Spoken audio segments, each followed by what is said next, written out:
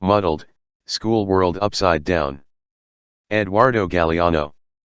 Muddled, School World Upside Down. For Helena, this book that he owed her. Educating by example, the School of the World Upside Down is the most democratic of educational institutions. It does not require an admission exam, it does not charge tuition, and it teaches its courses free of charge, to everyone and everywhere, on earth as well as in heaven. For a reason it is a daughter of the system that it has conquered, for the first time in the entire history of the humanity, the universal power. In the School of the World Upside Down, lead learns to float and cork, to sink. The snakes learn to fly and the clouds learn to crawl along the roads. The models of success. The world upside down rewards the other way around, it despises honesty, punishes work, rewards lack of scruples and feeds cannibalism. Its teachers slander nature, injustice, they say, is the natural law. Milton Friedman, one of the most prestigious members of the faculty, speaks of the natural rate of unemployment. By natural law, verify Richard Hairstein and Charles Murray, blacks are on the lowest rungs of the social ladder. To explain the success of his businesses, John D. Rockefeller used to say that nature rewards the fittest and punishes the useless, and more than a century later, many masters of the world continue to believe that Charles Darwin wrote his books to herald glory for them. Survival of the fittest? The most useful ability to break through and survive, killing instinct, the killer instinct, is a human virtue when it helps large companies to digest small companies and strong countries devour weak countries, but it is proof of bestiality when any poor jobless guy goes out looking for food with a knife in hand. The patients of the antisocial pathology, madness, and danger that each poor person contains, are inspired by the models of good health of social success. The delinquents of Morondanga learn what they know by looking up, from below, towards the peaks. They study the example of the winners and, for better or worse, do what they can to imitate their merits. But the fucked will always be fucked, as Don Emilio Azcárraga used to say, who was master and lord of Mexican television. The chances that a banker who empties a bank will be able to enjoy, in peace, the fruit of his labors are directly proportional to the chances that a robber who robs a bank will end up in jail or in the cemetery. When a criminal kills for some unpaid debt, the execution is called a reckoning, and the execution of an indebted country is called an adjustment plan, when the international technocracy decides to liquidate it. The financial villain kidnaps countries and cooks them if they don't pay the ransom. By comparison, any thug is more harmless than Dracula in the sun. The world economy is the most efficient expression of organized crime. The international organizations that control currency, trade, and credit practice terrorism against poor countries, and against the poor of all countries, with a professional coldness and impunity that humiliates the best of bomb throwers. The art of deceiving others, practiced by scammers hunting unsuspecting people on the streets, reaches its sublime when some successful politicians exercise their talent. In the suburbs of the world, the heads of state sell the balances and scraps of their countries, at prices. Sale at the end of the season, as in the suburbs of cities, criminals sell the loot from their robberies at a vile price. Gunmen who hire to kill perform, on a retail basis, the same task performed, on a large scale, by generals decorated for crimes who rise to the category of military glories. The assailants, lurking in the corners, strike with their claws that are the handmade version of the strokes of fortune dealt by the big speculators who rob crowds by computer. The violators who most ferociously violate nature and human rights never go to jail. They have the keys of the jails. In the world as it is, world turned upside down, the countries that guard universal peace are the ones that manufacture the most weapons and the ones that sell the most weapons to other countries. The most prestigious banks are the ones that launder the most drug dollars and the ones that keep the most stolen money. The most successful industries are the ones that poison the planet the most, and saving the environment is the most brilliant business of the companies that annihilate it.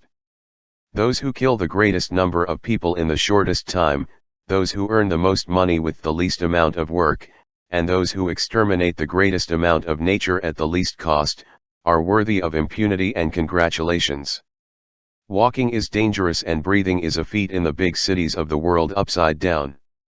Whoever is not a prisoner of necessity is a prisoner of fear. Some do not sleep because of the anxiety of having the things they do not have, and others do not sleep because of the panic of losing the things they have. The world turned upside down trains us to see our neighbor as a threat and not as a promise. It reduces us to solitude and consoles us with chemical drugs and cybernetic friends. We are condemned to die of hunger, to die of fear, or to die of boredom, if some stray bullet does not shorten our existence. Is this freedom, the freedom to choose between these threatened misfortunes, our only possible freedom? The world turned upside down teaches us to suffer reality instead of changing it, to forget the past instead of listening to it, and to accept the future instead of imagining it. This is how he practices crime, and this is how he recommends it. At his school, the school of crime, classes on impotence, amnesia, and resignation are compulsory. But it is seen that there is no misfortune without grace, nor face that does not have its opposite, nor discouragement that does not seek its breath. Nor is there a school that does not find its counter-school. The students. Day after day, children are denied the right to be children. The facts, which make fun of that right, teach their lessons in everyday life. The world treats rich kids like money, so they get used to acting like money does. The world treats poor children like dirt, so that they turn into garbage, and those in the middle, the children who are neither rich nor poor, are tied to the leg of the television, so that from very early on they accept life as a prisoner. A lot of magic and a lot of luck have children who manage to be children. Those above, those below, and those in the middle. In the ocean of helplessness, the islands of privilege rise. They are luxurious concentration camps, where the powerful only meet the powerful and can never forget, even for a little while, that they are powerful. In some of the big Latin American cities, kidnappings have become a habit, and rich children grow up locked in a bubble of fear. They inhabit walled mansions, large houses, or groups of houses surrounded by electrified fences and armed guards, and are watched day and night by bodyguards and closed-circuit security cameras. Rich kids travel, like money, in armored cars. They do not know, more than by sight, their city. They discover the subway in Paris or New York, but never use it in San Pablo or the capital of Mexico. They do not live in the city where they live. They are forbidden this vast hell that haunts their tiny private heaven. Beyond the borders, a region of terror extends where the people are many, ugly, dirty, and envious.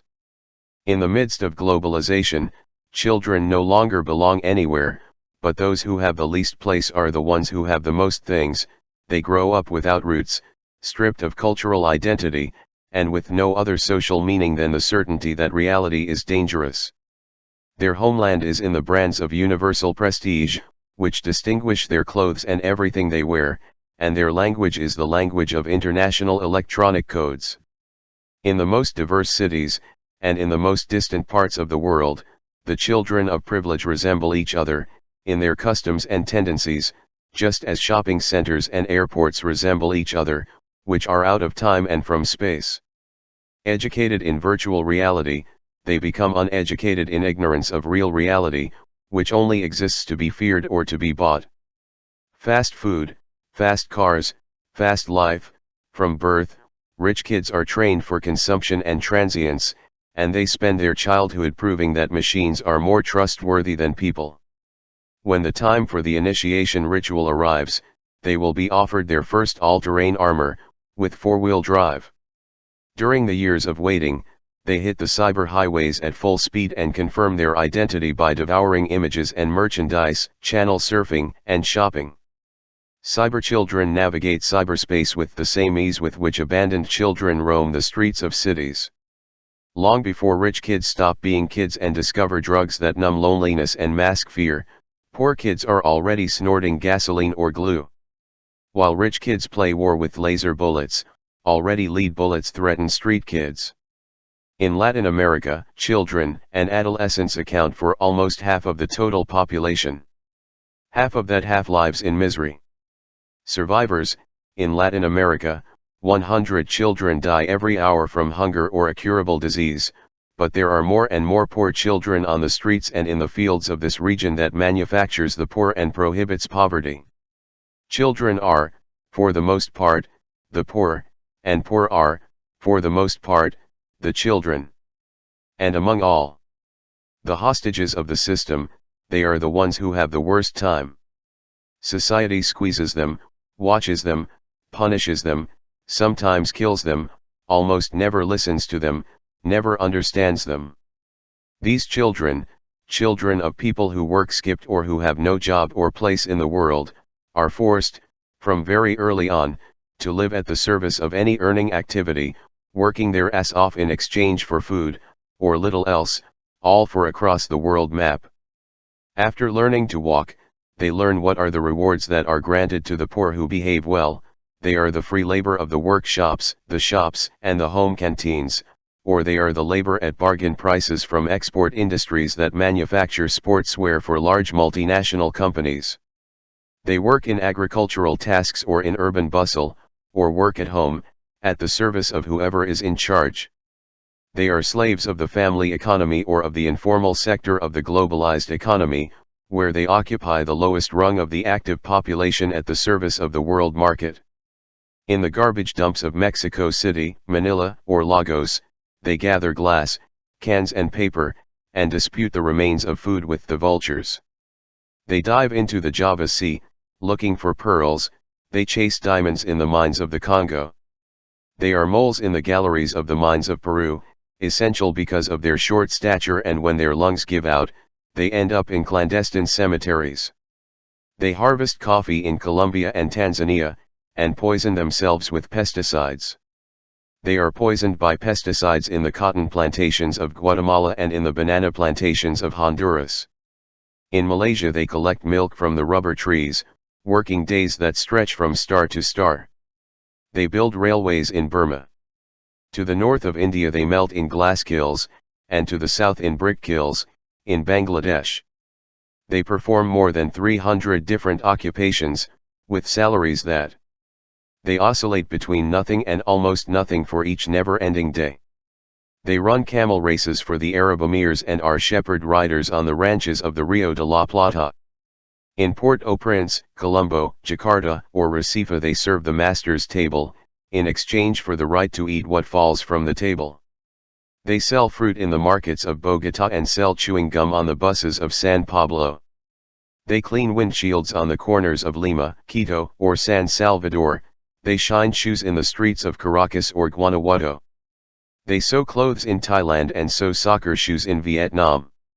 They sew soccer balls in Pakistan and baseballs in Honduras and Haiti.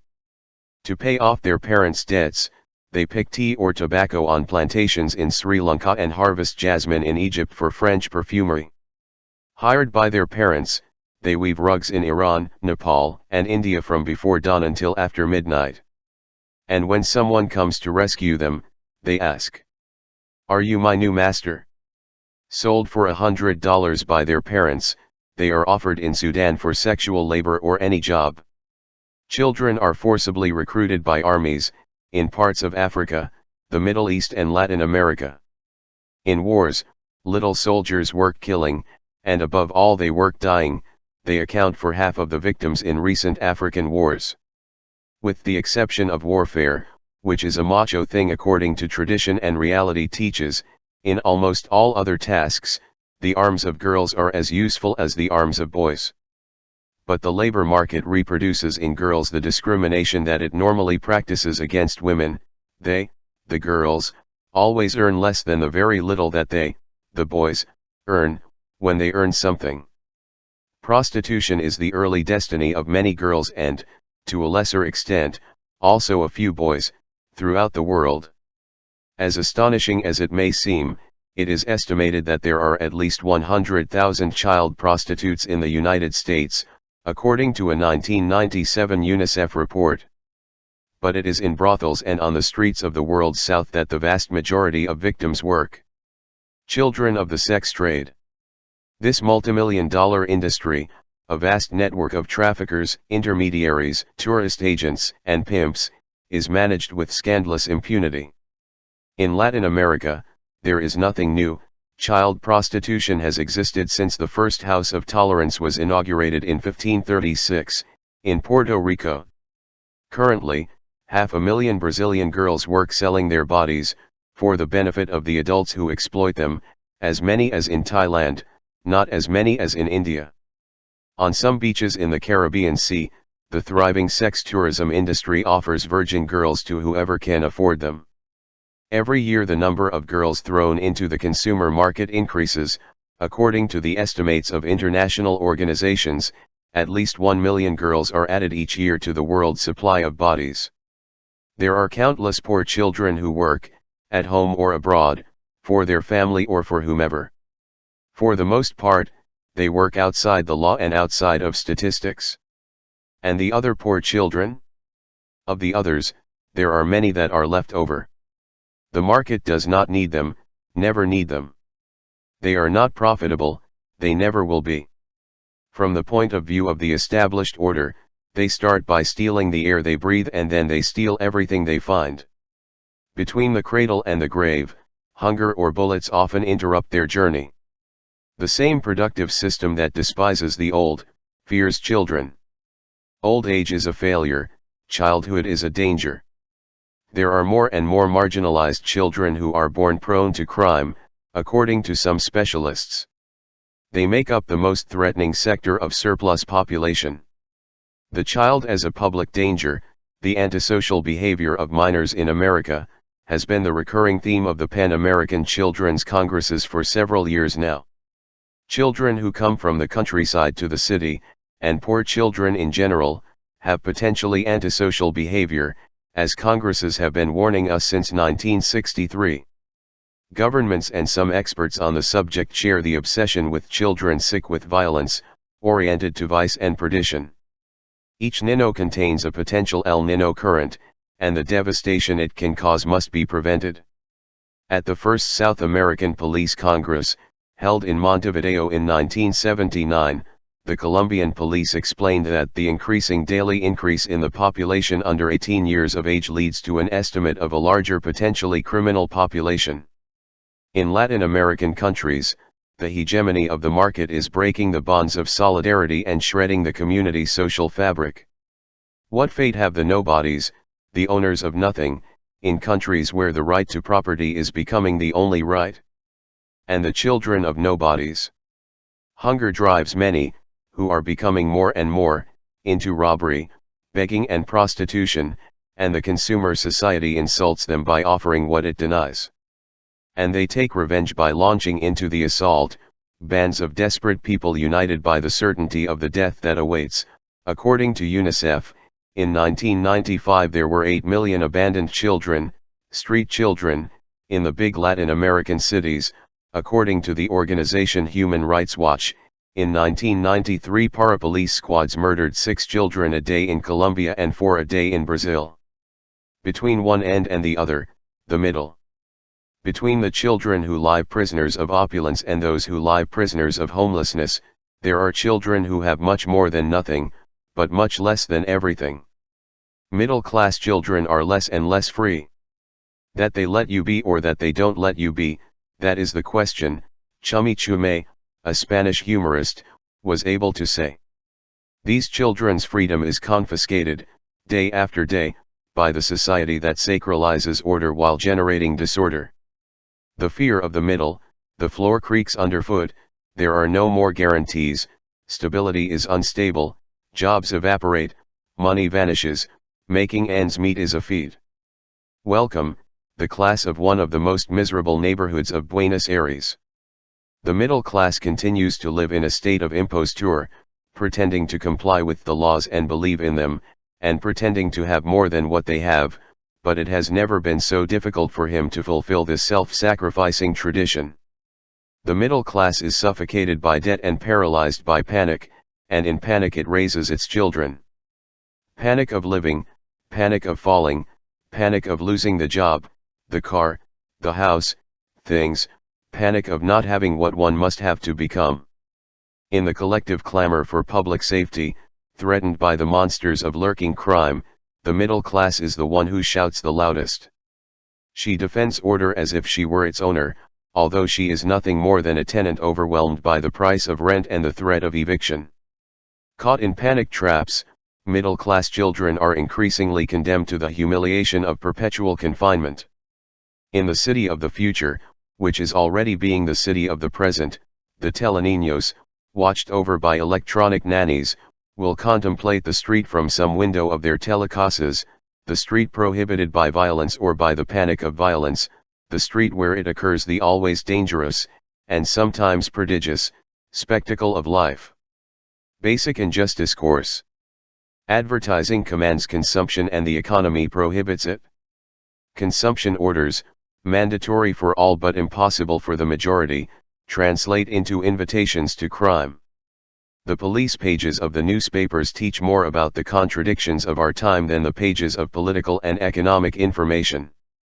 This world, which offers a banquet to all and closes the door in the face of so many, is equalizing and unequal at the same time, equalizing in the ideas and customs it imposes, and unequal in the opportunities it offers.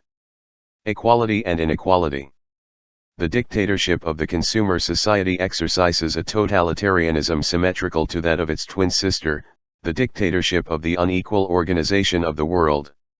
The machinery of compulsive equalization acts against the most beautiful energy of the human race, which is recognized in its differences and is linked from them.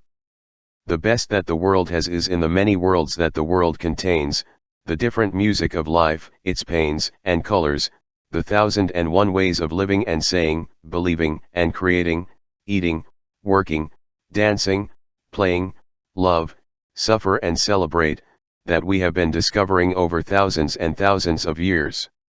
Equalization, which makes us uniform and fools us, cannot be measured.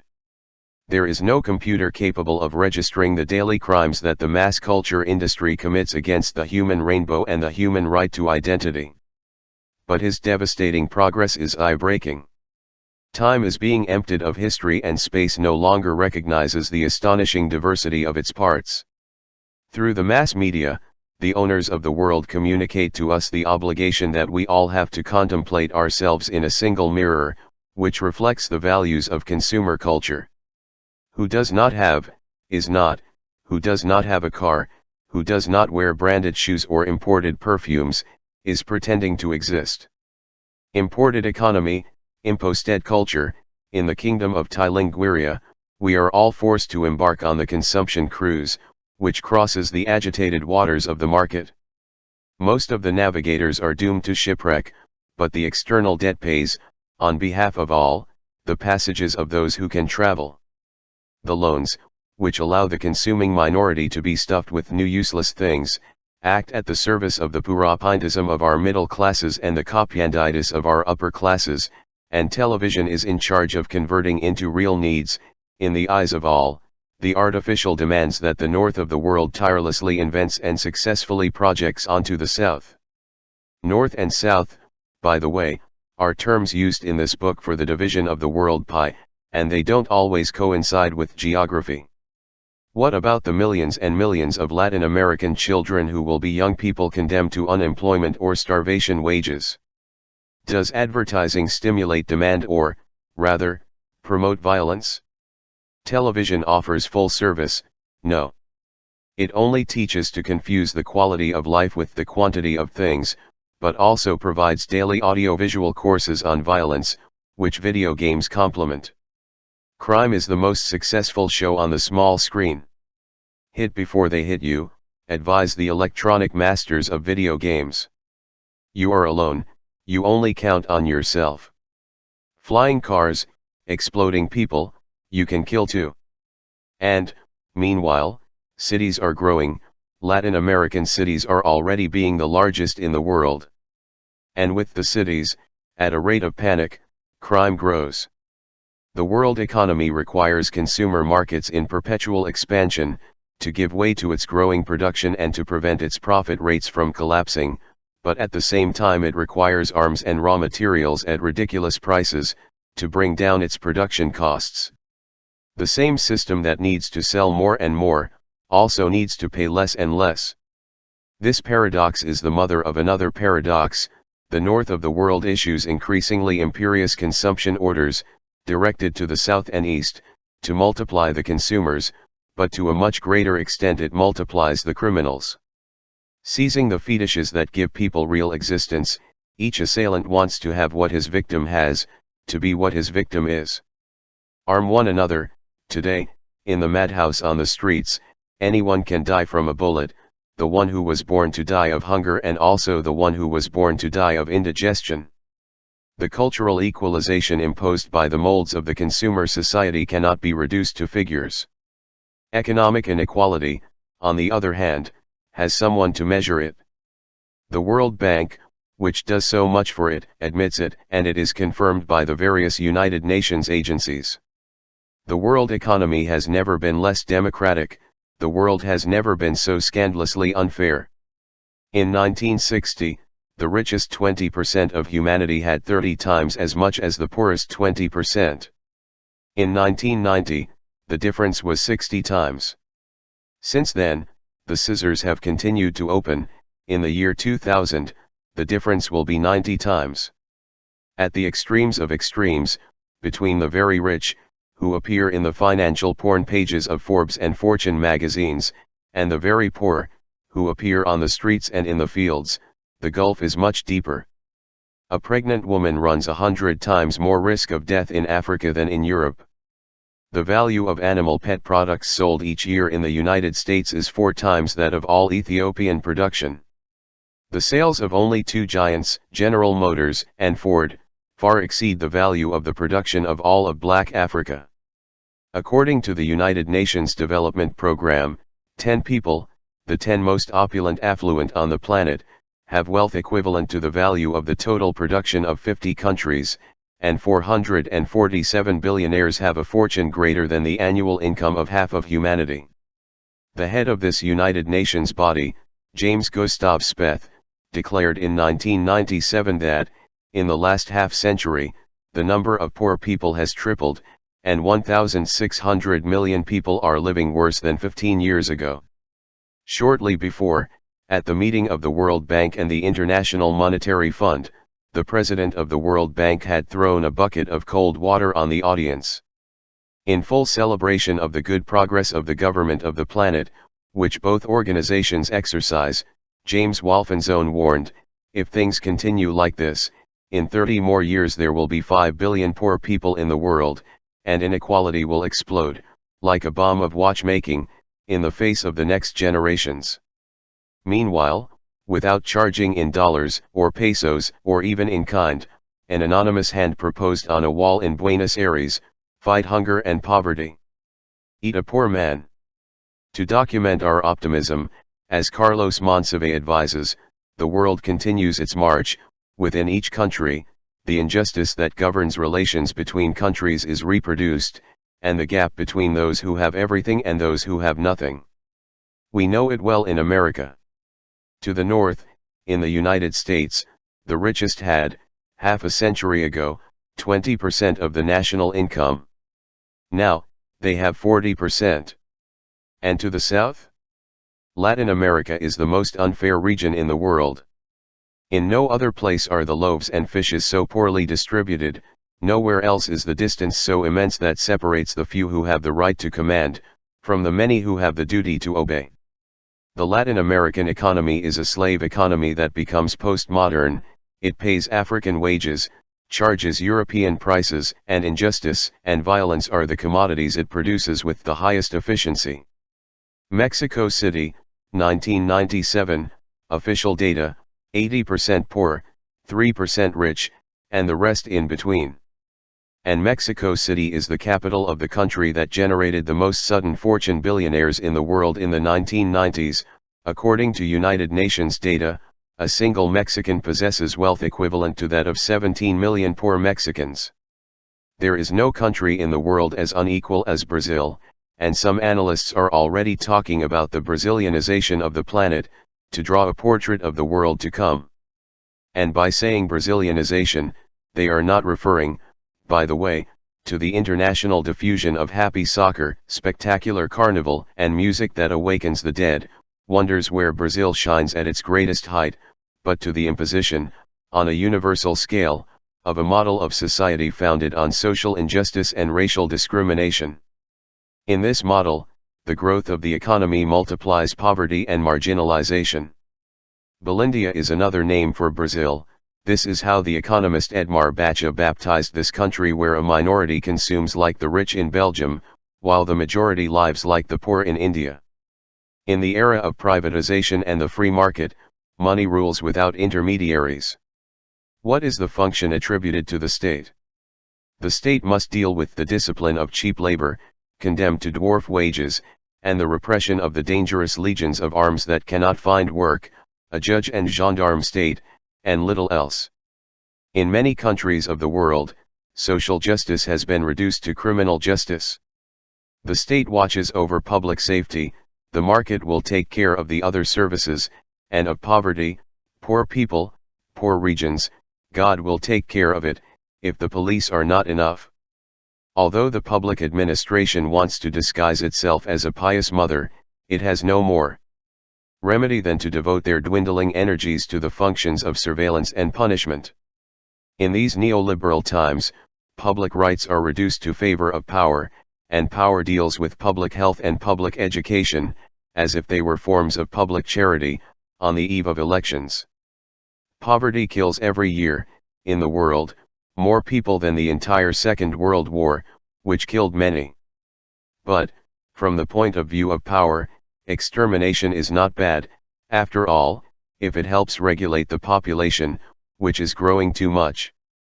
The experts denounce the surplus population in the south of the world, where the ignorant masses do not know how to do anything other than violate the sixth commandment, day and night, women always want to and men always can. Population surpluses in Brazil, where there are 17 inhabitants per square kilometer, or in Colombia, where there are 29. Holland has 400 inhabitants per square kilometer and no Dutchman dies of hunger, but in Brazil and Colombia a handful of voracious take everything. Haiti and El Salvador are the most overpopulated countries in the Americas, and they are as overpopulated as Germany. Power, which practices injustice and lives from it, exudes violence from every pore. Societies divided into good and bad, in the suburban hells lurk the dark-skinned convicts, guilty of their poverty and with a hereditary tendency to crime. The publicity makes their mouths water and the police throw them off the table. The system denies what it offers, magical objects that make dreams come true, luxuries that TV promises, neon lights announcing paradise on city nights, splendors of virtual wealth, as the owners of real wealth well know. There is no Valium that can calm so much anxiety, nor Prozac capable of quenching so much torment. Jail and bullets are the therapy of the poor. Until 20 or 30 years ago, poverty was the result of injustice. The left denounced it, the center admitted it, the right rarely denied it. Times have changed a lot in such a short time. Now poverty is the just punishment that inefficiency deserves. Poverty may be pitied, if anything, but it no longer provokes outrage. There are poor by law of gambling or fatality of fate. Nor is violence the daughter of injustice. The dominant language, mass-produced images and words, almost always works at the service of a system of rewards and punishments, which conceives life as a ruthless race between few winners and many losers born to lose. Violence is typically exhibited as the fruit of the misbehavior of sore losers, the many dangerous social misfits that slums and poor countries spawn. Violence is in their nature. Like poverty, it corresponds to the natural order, to the biological or, perhaps, zoological order. That is how they are, how they have been, and how they will continue to be. Injustice, the source of the law that perpetuates it, is today more unfair than ever, in the south of the world and in the north as well, but it has little or no existence for the big media that manufacture public opinion on a universal scale. The moral code of the end of the millennium does not condemn injustice, but failure. Robert McNamara, who was one of those responsible for the Vietnam War, wrote a book in which he acknowledged that the war was a mistake. But that war, which killed more than 3 million Vietnamese and 58,000 Americans, was not a mistake because it was unjust, but because the United States waged it knowing it could not be won. Sin is in defeat, not in injustice. According to McNamara, already in 1965 there was overwhelming evidence that demonstrated the impossibility of victory for the invading forces, but the U.S. government continued to act as if victory were possible. The fact that the United States has spent 15 years practicing international terrorism in order to impose, in Vietnam, a government that the Vietnamese did not want, is beyond the question. That the world's leading military power has dropped, on a small country, more bombs than all the bombs dropped during the Second World War is a detail that is unimportant. After all, in its long slaughter, the United States had been exercising the right of great powers to invade whoever and force whatever. The military, merchants, bankers, and makers of opinions and emotions of the dominant countries have the right to impose military dictatorships or docile governments on other countries. They can dictate economic policy and all policies, they can give them orders from accepting ruinous exchanges and usurious loans, they can demand servitude to their lifestyles and can dictate their consumption trends. It is a natural right, consecrated by the impunity with which it is exercised and the speed with which it is forgotten. The memory of power does not remember, bless. She justifies the perpetuation of the privilege by right of inheritance, acquits the crimes of those who rule and provides alibis for their speech. The memory of power, which the educational centers and the media spread as the only possible memory, only listens to the voices that repeat the boring litany of their own sacralization. Impunity demands forgetfulness. There are successful countries and people and there are unsuccessful countries and people, because the efficient deserve a reward and the useless, punishment. So that infamies can be turned into feats, the memory of the North is divorced from the memory of the South, accumulation is separated from emptying, opulence has nothing to do with dispossession. The broken memory makes us believe that wealth and poverty come from eternity and towards eternity they walk, and that things are that way because God, or custom, wants them to be that way. Eighth wonder of the world, Beethoven's 10th Symphony, 11th commandment of the Lord, everywhere you hear hymns of praise to the free market, source of prosperity and guarantee of democracy. Free trade sells like new, but it has a long history. And that story has a lot to do with the origins of injustice, which in our time reigns as if it had sprung from a cabbage, or from a goat's ear. 3 or 4 centuries ago, England, Holland and France practiced piracy, in the name of free trade, through the good offices of Sir Francis Drake, Henry Morgan, Petain, François Lillinois and other neoliberals of the time. Free trade was the alibi that all of Europe used to get rich selling human flesh, in the slave trade. When the United States became independent from England, the first thing they did was to prohibit free trade, and American fabrics, more expensive and uglier than English fabrics, became compulsory, from the baby's diaper to the shroud for the dead. Later, however, the United States raised the freedom of trade to force many Latin American countries to consume their merchandise, their loans and its military dictators. Wrapped in the folds of that same flag, British soldiers imposed the consumption of opium in China, with cannon fire. While the filibuster William Walker restored slavery, also with cannon fire, and also in the name of freedom, in Central America. Paying homage to free trade, British industry reduced India to the last poverty, and British banking helped finance the extermination of Paraguay, which until 1870 had been the only truly independent Latin American country. Time passed and it occurred to Guatemala, in 1954, to practice free trade by buying oil from the Soviet Union, and then the United States organized a sudden invasion, which put things in place. And soon after, Cuba also ignored that its freedom of trade consisted of accepting the prices that were imposed on it. It bought the forbidden Russian oil, and there the tremendous mess that led to the invasion of Playa Girón and the interminable blockade began.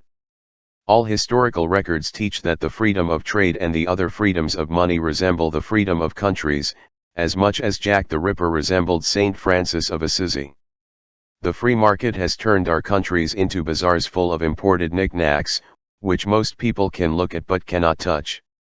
This has been the case since the distant times when merchants and landlords usurped the independence won by our barefoot soldiers and put it up for sale. Then the artisan workshops that could have incubated the national industry were annihilated. The ports and big cities, which devastated the interior, chose the delusions of consumption instead of the challenges of creation. Years have passed, and in supermarkets in Venezuela I have seen bags of Scottish water to accompany whiskey. In Central American cities where even the stones sweat in spurts, I have seen fur stoles for tufted ladies. In Peru, German electric polishers, for houses with dirt floors that did not have electricity. In Brazil, plastic palm trees bought in Miami. Another path, the reverse, followed the developed countries. They never let Herod in on his childhood birthdays. The free market is the only merchandise that they manufacture without subsidies, but only for export purposes. They sell it, we buy it. The aid that your states provide to national agricultural production continues to be very generous, which can thus spread to our countries at very cheap prices, despite its very high costs, condemning the peasants of the south of the world to ruin.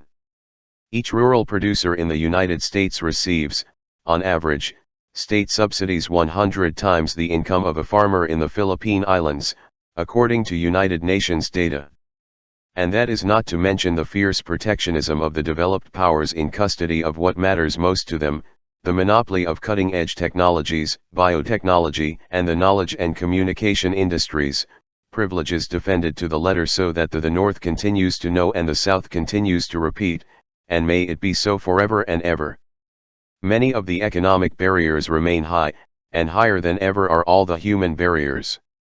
One only has to take a look at the new immigration laws in European countries, or at the steel wall that the United States is building along the border with Mexico. This is not a tribute to the fallen of the Berlin Wall. But it is a closed door, one more, in the relations of the Mexican workers who insist on ignoring that the freedom to move from a country is a privilege of money. To make the wall less unpleasant, it is announced that it will be painted salmon-colored, will have tiles decorated with children's art, and will have little holes to see through. Every time they meet, and they meet with useless frequency, the presidents of the Americas issue resolutions repeating that the free market will contribute to prosperity. To whose prosperity, it remains unclear. The reality, which also exists although sometimes it is little noticeable, and which is not mute although sometimes it remains silent, informs us that the free flow of capital is making drug traffickers and bankers who give refuge to their narco-dollars underscore the collapse of public controls, in finances and in the economy, makes their work easier. It provides them with good masks and allows them to organize drug distribution circuits and dirty money laundering more effectively. The reality also says that this green light is serving so that the north of the world can give free rein to its generosity, installing its polluting industries, paying symbolic salaries and giving us their nuclear waste and other rubbish. The language. In Victorian times, you couldn't mention pants in the presence of a young lady. Today, it is not good to say certain things in the presence of public opinion. Capitalism wears the artistic name of market economy. Imperialism is called globalization. The victims of imperialism are called developing countries, which is like calling dwarfs children. Opportunism is called pragmatism, betrayal is called realism. The poor are called lacking, or deprived, or people of scarce resources. The expulsion of poor children by the educational system is known under the name of school dropout. The employer's right to fire the worker without compensation or explanation is called flexibility of the labor market. The official language recognizes the rights of women, among the rights of minorities, as if the male half of humanity were the majority. Instead of military dictatorship, they say process. Torture is called illegal coercion, or also physical and psychological pressure. When the thieves are of good family, they are not thieves, but kleptomaniacs. The looting of public funds by corrupt politicians goes by the name of illicit enrichment. The crimes committed by automobiles are called accidents, to say blind, it is said not sighted. A Negro is a colored man. Where it says long and painful illness, it should read cancer or AIDS. Sudden ailment means heart attack. It is never said dead, but physical disappearance. Neither are human beings annihilated in military operations dead. The dead in battle are casualties, and the civilians who bind it without eating or drinking it, are collateral damage. In 1995, when France's nuclear explosions in the South Pacific, the French ambassador to New Zealand declared, "I don't like that word bomb. They are not bombs. They are devices that explode." Some of the gangs that murder people in Colombia, under the shadow of military protection, are called conviveur. Dignity was the name of one of the concentration camps of the Chilean dictatorship, and Freedom the largest prison of the Uruguayan dictatorship. Paz y Justicia is the name of the paramilitary group that, in 1997, gunned down 45 peasants, almost all women and children, while they were praying in a church in the town of Octeal, in Chiapas. Basic course on racism and machismo. Subordinates owe eternal obedience to their superiors, just as women owe obedience to men. Some are born to be bossy, and others are born to errand. Racism is justified, like machismo, by genetic inheritance. The poor are not screwed because of history, but because of biology. They carry their destiny in their blood and, for the worse, the inferiority chromosomes tend to mix with the bad seeds of crime. When a dark-skinned poor man approaches, the hazard meter turns on a red light, and the alarm sounds. The myths, the rites, and the milestones. In the Americas, and also in Europe, the police hunt stereotypes, guilty of the crime of carrying a face. Every non-white suspect confirms the rule written, in invisible ink, in the depths of the collective consciousness: crime is black, or brown, or at least yellow. This demonization ignores the historical experience of the world. Not to mention more than the last 5 centuries, it should be recognized that white crimes have not been scarce at all. Whites numbered no more than a fifth of the world's population in Renaissance times, but they already claimed to be carriers of divine will. In the name of God, they exterminated who knows how many millions of Indians in the Americas and uprooted who knows how many millions of blacks from Africa. White were the kings, the vampires of Indians and the slave traders who founded hereditary slavery in America and Africa, so that the children of the slaves would be born slaves in the mines and on the plantations. Whites were the authors of the countless barbaric acts that civilization committed, in the following centuries, to impose, by blood and fire, its white imperial power over the 4 cardinal points of the globe. White were the heads of state and warlords who organized and carried out, with the help of the Japanese, the 2 world wars that in the 20th century killed 64 million people, mostly civilians, and whites were the ones who planned and carried out the Holocaust of the Jews, which also included Reds, Gypsies, and homosexuals, in the Nazi death camps. The certainty that some peoples are born to be free and others to be slaves has guided the steps of all the empires that have been in the world. But it was from the Renaissance, and the conquest of America, that racism was articulated as a system of moral absolution at the service of European gluttony. Since then, racism has prevailed in the world. In the colonized world, it disqualifies the majorities; in the colonizing world, it marginalizes minorities. The colonial era needed racism as much as it needed gunpowder, and from Rome the Pope slandered God by attributing the raising order to him.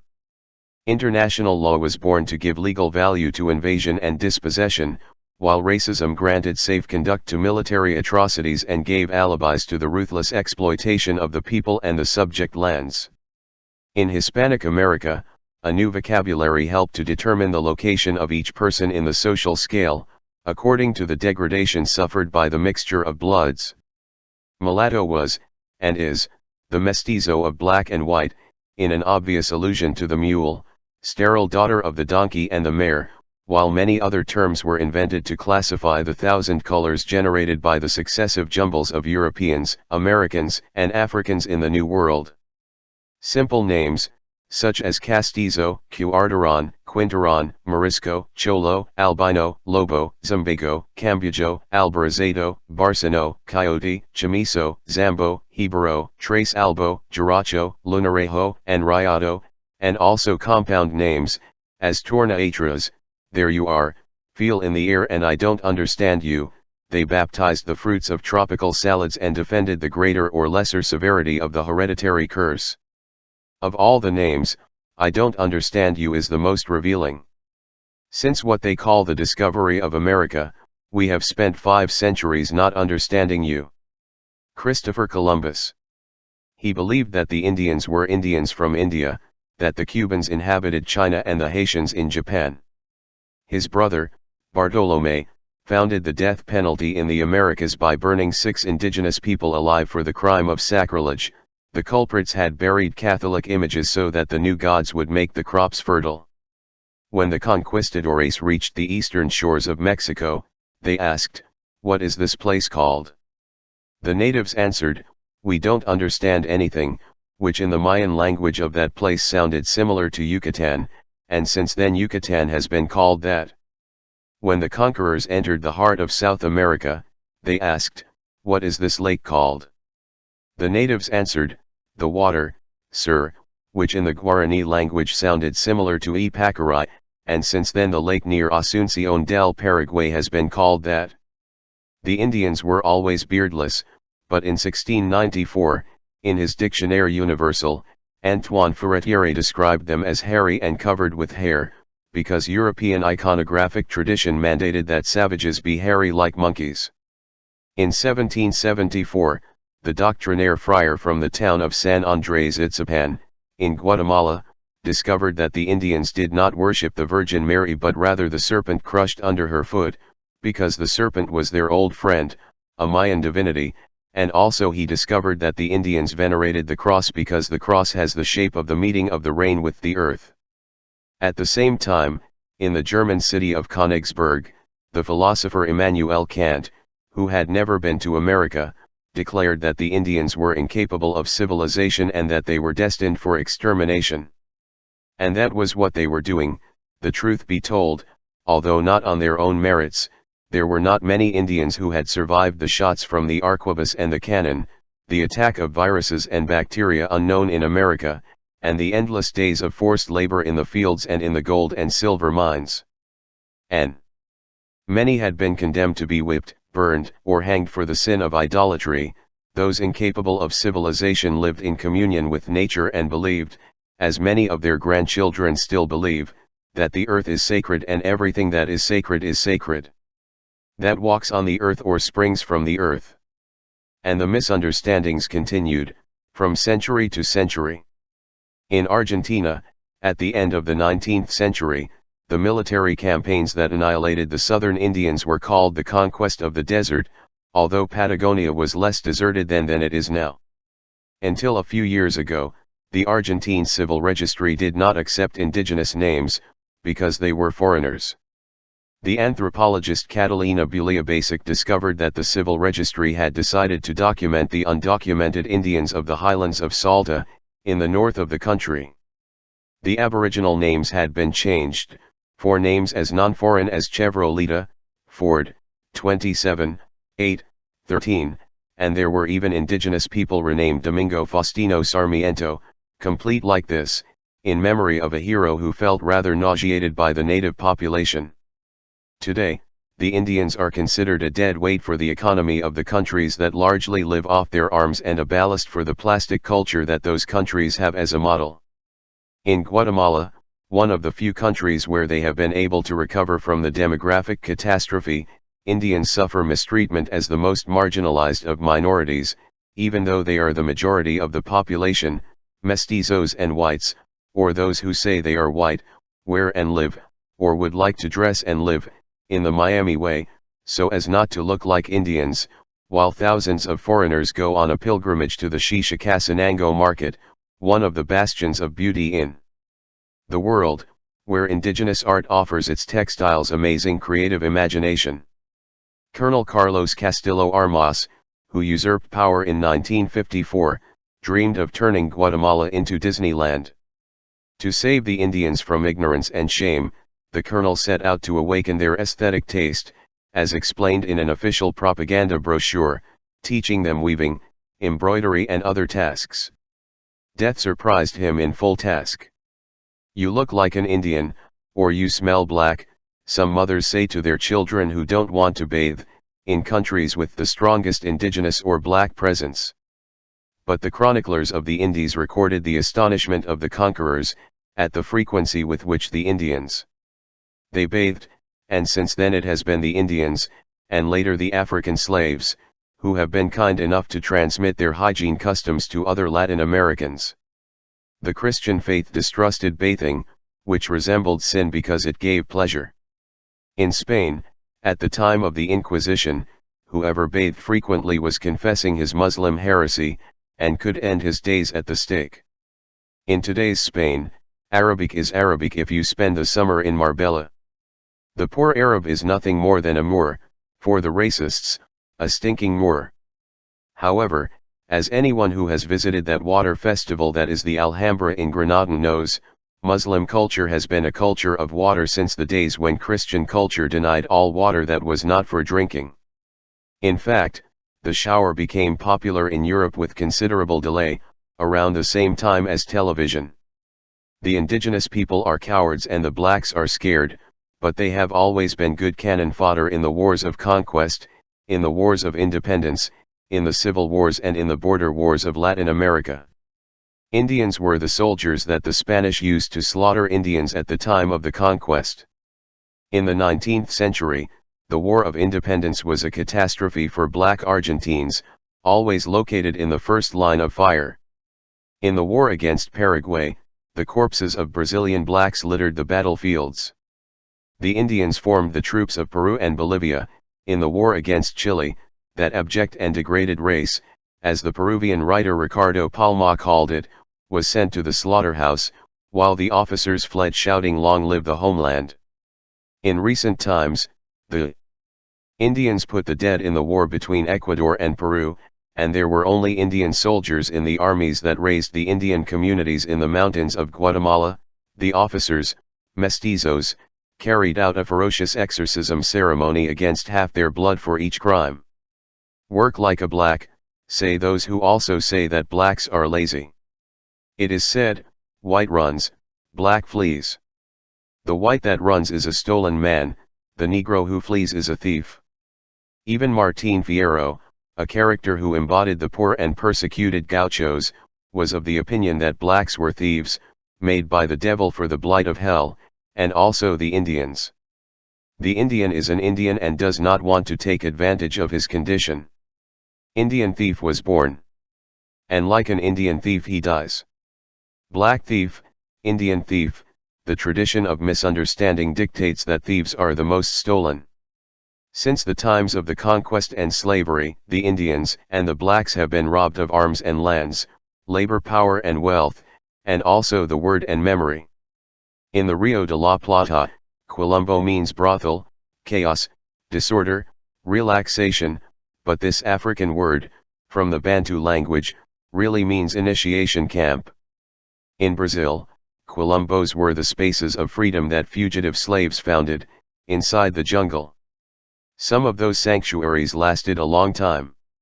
An entire century lived the free kingdom of Palmares, in the interior of Alagoas, which resisted more than 30 military expeditions from the armies of Holland and Portugal.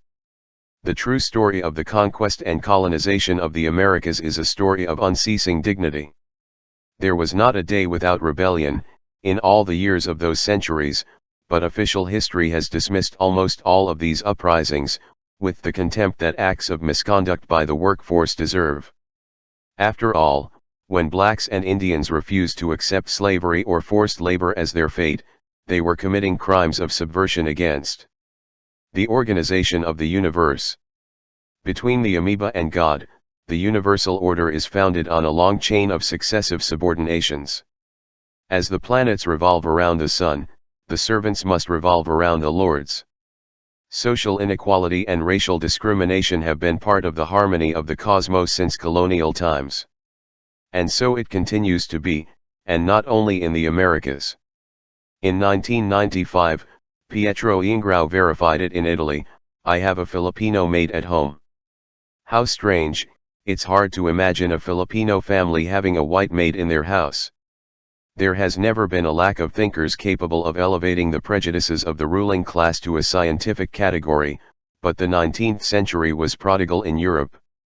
The philosopher Auguste Comte, one of the founders of modern sociology, believed in the superiority of the white race and in the perpetual childhood of women.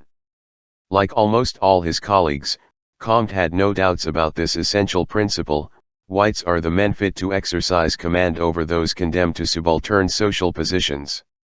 Cesare Lombroso turned racism into a police issue. This Italian professor, who was Jewish, proved the dangerousness of primitive savages by a method very similar to the one Hitler used, half a century later, to justify anti-Semitism. According to Lombroso, delinquents were born delinquents, and the animal traits that betrayed them were the same traits of African Negroes and American Indians inherited from the Mongoloid race.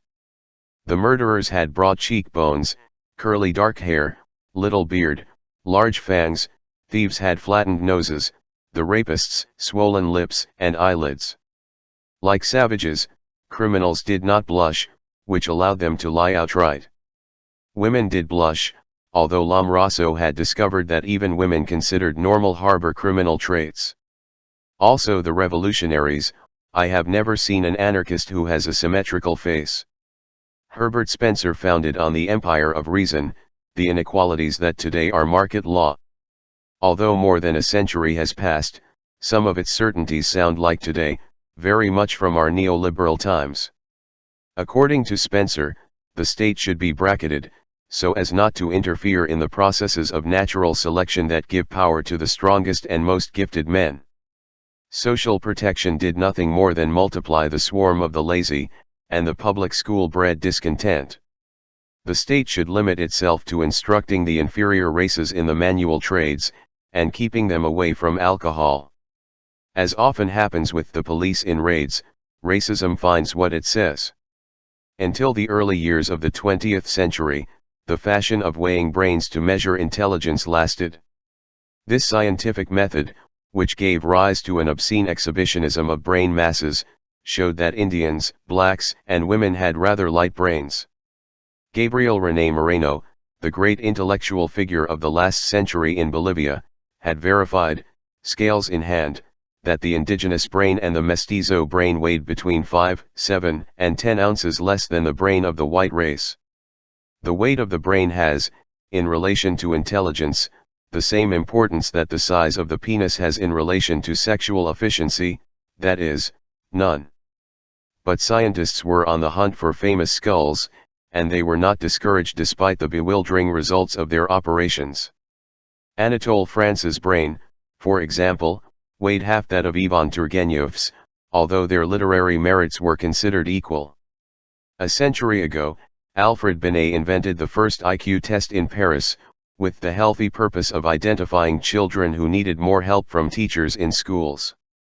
The inventor was the first to warn that this instrument was not used to measure intelligence, that it cannot be measured, and that it should not be used to disqualify anyone.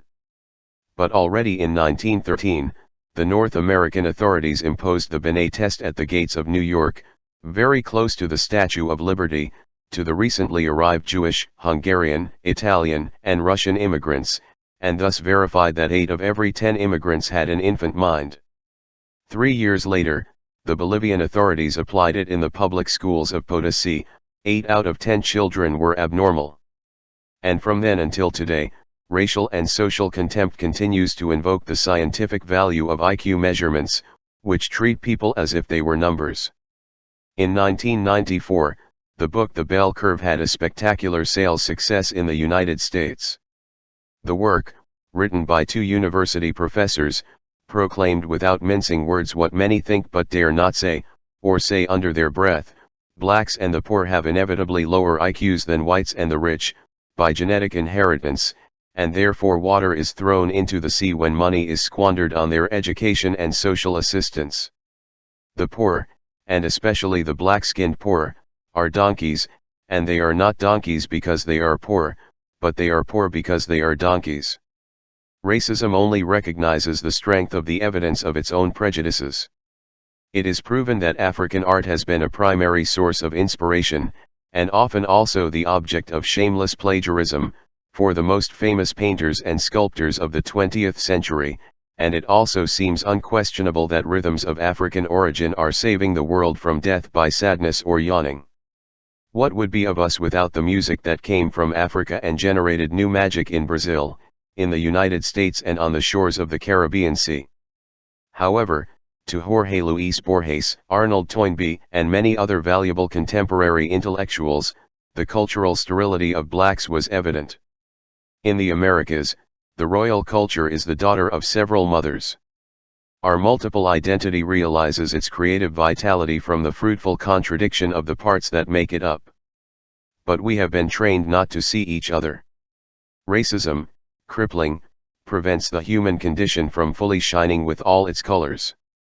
America is still sick with racism, from north to south, she remains blind to herself. Latin Americans of my generation have been educated by Hollywood. The Indians were sour-faced fellows, feathered and painted, dizzy from circling the streets so much. Errands. We only learned about Africa what Professor Tarzan taught us, invented by a novelist who was never there. Cultures of non-European origin are not cultures, but ignorance, at most useful to verify the impotence of inferior races, to attract tourists and to give the typical note at end-of-year parties and on national dates. In reality, however, the indigenous root or the African root, and in some countries both at the same time, flourish with as much force as the European root in the gardens of the mestizo culture. Its prodigious fruits can be seen in the arts of high prestige and also in the arts that contempt calls crafts, in cultures reduced to folklore and in religions disqualified as superstitions. Those roots, ignored but not ignorant, nourish the daily life of people of flesh and blood, although many times people do not know or prefer not to find out, and they are alive in the languages that every day reveal what we are through what we talk about and what we keep silent about, in our ways of eating and cooking what we eat, in the melodies that are danced to us, in the games that are played for us, and in the 1001 ceremonies, secret or shared, that help us to live. For centuries the divinities coming from the American past and from the coasts of Africa were prohibited. Today they no longer live in hiding, and although they continue to suffer contempt, they usually receive the homage of numerous whites and mestizos who believe in them, or at least greet them and ask them for favors. In the Andean countries, it is no longer just the indigenous people who tilt the glass and drop the first drink for Pachamama, the goddess of the earth, to drink. In the Caribbean islands, and on the Atlantic coasts of South America, it is no longer just blacks who offer flowers and sweets to Imania, the goddess of the sea. Gone are the times when indigenous and black Indians had no choice but to disguise themselves as Christian saints in order to exist. They are no longer persecuted or punished, but are scorned by official culture. In our alienated societies, trained for centuries to spit in the mirror, it is not easy to accept that the original religions of America, and those that came from Africa on slave ships, deserve as much respect as the dominant Christian religions. Not more, but not a little less. Religions. Religions, those tricks. Those pagan exaltations of nature, those dangerous celebrations of human passion? They can seem picturesque, and even nice, in form, but deep down they are mere expressions of ignorance and backwardness. There is a long tradition of identifying dark-skinned people, and their symbols of identity, with ignorance and backwardness. To open the way for progress in the Dominican Republic, Generalissimo Leonidas Trujillo ordered the dismemberment of 25,000 black Haitians with machetes in 1937. The Generalissimo, a mulatto, the grandson of a Haitian grandmother, whitened his face with rice powder and also wanted to whiten the country. By way of compensation, the Republic paid $29 per death to the Haitian government. After protracted negotiations, Trujillo admitted 18,000 deaths, for a total of $522,000. Meanwhile, far from there, Adolf Hitler was sterilizing the gypsies and mulatto children of the black soldiers from Senegal, who years before had arrived in Germany in French uniform. The Nazi plan to cleanse the Aryan race had begun with the sterilization of hereditary patients and criminals, and continued, later, with the Jews. The first eugenics law was passed in 1901 by the U.S. state of Indiana. 3 decades later, there were already 30 American states where the law allowed the sterilization of the mentally defective, dangerous murderers, rapists, and members of such nebulous categories as social perverts, addicts to alcohol or drugs, and sick and degenerate people. For the most part, those sterilized were, of course, black. In Europe, Germany was not the only country that had laws inspired by reasons of social hygiene and racial purity. There were others. For example, in Sweden, official sources recently recognized that more than 60,000 people had been sterilized, by application of a law from the 30s that was not repealed until 1976. In the 20s and 30s, it was normal for the most prestigious educators in the Americas to talk about the need to regenerate the race, improve the species, change the biological quality of children. When inaugurating the 6th Pan-American Child Congress in 1930, the Peruvian dictator Augusto Leguía emphasized ethnic improvement, echoing the National Conference on Children in Peru, which had raised a cry of alarm at retarded childhood, degenerate and criminal. 6 years earlier, at the Pan American Children's Congress held in Chile, there had been numerous voices demanding select the seeds that are sown, to avoid impure children, while the Argentine newspaper La Nación editorialized on the need to ensure the future of the race, and the Chilean newspaper El Mercurio warned that the indigenous heritage difficult, due to their habits and ignorance, the adoption of certain modern customs and concepts. One of the protagonists of that Congress in Chile, the socialist Dr. José Ingenieros, had written in 1905 that blacks, disgraceful scum, deserved slavery for reasons of purely biological reality. The rights of man could not apply to these simian beings, who seem closer to anthropoid apes than to civilized whites. According to Ingenieros, a youth teacher, these waste of human flesh should not aspire to citizenship either, because they should not be considered persons in the legal concept.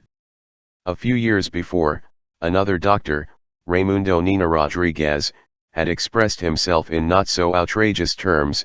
This pioneer of Brazilian anthropology had verified that the study of inferior races has provided science with well-observed examples of their organic, cerebral. Most of the intellectuals of the Americas were certain that the inferior races were blocking the path of progress. The same was the opinion of almost all governments. In the South of the United States, mixed marriages were prohibited, and blacks could not enter schools or bathrooms or cemeteries reserved for whites. Blacks from Costa Rica could not enter the city of San Jose without safe conduct. No black could cross the border of El Salvador. The Indians could not walk on the sidewalks of the Mexican city of San Cristobal de las Casas. However, Latin America did not have eugenics laws, perhaps because hunger and the police were already in charge, at that time, of the matter. Currently, the indigenous children of Guatemala, Bolivia, or Peru continue to die like flies, from hunger or curable disease, and 8 out of 10 street children murdered by death squads in the cities of Brazil are black. The last American eugenics law was repealed in Virginia in 1972, but in the United States the mortality of black babies is twice that of whites, and 4 out of every 10 adults executed by electric chair, injection, pill, firing squad, or hanging are blacks. At the time of World War II, many black Americans died on the battlefields of Europe. Meanwhile, the Red Cross of the United States prohibited the blood of blacks in plasma banks, so that the prohibited blood mixture in bed would not be carried out by transfusion. The fear of contamination, which was expressed in some literary wonders by William Faulkner and in numerous horrors of the hooded Ku Klux Klan, is a ghost that has not disappeared from American nightmares. No one could deny the achievements of the civil rights movements, which in recent decades have achieved spectacular successes against the nation's racist mores. Much has improved the situation of blacks. However, they still suffer twice as much unemployment as whites, and they go to prison more than to universities. 1 in 4 black Americans has been in prison or lives in it. In the capital, Washington, 3 out of 4 have been in prison at least once. In Los Angeles, blacks driving high-priced cars are systematically stopped by the police, who usually humiliate them and sometimes also beat them, as in the case of the Rodney King beating, which in 1991 triggered the explosion of collective fury that made the city tremble. In 1995, the U.S. ambassador to Argentina, James Cheek, disqualified the national patent law, a timid kick for independence, ruling, "It is worthy of Burundi," and that did not move anyone, neither in Argentina nor in the United States, nor in Burundi. By the way, there was a war in Burundi at the time, and in Yugoslavia too. According to international information agencies, in Burundi tribes were facing each other, but in Yugoslavia it was ethnic groups, nationalities, or religious groups. 200 years ago, the German scientist Alexander von Humboldt, who knew how to see the Spanish-American reality, wrote that the more or less white skin decides the class that man occupies in society. And that phrase continues to portray quite well not only Hispanic America but all of the Americas, from north to south, despite the undoubted changes that have occurred, and even though Bolivia has recently had an Indian vice president and the United States may have some black general. Highly decorated, some prominent black politicians and some successful blacks in the business world. By the end of the 18th century, the few Latin American mulattoes who had become rich could buy certificates of whiteness from the Spanish crown, or letters of branquideo from the Portuguese crown, and the sudden change of skin gave them the rights corresponding to that social change. In the following centuries, money continued to be capable, in some cases, of similar alchemies. By exception, also talent, the Brazilian Machado de Assis, the best Latin American writer of the 19th century, was a mulatto and, according to his compatriot Joaquim Nabuco, had become white through his literary mastery. But, in general terms, it can be said that in the Americas the so-called racial democracy resembles, rather, a social pyramid, and the rich cusp is white, or is believed to be white. In Canada, something quite similar to what happens to blacks in the United States occurs with indigenous people. They make up no more than 5% of the population, but 3 out of 10 prisoners are Indians, and infant mortality is double that of whites. In Mexico, the salaries of the indigenous population barely reach half the national average, and malnutrition is double. It is rare to find black-skinned Brazilians at the university, in soap operas and in advertisements. In Brazil's official statistics, there are far fewer blacks than in reality, and devotees of African religions are listed as Catholics. In the Dominican Republic, where for better or worse there is no one who does not have some black ancestor, identity documents record the color of the skin, but the word black never appears.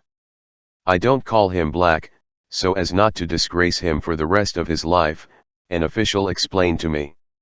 The Dominican border with Haiti, a country of blacks, is called El Malpaso.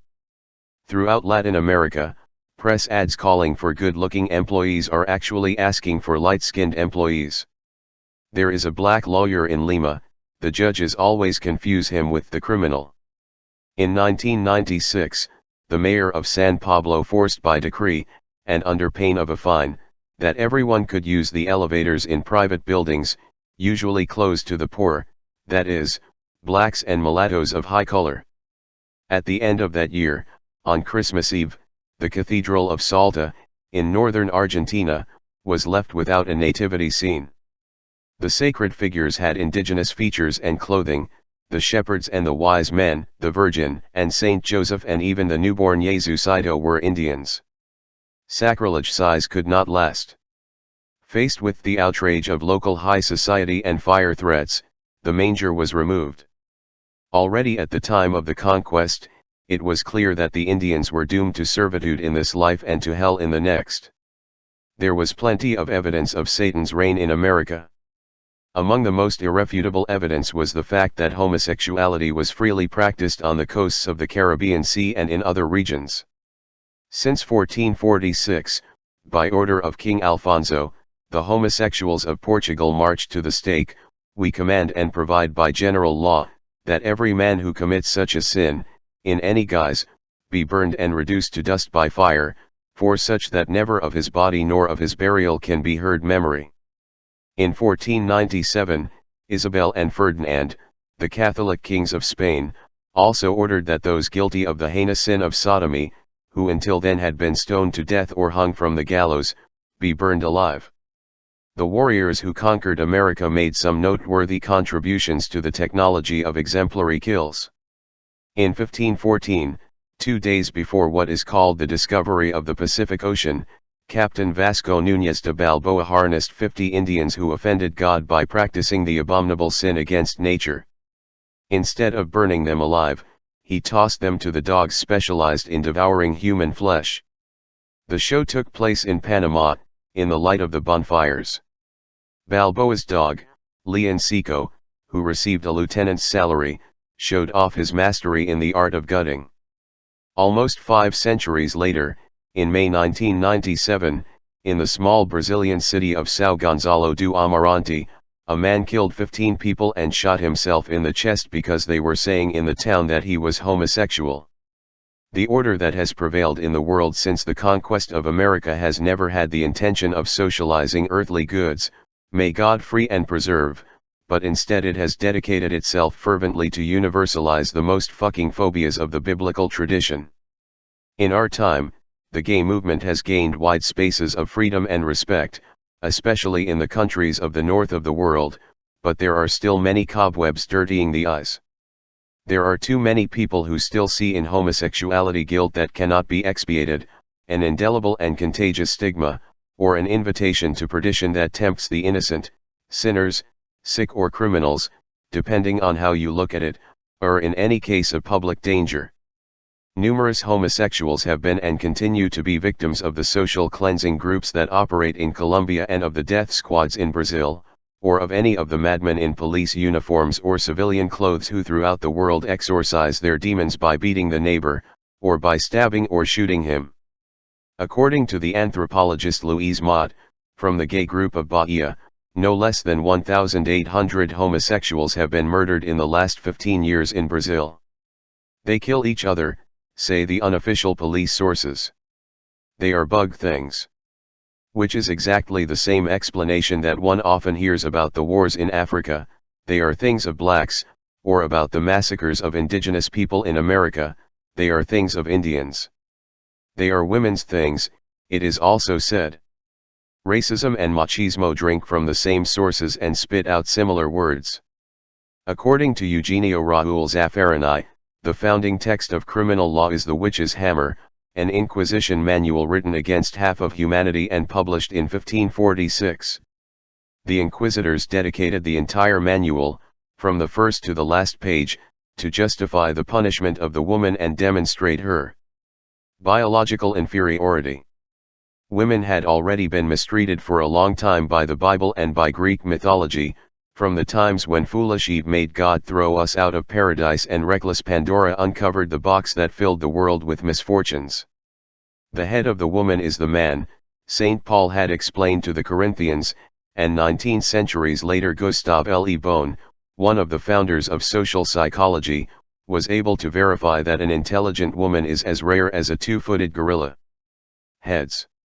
Charles Darwin recognized some feminine virtues, such as intuition, but they were characteristic virtues of the inferior races. Since the dawn of the conquest of America, homosexuals had been accused of treason against the masculine condition. The most unforgivable offense against the Lord, who, as his name indicates, is male, consisted of the effeminacy of those Indians who to be women only lack teats and childbearing.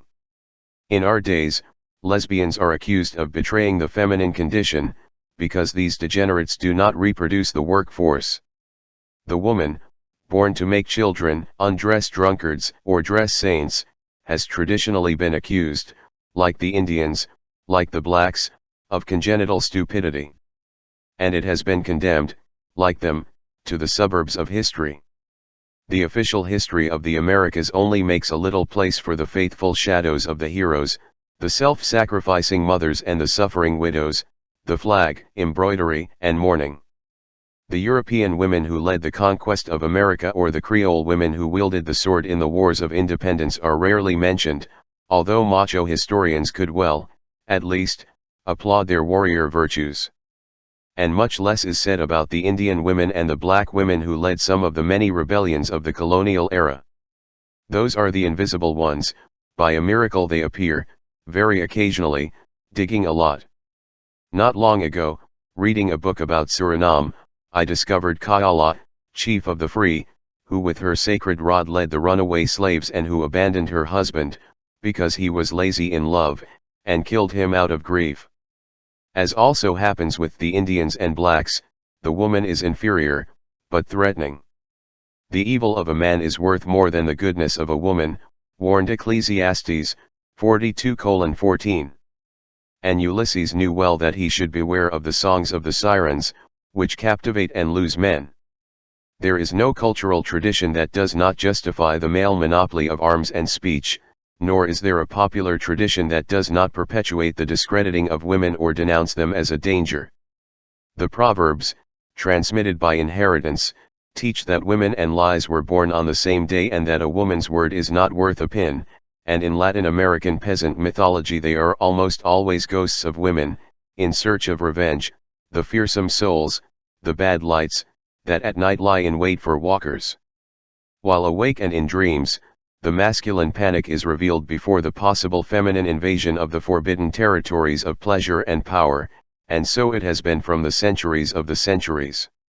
There was a reason women were the victims of witch hunts, and not only in the days of the Inquisition. Demoniacs, spasms and howls, perhaps orgasms, and to make matters worse, multiple orgasms. Only the possession of Satan could explain so much forbidden fire, which was punished by fire. God commanded that the burning sinners be burned alive. Envy and panic at female pleasure were nothing new. One of the oldest and most universal myths, common to many cultures of many times and from various places, is the myth of the toothed vulva, the sex of the female as a mouthful of teeth, the insatiable mouth of a piranha that feeds on the meat of males. And in today's world, at the end of the century, there are 120 million women with mutilated clitoris. There is no woman who is not suspected of misconduct. According to the boleros, they are all ungrateful, according to the tangos, they are all whores, except mom. In the countries of the south of the world, 1 in 3 married women receives beatings, as part of the conjugal routine, as punishment for what they have done or could do. "We're asleep," says a worker from the Casavalle neighborhood of Montevideo. "Some prince kisses you and puts you to sleep. When you wake up, the prince pummels you." And another: "I am afraid of my mother, and my mother was afraid of my grandmother." Confirmations of property rights: the male owner beats his ownership rights to the female, as the male and female beats their ownership rights to their children. And rapes, aren't they, perhaps, rights that by violence celebrate that right? The rapist does not seek, nor does he find, pleasure, he needs to submit. Rape burns a mark of ownership on the victim's haunch, and is the most brutal expression of the phallic character of power, always expressed by the arrow, the sword, the rifle, the cannon, the missile, and other erections. In the United States, a woman is raped every 6 minutes. In Mexico, 1 every 9 minutes. Says a Mexican woman.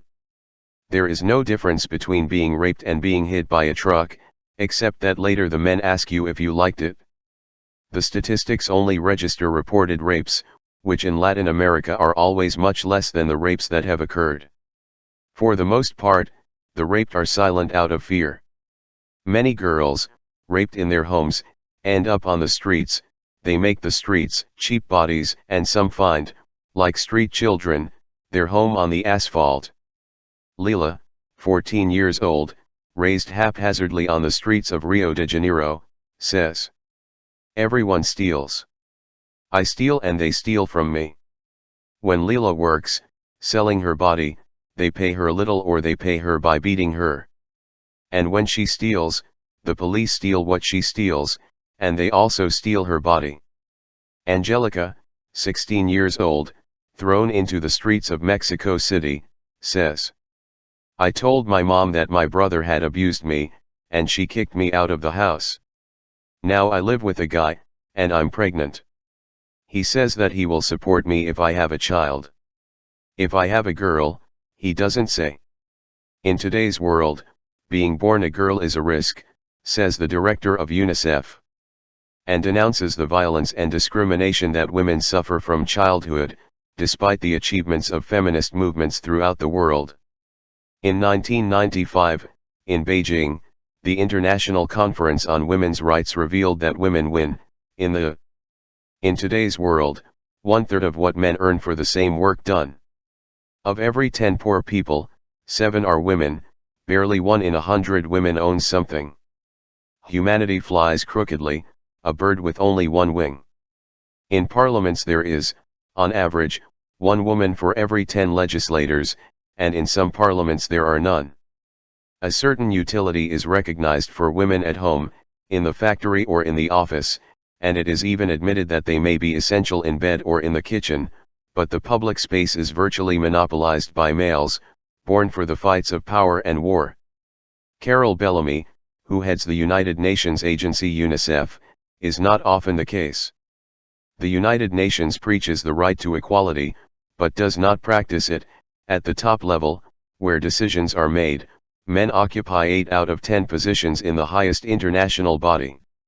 The Scorned Mom. The works of art from Black Africa, the fruits of collective creation, the works of nobody, the works of everyone, are rarely exhibited on an equal footing with the works of artists considered worthy of the name. Those spoils from colonial looting are found, by exception, in some art museums in Europe and the United States, and also in some private collections, but their natural space is in museums of anthropology. Reduced to the category of crafts or folkloric expression, African art is worthy of attention, among other customs of exotic peoples. The so-called Western world, accustomed to acting as a creditor to the rest of the world, has no interest in acknowledging its own debts. And yet, anyone with eyes to look and admire could very well ask themselves, what would 20th century art be without the contribution of black art? Would the most famous paintings and sculptures of our time have been possible, without the African mother who nursed them? In a work published by the Museum of Modern Art in New York, William Rubin and other scholars have made a revealing comparison of images. Page after page, the debt of the art we call art with the art of the so-called primitive peoples, which is a source of inspiration or plagiarism, is documented. The main protagonists of contemporary painting and sculpture have been nourished by African art, and some have copied it without even saying thank you. The greatest genius of 20th century art, Pablo Picasso, always worked surrounded by African masks and tapestries, and that influence appears in the many wonders he left behind. The work that gave rise to Cubism, Les Demoiselles d'Avignon, the Ladies of the Calle de las Putas, in Barcelona, provides one of the numerous examples. The most famous face in the painting, the one that most breaks traditional symmetry, is the exact reproduction of a Congo mask, representing a face deformed by syphilis, exhibited at the Royal Museum of Central Africa in Belgium. Some heads carved by Amadeo Modigliani are twins of masks from Mali and Nigeria. The stripes of signs of traditional Mali tapestries served as models for Paul Klee's scripts. Some of the stylized carvings from the Congo or Kenya, made before Alberto Giacometti was born, could pass for Alberto Giacometti's work in any museum, and no one would notice. One could play at the differences, and it would be very difficult to guess, between the oil painting by Max Ernst, head of a man, and the wooden sculpture from the Ivory Coast, head of a gentleman, which belongs to a private collection in New York. Moonlight on a Gust of Wind, by Alexander Calder, contains a face that is a clone of a Luba mask, from the Congo, located at the Seattle Museum. Chairs of Fear. The Teaching of Fear. In a world that prefers security to justice, more and more people applaud the sacrifice of justice on the altars of security. In the streets of the cities, ceremonies are held. Every time a criminal is riddled with bullets, society feels relief from the disease that plagues it. The death of each low life has pharmaceutical effects on the well-viviants. The word pharmacy comes from pharmakos, which was the name the Greeks gave to the human victims of sacrifices offered to the gods in times of crisis. The great danger of the end of the century. In the middle of 1982, a routine event occurred in Rio de Janeiro. The police killed a robbery suspect. The bullet entered the back, as often happens when law enforcement officers kill in self-defense, and the matter was dropped. In his report, the chief explained that the suspect was a true social microbe, who had been cleared, on this planet, by his death. Newspapers, radios, and television in Brazil frequently define criminals with a vocabulary that comes from medicine and zoology: viruses, cancer, social infection, animals, vermin, insects, wild beasts, and also small beasts when it comes to children's. Those referred to are always poor. When they are not, the news deserves the front page. Young man who died stealing, he was from the middle class, headlined the newspaper Folha do São Paulo, in its edition of October 25, 1995.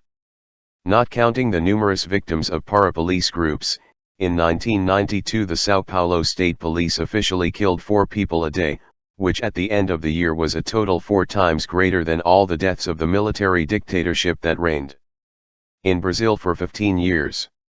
At the end of 1995, a salary increase was granted to police officers in Rio de Janeiro who acted with courage and daring. That increase was immediately translated into another increase: the number of suspected criminals shot and killed multiplied. They are not citizens, they are bandits, explains General Nilton Cerqueira, star of the repression in the military dictatorship and currently responsible for public security in Rio. He has always believed that a good soldier and a good policeman shoot first and ask questions later. The Latin American armed forces had changed orientation after the earthquake of the Cuban Revolution in 1959. From defending the borders of each country, which was their traditional task, they had come to deal with the internal enemy, the guerrilla uprising and its multiple incubators, because the defense of the free world and the democratic order demanded it. Inspired by these purposes, the military ended freedom and democracy in many countries. In just 4 years, between 1962 and 1966, there were 9 coups in Latin America, and in the years that followed, the men in uniform continued to topple civilian governments and massacre people, as mandated by the Catechism of National Security Doctrine. Time has passed, civil order has been restored. The enemy is still internal, but it is no longer what it was. The armed forces are beginning to participate in the fight against so-called common criminals. The doctrine of national security is being displaced by the hysteria of public security. As a general rule, the military does not like one bit to be reduced to the status of mere policemen, but reality demands. Until some 30 years ago, the order had had enemies of all colors, from pale pink to fiery red. The activity of chicken thieves and suburban slashers attracted only readers of police pages, devourers of gruesomeness, and criminology experts. Now, however, the so-called common crime is a universal obsession. Crime has been democratized, and it is now within everyone's reach. Many practice it, everyone suffers from it. Such a danger constitutes the most fertile source of inspiration for politicians and journalists who, at the top of their voices, demand a heavy hand and the death penalty, and it also helps the civil success of some military leaders. Collective panic, which identifies democracy with chaos and insecurity, is one of the possible explanations for the good fortune of the political campaigns of some Latin American generals. Until a few years ago, these soldiers had exercised bloody dictatorships, or had participated in them as leading figures, but later they entered the democratic struggle with a surprising popular response. General Rios Montt, the exterminating angel of Guatemala's indigenous people, was leading the polls when his presidential candidacy was banned, as was General Oviedo in Paraguay. General Bussi, who while killing suspects, he deposited the sweat of his brow in Swiss banks, was elected and re-elected governor of the Argentine province of Tucumán, and another uniformed assassin, General Banzer, was rewarded with the presidency of Bolivia. The technicians of the Inter-American Development Bank, capable of translating life and death into money, calculate that Latin America loses $168 billion each year due to the rise in crime. We're winning the World Crime Championship. Latin American homicides are 6 times higher than the world average. If the economy grew at the rate that crime grows, we would be the most prosperous on the planet. Peace in El Salvador? What peace? At the rate of 1 murder per hour, El Salvador is doubling the violence of the worst years of the war. The kidnapping industry is the most lucrative in Colombia, Brazil, and Mexico. In our big cities, no person can be considered normal if they have not suffered at least one robbery attempt. There are 5 times more murders in Rio de Janeiro than in New York. Bogotá is the capital of violence, Medellín is the city of widows. Elite policemen, members of special groups, have begun patrolling the streets of some Latin American cities. They are equipped from head to toe for World War III. They wear infrared night vision, hearing aid, microphone, and bulletproof vest. At the waist they carry capsules of aggressive chemicals and ammunition, a submachine gun in his hand and a pistol on his thigh. In Colombia, out of every 100 crimes, 97 go unpunished. The proportion of impunity in the suburbs of Buenos Aires is similar, where, until recently, the police devoted their best energies to committing crime and shooting youngsters. Since the restoration of democracy in 1983, until mid-1997, the police had shot 314 suspicious-looking boys. At the end of 1997, while the police were being reorganized, the press reported that there were 5,000 uniformed officers who were paid, but no one knew what they were doing or where they were. At the same time, the surveys revealed the discredit of the forces of order in the Rio de la Plata. Few were the Argentines and Uruguayans willing to resort to the police in case of any serious problem. 6 out of 10 Uruguayans approved of justice into their own hands, and a few joined the shooting club. In the United States, 4 out of 10 citizens acknowledge, in opinion polls, that they have altered their life routines due to crime, and, south of the Rio Grande, there is talk of robberies and assaults as much as soccer or weather. The public opinion industry adds fuel to the fire, and does much to turn public safety into a public mania, but it must be recognized that reality is the one that helps the most. And reality says that violence is growing even more than the statistics admit. In many countries, people do not file complaints, because they do not believe in the police, or are afraid of them. The Uruguayan journalist calls the gangs responsible for the spectacular assaults super gangs, and those that have policemen among their members, polygangs. Of every 10 Venezuelans, 9 believe that the police steal. In 1996, most of the police officers in Rio de Janeiro admitted that they had received proposals for bribes, while one of their bosses opined that the police were created to be corrupt and blamed society, which wants a corrupt and violent police. A report received by Amnesty International, from unofficial sources of the police itself, revealed that uniformed officers commit 6 out of 10 crimes in the Mexican capital.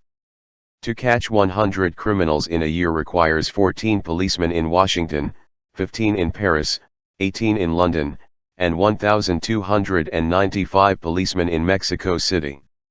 In 1997, the mayor admitted, "We have allowed the policemen to become excessively corrupt."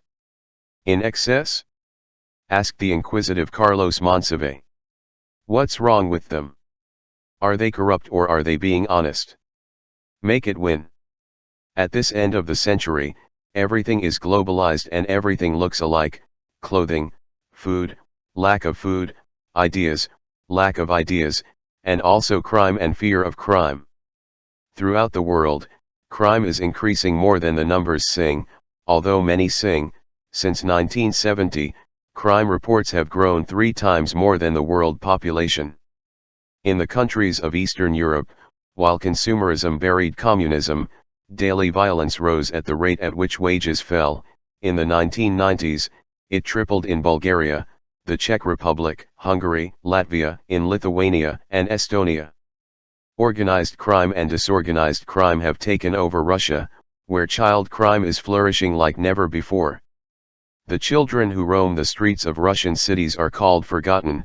We have hundreds of thousands of homeless children, acknowledges, at the end of the century, President Boris Yeltsin. In the United States, the fear of assaults was most eloquently translated into a law enacted in Louisiana, at the end of 1997. This law authorizes any motorist to kill whoever tries to rob him, even if the thief is unarmed. The Louisiana beauty queen promoted, on television, with all the teeth in her smile, this withering method to avoid discomfort. Meanwhile, the popularity of New York Mayor Rudolph Giuliani, who was hitting criminals hard with his zero-tolerance policy, had risen dramatically. In New York, crime fell at the same rate that reports of police brutality rose. The brutal repression, a magic potion highly praised by the media, was unleashed viciously on blacks and other minorities that make up the majority of the New York population. Zero tolerance quickly became an exemplary model for Latin American cities. Presidential elections in Honduras, 1997, crime is the central theme of the speeches of all the candidates, and all promise security to a population frightened by misdeeds. Legislative elections in Argentina, in the same year, the candidate Norma Miralles proclaims herself in favor of the death penalty, but with previous suffering. It is not enough to kill a condemned person, because he does not suffer. Shortly before, the mayor of Rio de Janeiro, Luiz Paulo Conde, had said that he preferred life imprisonment or forced labor, because the death penalty has the disadvantage of being a very quick thing. There is no law that is valid against the invasion of the outlaws. The frightened multiply, and the frightened can be more dangerous than the danger that frightens them. It's not just the plunderers who feel bullying. Also many of the many survivors of scarcity, poor who suffer the blows of others poorer or more desperate than them. Crazed mobs burn a child alive for stealing an orange, headline the newspapers. Between 1979 and 1988, the Brazilian press reported 272 lynchings, blind fury of the poor against the poor, ferocious revenge carried out by people who had no money to pay service to the police. Poor were also the perpetrators of the 52 lynchings that occurred in Guatemala in 1997, and poor were the perpetrators of the 166 lynchings that occurred, between 1986 and 1991, in Jamaica. Meanwhile, in those 5 years, the trigger-happy Jamaican police killed more than 1,000 suspects. A subsequent survey found that a third of the population believes that criminals should be hanged, since neither mob revenge nor violence police are enough. The 1997 surveys in Rio de Janeiro and São Paulo revealed that more than half of the people consider the lynching of criminals to be normal. A good part of the population also applauds, openly or secretly, the death squads, which apply the death penalty, even though the law does not authorize it, with the usual participation or complicity of police and military. In Brazil, they began by killing guerrillas. Then adult criminals. Later, homosexuals and beggars. Later, adolescents and children. Silvio Cunha, president of a business association in Rio de Cunha, opined in 1991. By killing a young faveledo, a service is provided to society. The owner of a store in the Botafogo neighborhood suffered 4 assaults in 2 months. A policeman explained what was happening. There was no point in taking the children to jail, because the judge released them and they returned to our daily robbery. It depends on you, said the policeman. And he offered extra hours, at a reasonable price, to fulfill the service. Finish them, he said. Finish. Finish, same.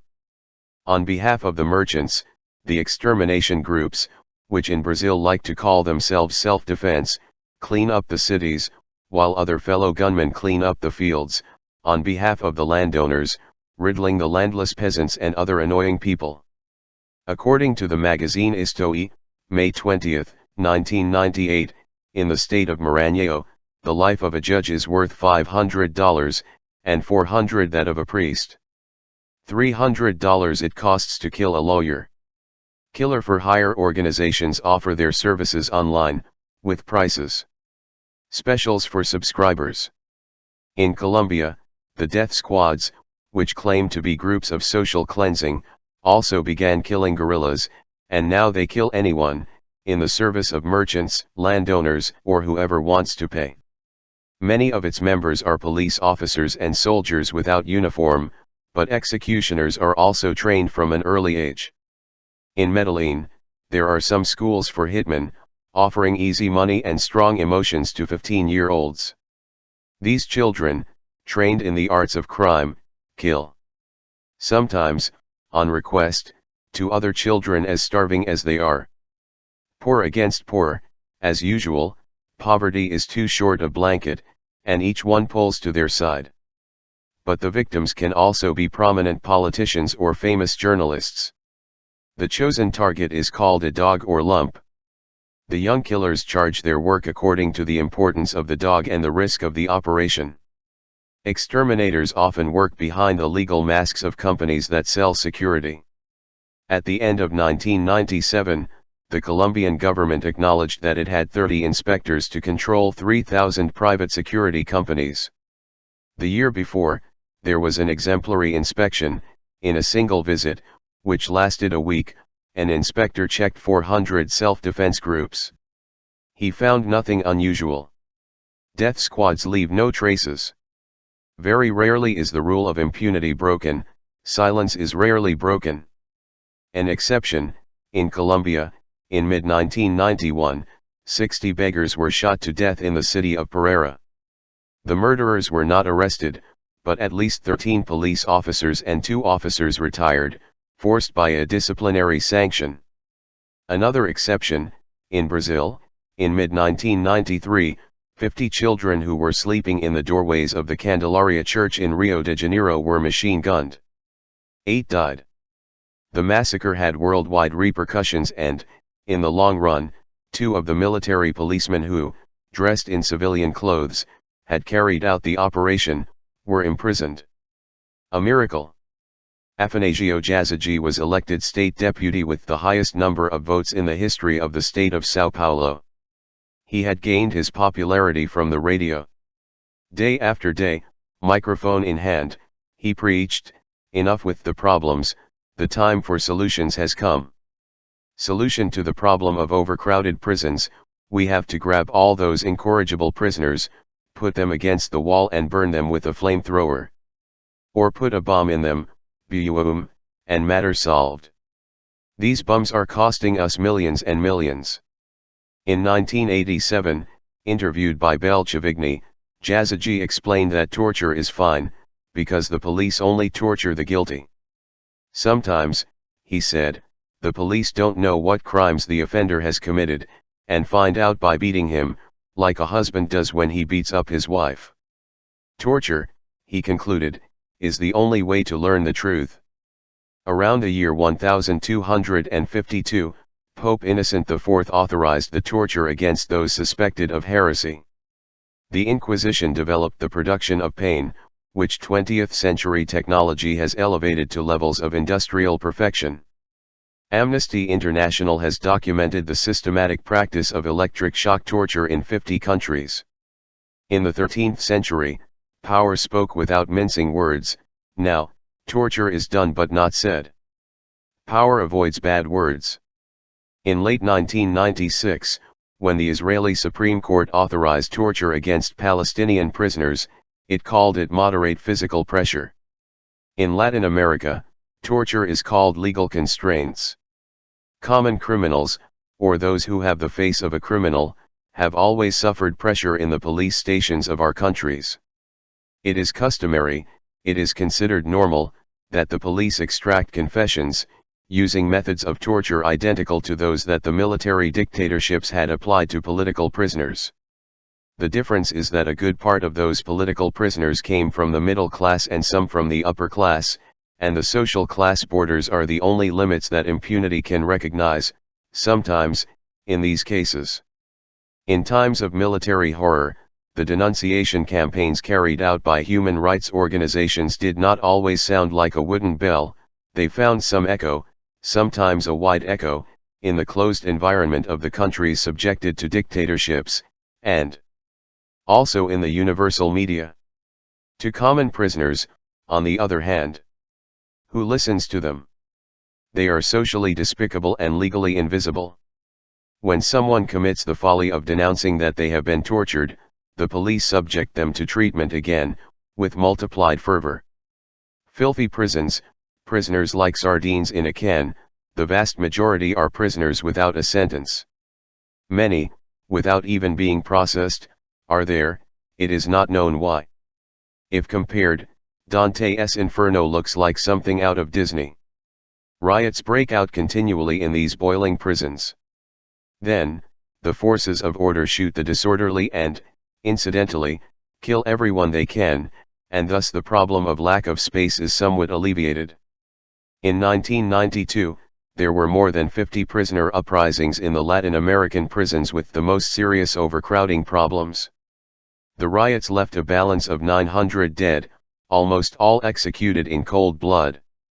Thanks to torture, which makes the mute sing, many prisoners are imprisoned for crimes they never committed, because it is better to be innocent behind bars than guilty in freedom. Others have confessed to murders that are child's play compared to the exploits of some generals, or thefts that seem like jokes when compared with the frauds of our merchants and bankers, or with the commissions that politicians charge every time they sell some piece of country. The military dictatorships are no more, but the Latin American democracies have their prisons swollen with prisoners. The prisoners are poor, of course, because only the poor go to jail in countries where no one goes to jail when a recently inaugurated bridge collapses, when an empty bank collapses, or when a building built without foundations collapses.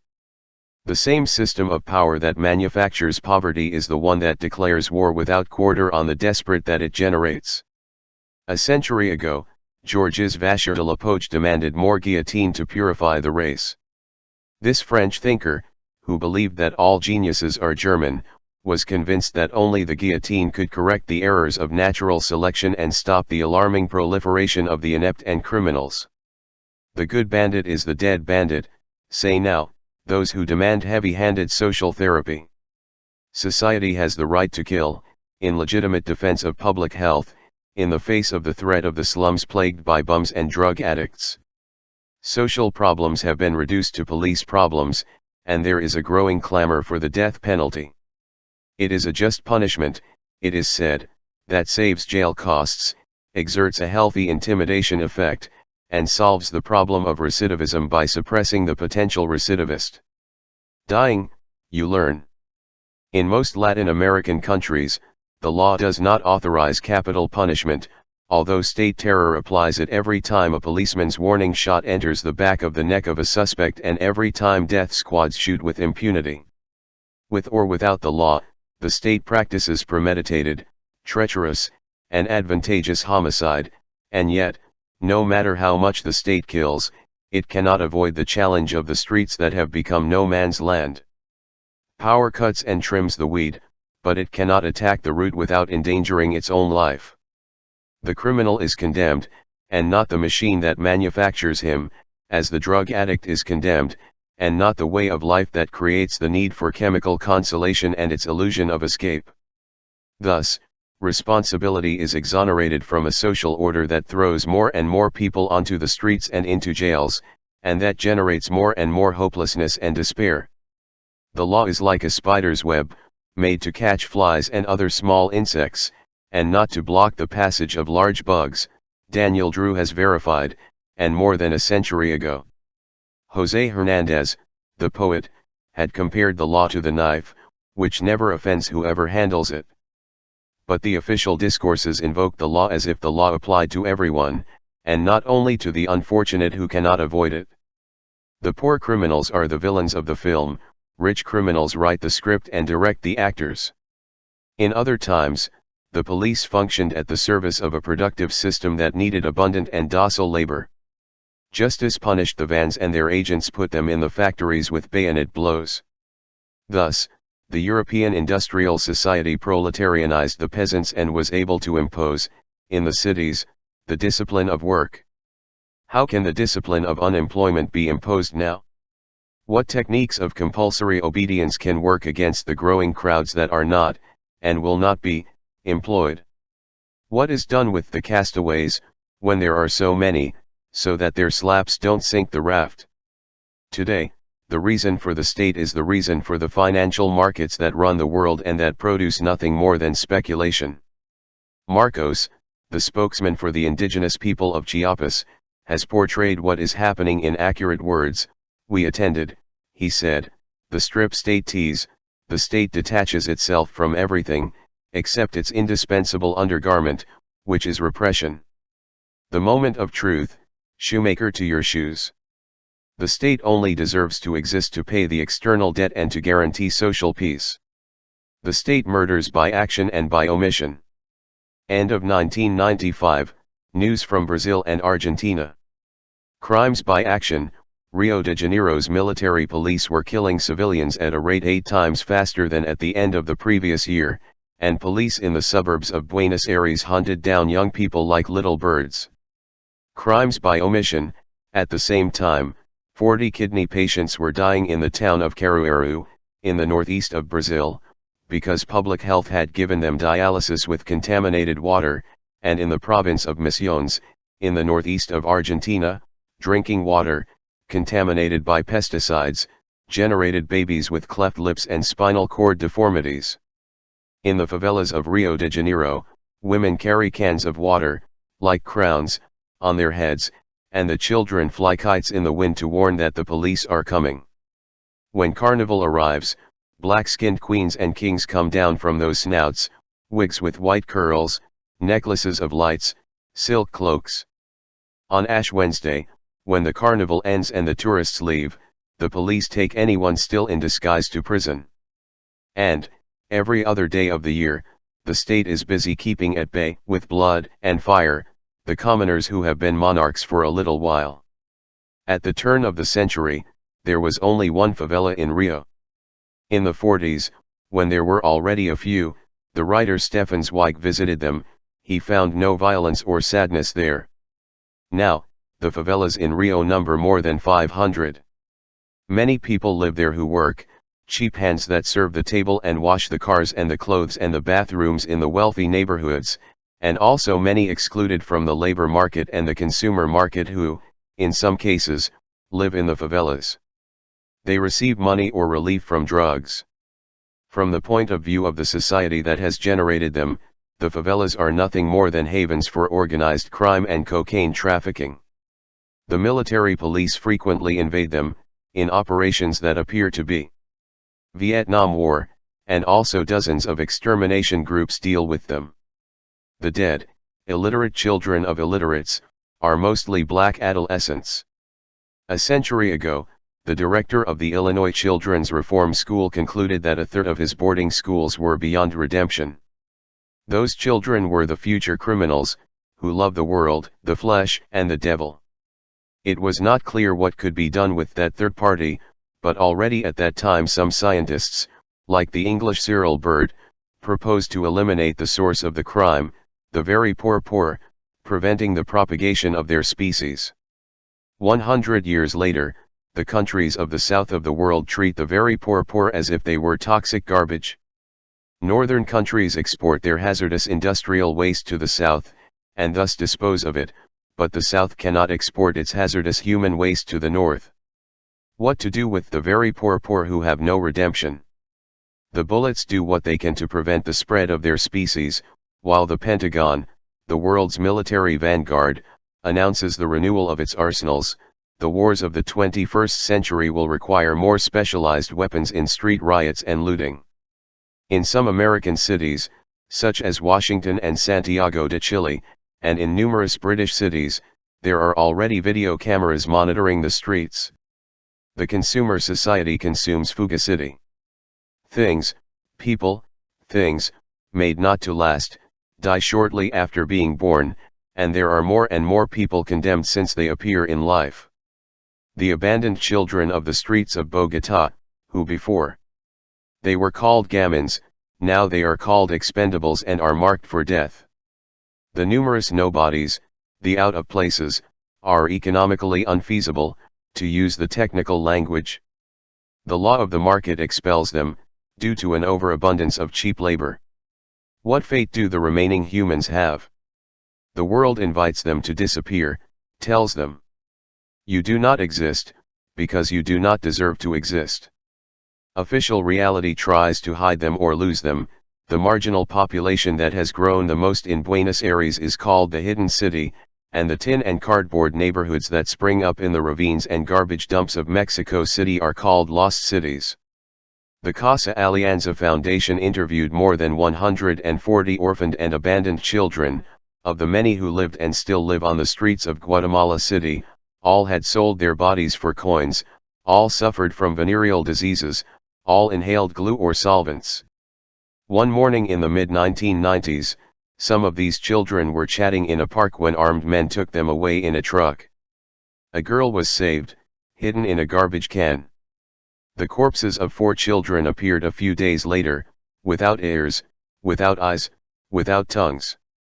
The police had taught them a good lesson. In April 1997, Galdino Jesus dos Santos, an indigenous chief who was visiting Brasilia, was burned alive while he slept at a bus stop. 5 boys from a good family, who were partying, doused it with alcohol and set it on fire. They justified themselves by saying, "We thought he was a beggar." A year later, the Brazilian justice system applied light prison sentences to them, because it was not a case of qualified homicide. The rapporteur of the Court of Justice of the Federal District explained that the boys had used only half of the fuel they had, and that proved that they had acted with the intention of having fun, not killing. The burning of beggars is a sport that the young people of the Brazilian upper class practice with some frequency, but, in general, the news does not appear in the newspapers. The disposable, street children, vagrants, beggars, prostitutes, transvestites, homosexuals, pickpockets and other petty thieves, drug addicts, drunkards, juntapuchos. In 1993, Colombian disposables emerged from under the stones and came together to shout. The demonstration erupted when it became known that social cleansing groups were killing beggars and selling them to medical students learning anatomy at the Free University of Barranquilla. And then Nicolas Buenaventura, storyteller, told them the true story of creation. Faced with the vomits of the system, Nicholas recounted that God had left over bits of everything he had created. While the sun and the moon, time, the world, the seas, and the jungles were born from his hand, God was throwing into the abyss the waste that was left over. But God, distracted, forgot to create the woman and the man, and the woman and the man had no choice but to make themselves. And there, at the bottom of the abyss, in the garbage dump, the woman and the man were created with the leftovers of God. Human beings were born from garbage, and that is why we all have some day and some night, and we are all time and earth and water and wind. The fear industry. Fear is the raw material of the thriving industries of private security and social control. A firm claim holds the business. The demand grows as much or more than the crimes that generate it, and experts assure that it will continue to be so. The market for private police forces and private prisons flourishes, while everyone, who more, who less, we are becoming vigilant of our neighbor and prisoners of fear. Time and captive jailers. Our best publicity is the television news, says one of the security sales specialists, and he knows what he's saying. In Guatemala, there are 180 companies in the field, and there are 600 in Mexico, in Peru, 1,500. There are 3,000 in Colombia. In Canada and the United States, private security spends twice as much as public security. By the turn of the century, there will be 2 million private police officers in the United States. In Argentina, the security business moves billions of dollars per year. In Uruguay, the number of houses with 4 locks instead of 3 is increasing every day, which makes some doors look like warriors from the Crusades. A song by Chico Buarque begins with the howls of the police siren, "Call the thief. Call the thief," pleads the Brazilian singer. In Latin America, the crime control industry not only feeds on the incessant torrent of news about assaults, kidnappings, crimes, and rapes, it also feeds on the discredit of the public police, which enthusiastically commit crimes and practice suspicious inefficiency. And the houses of all those who have something to lose, no matter how little that something is, are barred or fenced, and even atheists entrust ourselves to God before entrusting ourselves to the police. Also, in countries where the public police are more effective, the alarm at the threat of crime translates into the privatization of panic. In the United States, not only is the private police multiplying, but also the firearms that are readily available on the bedside table and in the glove compartment of the car. The National Rifle Association, chaired by actor Charlton Heston, has almost 3 million members, and justifies the bearing of arms by the Holy Scriptures. Reasons are not lacking to swell his chest with pride. There are 230 million firearms in the hands of citizens. That averages out to 1 weapon per soul, excluding babies and kindergartners. In reality, the arsenal is concentrated in a third of the population. For that third, the weapon is like the woman they love, who cannot sleep without it, and like the credit card, without which they cannot go out. Around the world, fewer and fewer dogs can afford to be nothing more than pets, and more are forced to earn a bone by scaring off intruders. Car alarms and small personal alarms are selling like crazy, squealing like mad in the lady's purse and the gentleman's pocket. Also portable electric prods, or shockers, that make the suspect faint, and aerosols that paralyze him from a distance. The Security Passions Company, whose name aptly baptizes the passions of the end of the century, has recently launched on the market an elegant jacket that attracts the eyes and repels the bullets. Protect yourself and your family, advises online advertising for these sporty-looking leather armors. In Colombia, the ever-thriving bulletproof vest factories increasingly sell children's sizes. In many places, closed-circuit television and alarms are installed by monitors, which control people and companies on the screen. Electronic surveillance is exercised, sometimes, on behalf of these people and companies, and sometimes on behalf of the state. In Argentina, the 10,000 officials of the state intelligence agencies spend $2 million a day spying on people. They tap phones, film and record. There is no country that does not use public security as an explanation or pretext. Hidden cameras and hidden microphones break into banks, supermarkets, offices, and sports stadiums, and sometimes they also cross the borders of private life and follow in the footsteps of any citizen to their bedroom. Isn't there an eye hidden in the button panel of the television? Ears that listen from the ashtray? Billy Graham, the millionaire Jesus poverty televangelist, acknowledged that he takes great care when he talks on the phone, and even when he talks to his wife in bed.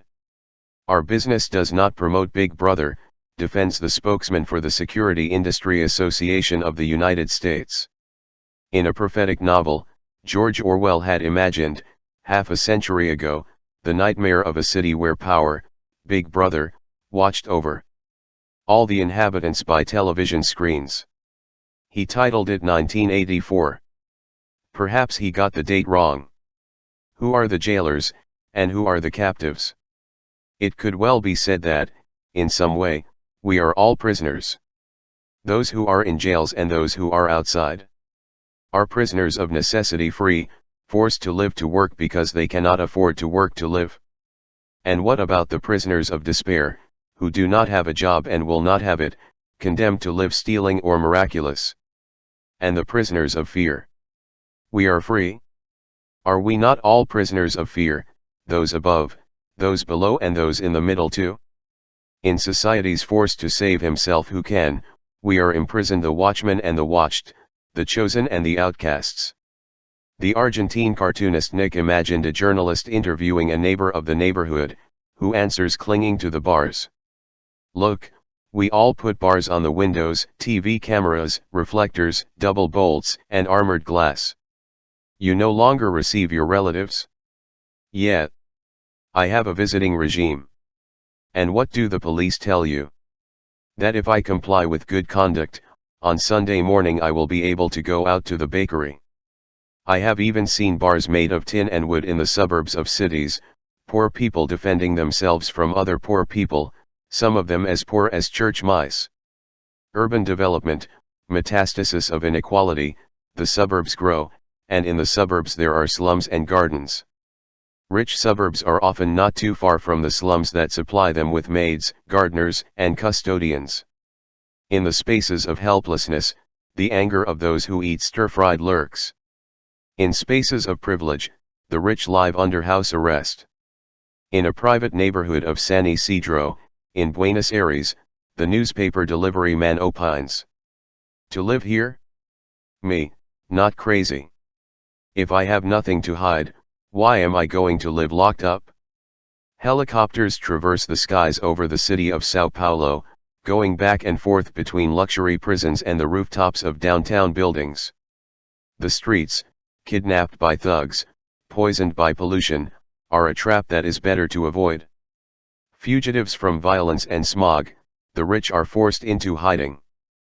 Paradoxes of the exhibitionist zeal, opulence is increasingly forced to hide behind high walls, in faceless houses, invisible to the envy and greed of others. Microcities rise on the outskirts of large cities.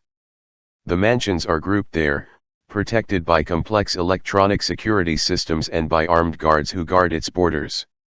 Just as shopping centers are equivalent to the cathedrals of other times, these castles of our time have towers, battlements, and loopholes to spot the enemy and keep them at bay. On the other hand, they do not have the lordship or the beauty of those old stone fortresses. The captives of fear do not know that they are imprisoned. But the prisoners of the penal system, who wear a number on their chest, have lost their freedom and have lost the right to forget it. The most modern prisons, the latest buzzwords, tend to be all maximum security prisons.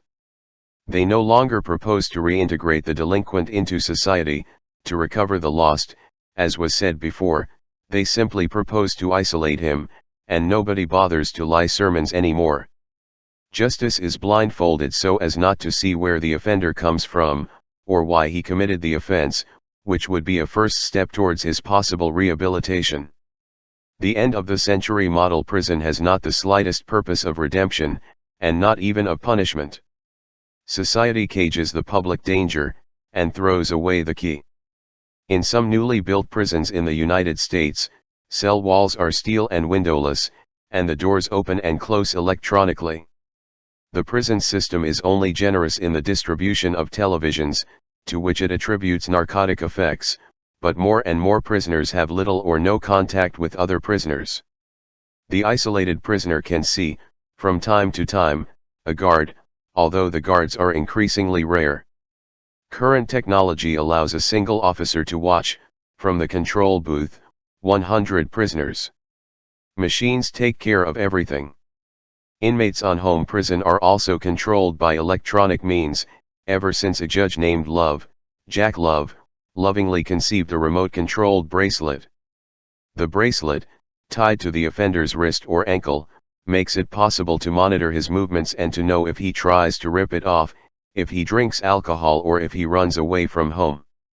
At the rate we are going, Nils Christie anticipates, from now on, criminal proceedings will be carried out by video, without the defendant ever being seen in the flesh by the prosecutor who accuses him, nor by the lawyer who defends him, nor by the judge who sentenced him. In 1997, there were 1.8 million inmates in U.S. prisons, more than double the number 10 years earlier. But the figure is multiplied by 3 if we add those who are serving house arrest, those who are on parole and on probation, 5 times as many blacks as those convicted in South Africa in the worst days of apartheid, and a total punished equivalent to the population of all of Denmark. The gigantic clientele, tempting for any investor, has been one of the factors of privatization. There are more and more private prisons in the United States, although brief but eloquent experience speaks of lousy food and mistreatment, and proves that private prisons are not cheaper than public ones, because their excessive profits cancel out the low costs. Back in the 17th century, English jailers bribed judges to send them prisoners. When the hour of freedom came, the prisoners were left in debt, and they begged or worked for the jailers until the end of their days. In the late 20th century, an American private prison company, Corrections Corporation, is listed among the 5 highest traded companies on the New York Stock Exchange. Corrections Corporation was born in 1983, with capital that came from Kentucky Fried Chicken, and from the peak it announced that it was going to sell prisons like chickens are sold. By the end of 1997, the value of its shares had multiplied 70 times, and the company was already placing prisons in England, Australia, and Puerto Rico. But the internal market is the base of the business. There are more and more prisoners in the United States. Prisons are always full hotels. In 1992, more than 100 companies were engaged in the design, construction, or management of prisons. In 1996, the World Research Group sponsored a meeting of specialists, in order to maximize profits from this dynamic industry. The summons read, "While arrests and convictions are growing, so are the profits, the proceeds of crime." The truth is that crime has decreased in recent years in the United States, but the market offers more and more prisoners. The number of prisoners increases not only when crime increases, but also when it decreases. Those who do not go to prison for what they have done, go to prison for what they could do. Crime statistics do not have what to disturb the brilliant march of business. And, furthermore, an executive in the industry, Diane McClure, reassured shareholders, in October 1997, with good news, our market analysis shows that juvenile crime will continue to grow. In an early 1998 interview, novelist Toni Morrison found that the brutal treatment of prisoners in private jails has reached such outrageous extremes that even Texans have been scared. Texas, which is not a place known for its good heart, is terminating the contracts. But the prisoners, the non-free, are at the service of the free market, and deserve no better treatment than any other merchandise. Private prisons have specialized in high security and low costs, and everything indicates that the business of pain and punishment will continue to be prosperous. The National Criminal Justice Commission estimates that, at the current rate of development of the prison population, by the year 2020, 6 out of 10 black men will be behind bars. In the last 20 years, public spending on prisons has increased by 900%. This has not contributed one bit to alleviate the fear of the population, which suffers from a general climate of insecurity, but it has contributed more than a little to the prosperity of the prison industry. After all, jail means money, concludes Nils Christie. And he tells the case of a British parliamentarian, Sir Edward Gardner, who crossed the Atlantic in the 80s, at the head of a European Commission that traveled to the United States to study the matter. Sir Edward was an enemy of private prisons. By the time he returned to London, he had changed his mind and became chairman of the contract company. Prisons plc. Dressmaking classes, how to make custom enemies. Many of the big businesses promote crime and live off crime. There has never been such a concentration of economic resources and scientific and technological knowledge dedicated to the production of death.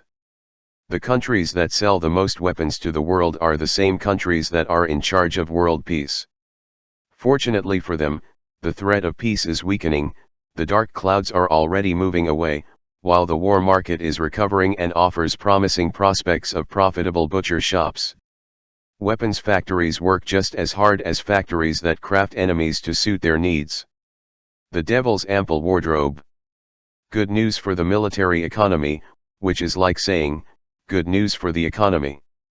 The arms industry, sale of death, export of violence, works and prospers.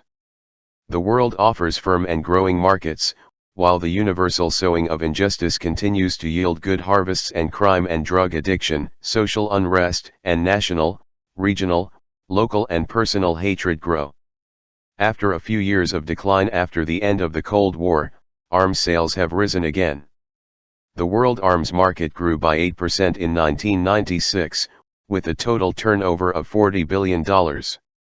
At the head of the purchasing countries, with $9 billion, is Saudi Arabia.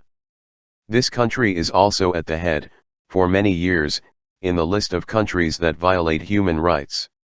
In 1996, says Amnesty International, reports of torture and ill treatment of detainees continued to be received, and the courts imposed sentences of flogging, between 120 and 200 lashes, on at least 27 people.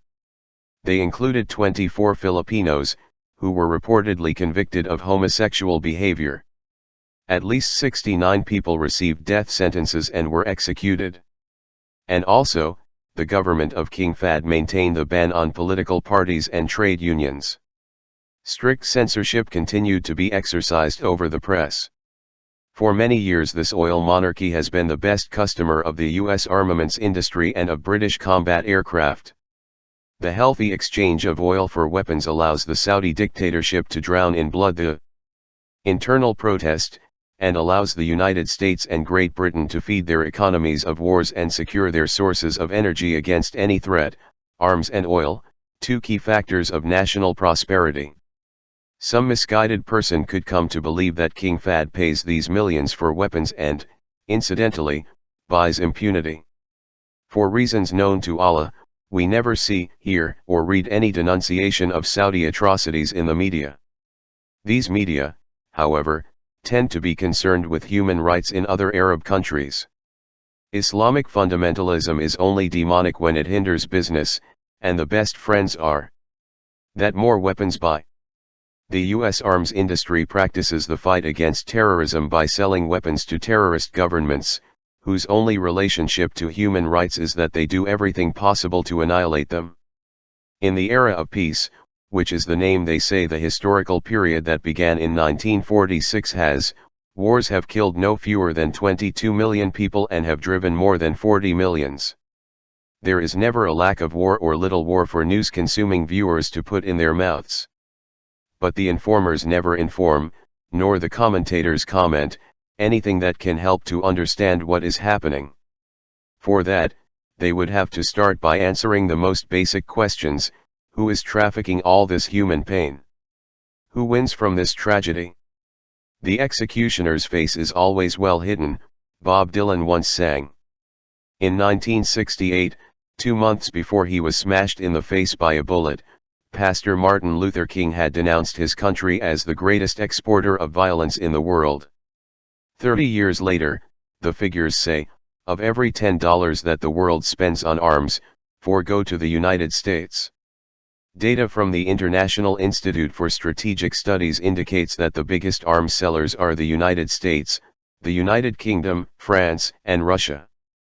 In the list, a few places further back, China also appears. And these are, coincidentally, the 5 countries that have veto power in the United Nations Security Council. In good romance, the right of veto means power of decision. The General Assembly of the highest international organization, where all the countries are, formulates recommendations, but who decides is the Security Council. The Assembly speaks or is silent, the Council makes or breaks. In other words, world peace is in the hands of the 5 powers that exploit the great business of war. The result is not surprising. The permanent members of the Security Council enjoy the right to do as they please. In the last decade, for example, the United States was able to bomb the poorest neighborhood of Panama City with impunity and, later, they were able to devastate Iraq. Russia was able to punish with blood and fire the calls for independence in Chechnya. France was able to violate the South Pacific with its nuclear explosions, and China can continue shooting, legally, each year, 10 times more people than those who fell shot, in mid-1989, in Tiananmen Square. Still men.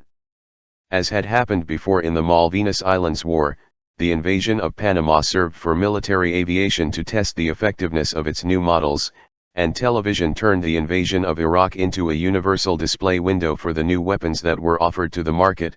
Come and see the news of death at the Great Fair in Baghdad. Nor need the unfortunate world record of war and peace surprise anyone. For every dollar the United Nations spends on its peace missions, the world invests $2,000 in war expenses, earmarked for the sacrifice of human beings in hunts where the hunter and the prey are of the same species, and where it is most successful. Who kills more neighbors? Theodore Roosevelt well said that no peaceful triumph is as great as the supreme triumph of war. In 1906, he was awarded the Nobel Peace Prize. There are 35,000 nuclear weapons in the world. The United States owns half of it, and the other half belongs to Russia and, to a lesser extent, other powers. The owners of the nuclear monopoly, they cry out loud when India, or Pakistan, or whoever it is, realizes the dream of their own explosion, and then they denounce the danger that the world is running. Each of these weapons can kill several million people, and a few would be enough to end the human adventure on the planet, and the planet as well. But the great powers never say when God has made the decision to grant them a monopoly, or why they continue to manufacture these weapons. In the Cold War years, nuclear weapons were an extremely dangerous instrument of mutual intimidation. But now, with the United States and Russia walking arm in arm, what good are these huge arsenals? To scare who? To all humanity? All war has the disadvantage that it requires an enemy, and if possible more than one.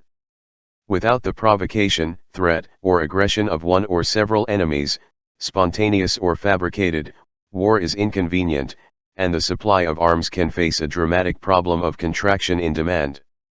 In 1989, a new Barbie doll appeared on the world market, wearing a war uniform and bowing. Barbie had chosen a bad time to start her military career. At the end of that year, the Berlin Wall fell, and immediately everything else fell. The empire of evil collapsed, and suddenly God was orphaned by devil. The Pentagon budget and the arms sales business found themselves, out of the blue, in a tricky situation. Enemy is wanted. Many years ago the Germans and the Japanese had converted to the good, and now it was the Russians who had lost, overnight, their long fangs and their smell of sulfur. The syndrome of the absence of villains found an immediate therapy in Hollywood.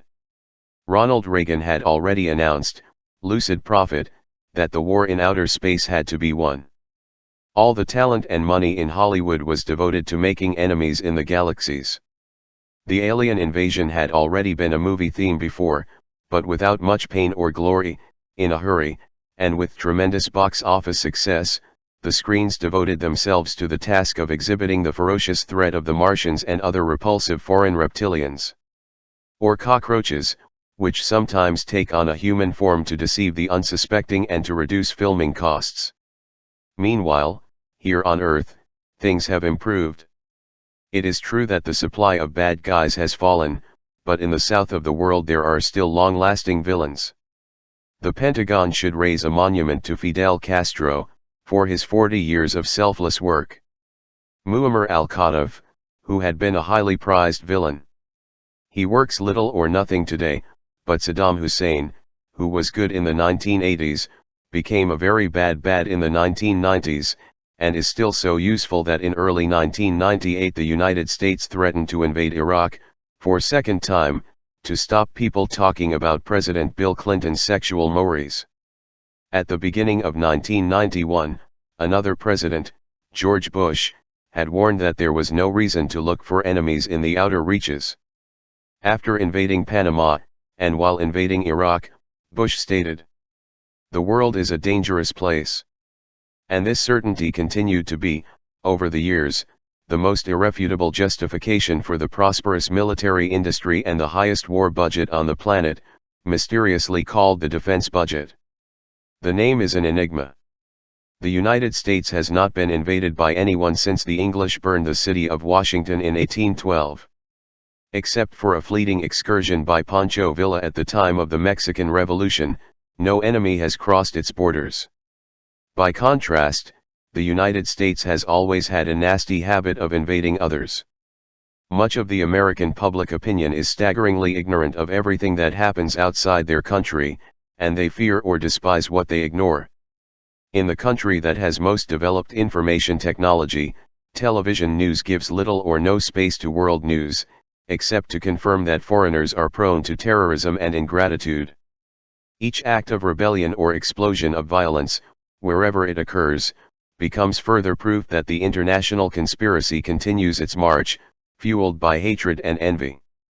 It matters little that the Cold War is over, because the devil has a wide wardrobe and not only wears red.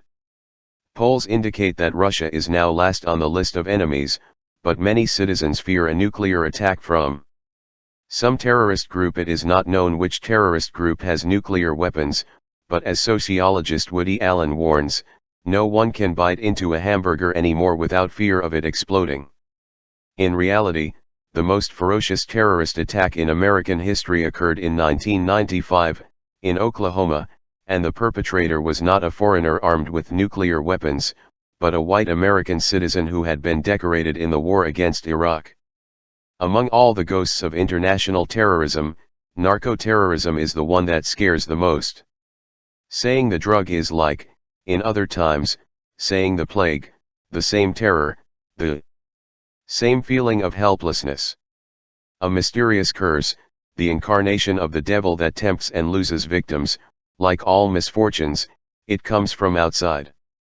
From marijuana, formerly called the killer weed, the killer herb, is not much talked about anymore, and perhaps something has to do with the fact that marijuana plants have been successfully incorporated into local agriculture and are cultivated in 11 states of the Union. Instead, heroin and cocaine, produced abroad, have been elevated to the category of enemies that undermine the foundations of the nation. Official sources estimate that American citizens spend about $110 billion a year on drugs, which is equivalent to 1/10 of the value of all industrial production in the country. Authorities have never caught a single major American dealer, but the drug war has multiplied users. As was the case with alcohol in the days of Prohibition, Prohibition stimulates demand and makes profits flourish. According to Joe McNamara, who was the police chief in San Jose, California, the gains come to 17,000%. Drugs are as American as apple pie, American as a tragedy and also as a business, but Colombia, Bolivia, Peru, Mexico, and other ungrateful people are to blame. In the style of the Vietnam War, helicopters and planes bomb guilty or suspected Latin American crops with chemical poisons manufactured by Dow Chemical, Chevron, Monsanto and other companies. These fumigations, which devastate the land and human health, have proven to be rather useless in eradicating the plantations, which simply move to another place. The peasants who grow coca or poppies, quick targets of military campaigns, are, in reality, the last ear in the jar in the prosperous drug business. Raw materials weigh little or nothing in the final price. Between the fields where coca is harvested and the streets of New York, where cocaine is sold, the price multiplies between 100 and 500 times, depending on the sudden fluctuations in the price of white powder in the clandestine market. There is no better ally than drug trafficking for banking institutions, arms factories, and military chiefs. Drugs provide fortunes to banks and pretexts to the war machine. An illegal industry of death thus serves the legal industry of death. Vocabulary and reality are militarized at the same time. According to one of the spokesmen for the military dictatorship that devastated Brazil since 1964, drugs and free love were revolutionary war tactics against Christian civilization. In 1985, the North American delegate to the Conference on Narcotic and Psychotropic Drugs said in Santiago de Chile that the fight against drugs had become a world war. In 1990, Los Angeles Police Chief Daryl Gates opined that drug users should be shot and killed because we are at war. Shortly before, President George Bush had called for winning the war on drugs, and had explained that this was an international war, because the drugs that constituted the most serious threat against the nation were of foreign origin. The war on drugs continues to be the unavoidable theme in all presidential speeches, from any neighborhood club president who speaks at the inauguration of a swimming pool, to the President of the United States, who does not miss an opportunity to confirm his right to grant or deny certificates of good conduct to other countries. Thus, a public health problem has become a public security problem, which does not recognize borders. The Pentagon has the duty to intervene in the battlefields where the war against drug subversion and drug terrorism is being waged, two new words that combine rebellion and crime in the same bag. The national anti-drug strategy is not led by a doctor, but by a military man. Frank Hall, who was the chief of narcotics for the NYPD, once stated, "If imported cocaine disappeared, it would be replaced in 2 months by synthetic drugs." It seems like common sense, but it happens that the fight against the Latin American sources of evil provides the best alibi to maintain the strictest military control, and to a great extent political, of the entire region. The Pentagon intends to set up a multilateral anti-drug center in Panama to coordinate the fight against drug trafficking by the armies of the Americas. Panama has been a great U.S. military base throughout the 20th century. The treaty that imposed that humiliation extends to the last day of the century, and the fight against drugs could well demand the extension of the country's lease for another eternity. For some time now, drugs have been justifying U.S. military intervention in the countries south of the Rio Grande. Precisely, Panama was the victim of the first invasion that lied that alibi. In 1989, 26,000 soldiers invaded Panama and, with blood and fire, imposed a president, the unpresentable Guillermo Endara, who multiplied drug trafficking under the pretext of fighting it. And it is in the name of the war against drugs that the Pentagon is getting into Colombia, Peru, and Bolivia, like Perico through his house. This sacred cause, Vade Retro Satan, also serves to provide the Latin American military with a new reason for being, to stimulate their return to the civil scene and to give them the resources they need to face the frequent explosions of social protest. General Jesus Gutierrez Rebollo, who led the war on drugs in Mexico, no longer sleeps at home. Since February 1997, he has been imprisoned for cocaine trafficking. But the helicopters and sophisticated weapons that the United States has sent to Mexico to fight drugs have proven most useful against peasant uprisings in Chiapas and elsewhere. Much of the U.S. anti-narcotics military aid is used, in Colombia, to kill peasants in areas that have nothing to do with drugs. The armed forces that most systematically violate human rights, as is the case of Colombia, are the ones that are receiving the most U.S. assistance, in terms of weapons and technical advice.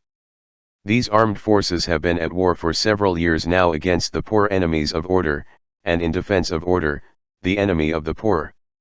After all, that's what it's all about. Exactly about that, the war on drugs is a mask of the social war. The same is true of the war against common crime. The drug addict and, above all, the poor drug addict are demonized, just as the poor man who steals is demonized, to absolve the society that generates them. Against whom does the law apply? In Argentina, a quarter of prisoners without a sentence are behind bars for possession of less than 5 grams of marijuana or cocaine. In the United States, the anti-narcotics crusade is centered on crack, the devastating fourth-rate cocaine used by blacks, Latinos, and other prison fodder. According to data from the U.S. Public Health Service, 8 out of 10 drug inmates are white. In the U.S. federal prisons, some riots have broken out that the media reported as race riots. They were protests against the unfairness of the sentences, which punish crack addicts with 100 times greater severity than that applied against consumers of cocaine. Literally 100 times, under federal law, 1 gram of crack is equal to 100 grams of cocaine. Crack prisoners are almost all black. In Latin America, where poor criminals are the new internal enemy of national security, the war on drugs targets the target that Nilo Batista describes in Brazil, the black adolescent from the favelas, who sells drugs to other well-born adolescents. A pharmacy affair or an affirmation of social and racial power. In Brazil, and elsewhere, those killed by the war on drugs far outnumber those killed by drug overdoses. I will be curious. Why is coca identified with cocaine? If coca is so perverse, why is one of the symbols of Western civilization called Coca-Cola? If coca is banned because of its misuse, why isn't television also banned? If the drug industry, a murderous industry, is prohibited, why not prohibit the arms industry, which is the most murderous of all? With what right does the United States act as drug police in the world, if that country is the one that buys more than half of the drugs produced in the world? Why do drug planes fly in and out of the United States with such astonishing impunity? Why can't state-of-the-art technology, which can photograph a flea on the horizon, detect a small plane passing by the window? Why has not a single big shot from the internal network of trafficking ever fallen in the United States, even if it is only one of the kings of the snow that operate within borders? Why does the mass media talk so much about drugs and so little about their causes? Why is the drug addict condemned and not the way of life that multiplies anxiety, anguish, loneliness, and fear, nor the consumer culture that induces chemical consolation? The one who does not cry does not suck, and the one who does not strive is a gill. From the Tango Cambalache. By Enrique Santos de Zepolo. Ethics Seminar. Practical Works, How to Succeed in Life and Win Friends. Crime is the mirror of order. The criminals who inhabit the prisons are poor and almost always work with small arms and homemade methods. If it weren't for those defects of poverty and craftsmanship, neighborhood delinquents could well wear king's crowns, knights' galleys, bishops' bonnets, and generals' hats, and they would sign government decrees instead of stamping their thumbprint at the bottom of confessions. Imperial power. Queen Victoria of England gave her name to an era, the Victorian era, which was so victorious, a time of splendor for an empire that owned the world's seas and a good part of its lands. As the Encyclopaedia Britannica informs us in letter V, the Queen guided her compatriots with the example of her austere life, always adhered to morality and good customs, and to a large extent the consolidation of concepts such as dignity, authority, and respect for the family, characteristic of Victorian society. Her portraits always show her with a grumpy face, which perhaps reveals the difficulties she faced and the troubles she suffered for her perseverance in a virtuous life. Although the Encyclopaedia Britannica does not mention this detail, Queen Victoria was also the biggest drug trafficker of the 19th century. Under his long reign, opium became the most valuable commodity in the imperial trade. Large-scale cultivation of poppies, and opium production, developed in India at British initiative and under British control. Much of that opium was smuggled into China. The drug industry had opened up a growing consumer market in China. It is estimated that there were some 12 million addicts when, in 1839, the emperor prohibited the traffic and use of opium, due to its devastating effects on the population, and ordered the confiscation of the cargoes of some British ships. The Queen, who never mentioned the word drug in her life, denounced this unforgivable sacrilege against free trade, and sent her war fleet to the shores of China. The word war was not mentioned either during the 2 decades that the Opium War that began in 1839 lasted, with a couple of interruptions. After the warships came the merchant ships loaded with opium. Concluded each military action, the mercantile operation began. In one of the first battles, the capture of the port of Tinhai, in 1841, 3 British and more than 2,000 Chinese were killed. The balance of profit and loss remained more or less the same in the following years. There was a first truce, which was interrupted in 1856, when the city of Canton was bombed on the orders of Sir John Bowring, a devout Christian who always said, "Jesus is free trade, and free trade is Jesus." The second truce ended in 1860, when the glass of patience of Queen Victoria overflowed.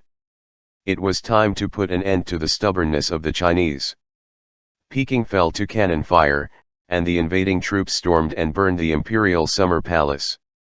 Then China accepted opium, drug addicts multiplied, and British merchants were happy and ate partridges. The power of the secret. The richest countries in the world are Switzerland and Luxembourg.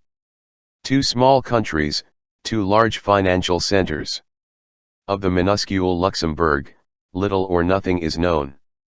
Switzerland enjoys universal fame thanks to the marksmanship of William Tell, the precision of watches and the discretion of bankers. The prestige of the Swiss bank comes from afar, a tradition of 7 centuries guarantees its seriousness and security. But it was during the Second World War that Switzerland became a great financial power. True to its also long tradition of neutrality, Switzerland did not participate in the war. Instead, he participated in the war business, selling his services, at a very good price, to Nazi Germany. A brilliant business, the Swiss bank converted into international currency the gold that Hitler stole from the occupied countries and from the Jews trapped, including the gold teeth of those killed in the gas chambers of the concentration camps. The gold entered Switzerland without any problem, while those persecuted by the Nazis were returned at the border. Bertolt Brecht said that robbing a bank is a crime, but founding a bank is more of a crime.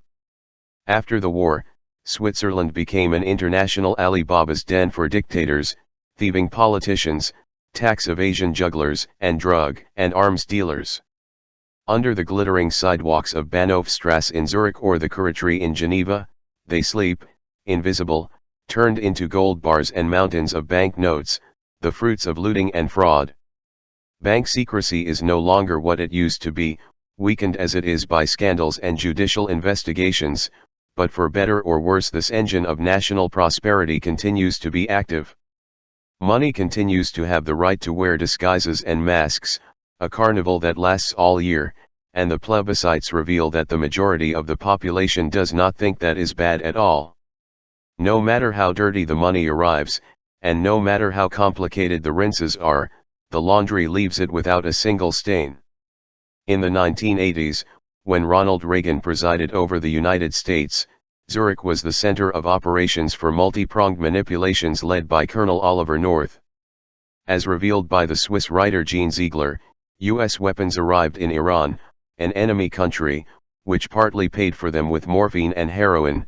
Drugs were sold from Zurich, and the money that later financed the mercenaries who bombed cooperatives and schools in Nicaragua was deposited in Zurich.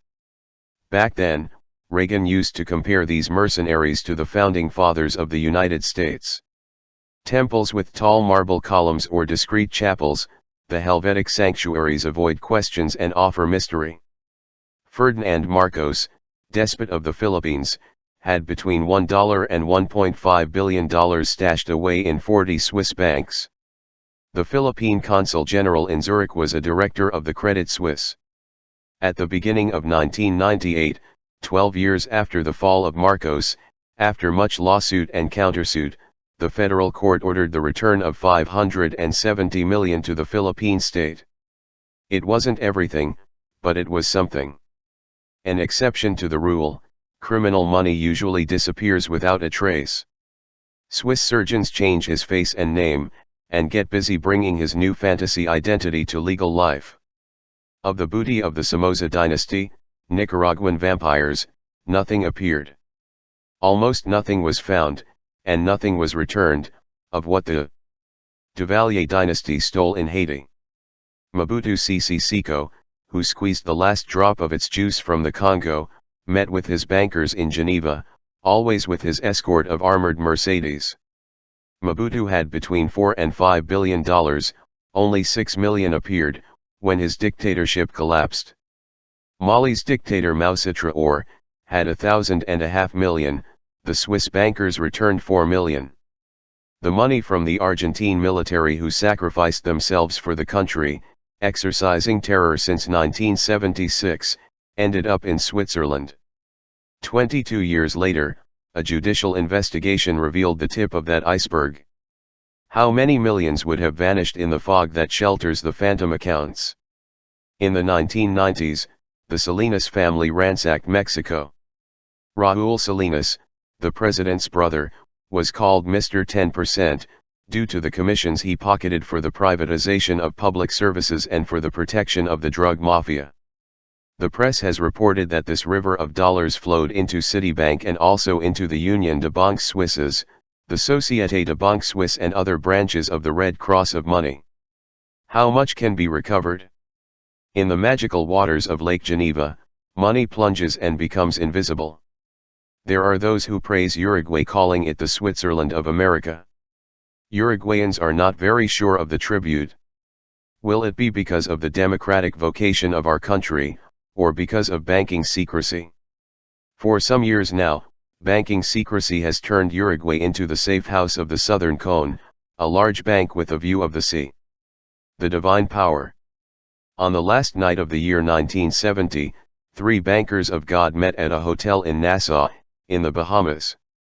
Caressed by the tropical breeze, wrapped in a postcard landscape, Roberto Calvi, Michel Sindenat and Paul Marcinkus celebrated the birth of the new year by toasting the annihilation of Marxism. 12 years later, they annihilated Banco Ambrosiano. Banco Ambrosiano was not a Marxist. Known as the Banque dei Preti, the Bank of the Priests, the Ambrosiano did not admit shareholders who were not baptized. This was not the only banking institution linked to the Church. The Bank of the Holy Spirit, founded by Pope Paul V back in 1605, no longer performed financial miracles for divine benefit, because it had passed into the hands of the Italian state, but the Vatican had, and still has, its own official bank, piously named Institute for Works of Religion IOR. In any case, Ambrosiano was very important, the second private bank in Italy, and its collapse was described by the Financial Times as the most serious crisis in all of Western banking history. The colossal scam left a hole of more than $1 billion and directly compromised the Vatican, which was one of its main shareholders and one of the biggest beneficiaries of its loans. Many camels passed through the eye of that needle. El Ambrosiano wove a universal web to launder dollars that came from drug and arms trafficking. He worked side by side with the Sicilian and United States mafias, and with the drug trafficking network in Turkey and Colombia. It served as a vehicle for the evasion of the fruit of the smuggling and kidnappings of Cosa Nostra and was a shower of dollars for the Polish unions, in the fight against the communist regime. He also generously supplied the Contras in Nicaragua, and in Italy the P2 Lodge. These Freemasons allied themselves with the Church, their usual enemy, to face together the current enemy, the Red Danger.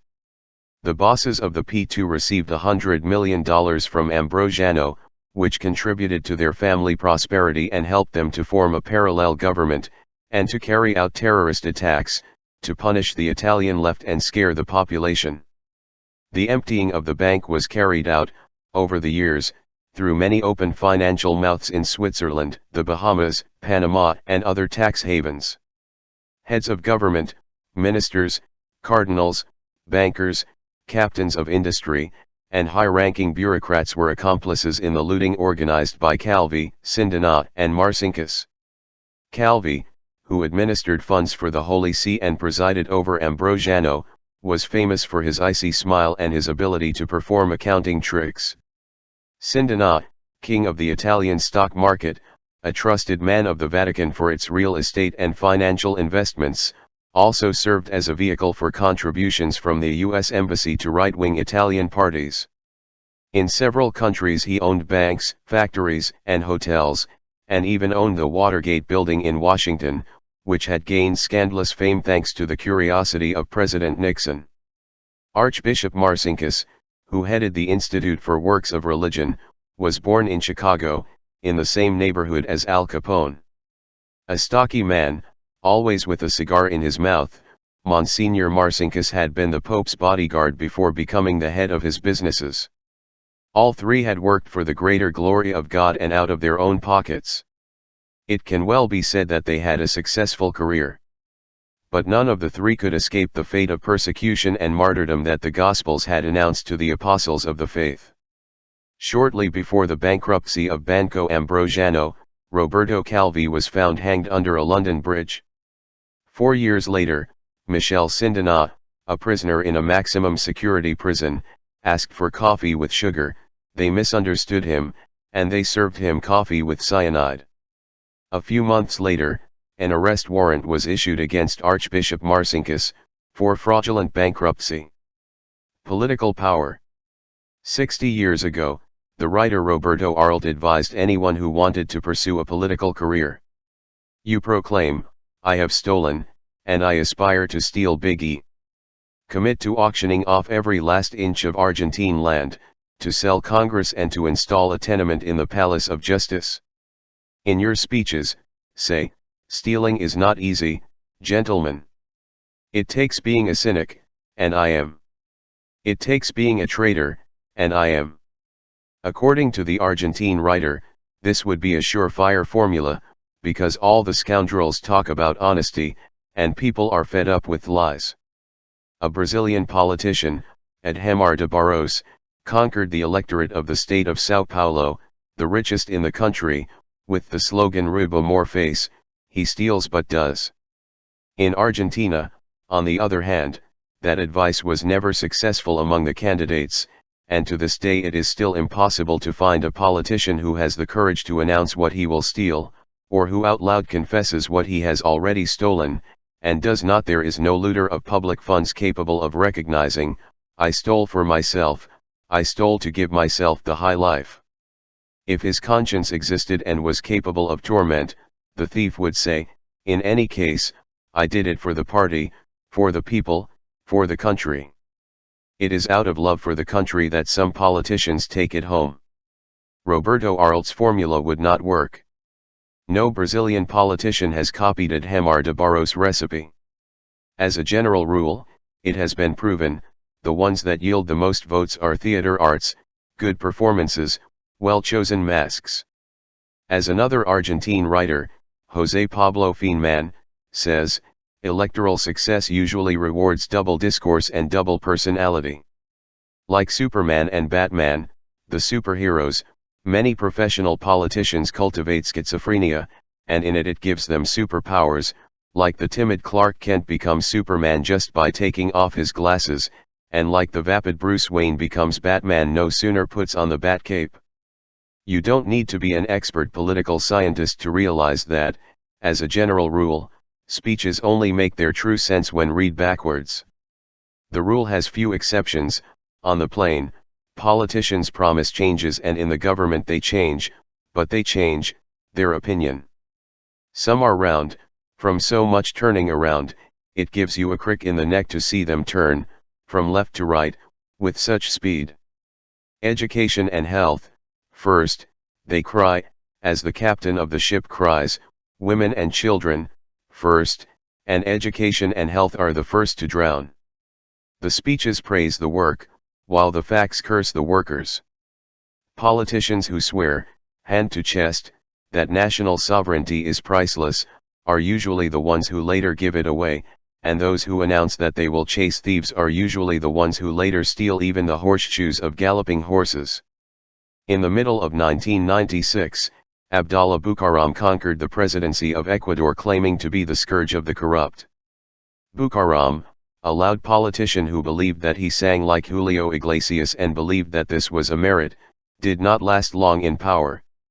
It was shot down by a pueblata, a few months later. One of the straws that broke the camel's back for popular patience was the party given by Jacobito, his 18-year-old son, to celebrate the first $1 million he had earned by doing miracles at customs. In 1990, Fernando Collor became president of Brazil. In a brief and withering electoral campaign, made possible by television, Collor bellowed his self-righteous speeches against the Maharajas, the high-ranking public officials who robbed the state. 2.5 years later, Collor was ousted, neck-deep in scandals over his phantom accounts and lavish displays of sudden wealth. In 1993, the president of Venezuela, Carlos Andrés Pérez, was also stripped of his post and sentenced to house arrest for embezzlement. In no case, never has anyone in the history of Latin America been forced to return the money they stole, not the overthrown presidents, not the many ministers resigned for proven corruption, not the directors of public services, not the legislators, not the civil servants. They get money under the table. No one has ever returned anything. I'm not saying they didn't have the intention, it's just that no one came up with the idea. They don't just steal money. Sometimes, too, elections are stolen, as happened in Mexico in 1988, when the leftist opposition candidate, Cuauhtémoc Cárdenas, was dispossessed. Major thefts belong to the order of vices accepted by custom. While democracy is discredited, the morality of anything goes is spreading. No one succeeds by pissing holy water. How many Americans believe that their senators have very high ethical standards? 2%. At the end of 1996, the Pagina 12 newspaper in Buenos Aires published a revealing Gallup poll. 7 out of 10 young Argentines believed that dishonesty is the only path that leads to success. And 9 out of 10 interviewees, young and not young, recognized that tax evasion and paying bribes to the bureaucracy and the police was a common practice. What is rewarded above is punished below. Small robbery is a crime against property, grand robbery is the right of the owners. Unscrupulous politicians do nothing more than act in accordance with the rules of the game of a system where success justifies the means that make it possible, however dirty they may be, cheating against the treasury and against others, falsifying balance sheets, the evasion of capital, the emptying of companies, the invention of fictional corporations, underinvoicing, overinvoicing, fraudulent commissions. The power of the kidnappers. According to the dictionary, to kidnap means to unduly hold a person in order to demand ransom money. The crime is harshly punished by all penal codes, but no one would think of sending big financial capital to prison, which holds many countries of the world hostage and, with joyful impunity, is charging them, day after day, fabulous ransoms. In the old days, the Marines occupied the customs to collect the debts of the Central American countries and the islands of the Caribbean Sea. The U.S. occupation of Haiti lasted 19 years, from 1915 to 1934. The invaders did not leave until Citibank had collected its loans, several times multiplied by usury. In their place, the Marines left a national army fabricated to exercise dictatorship and to meet the foreign debt.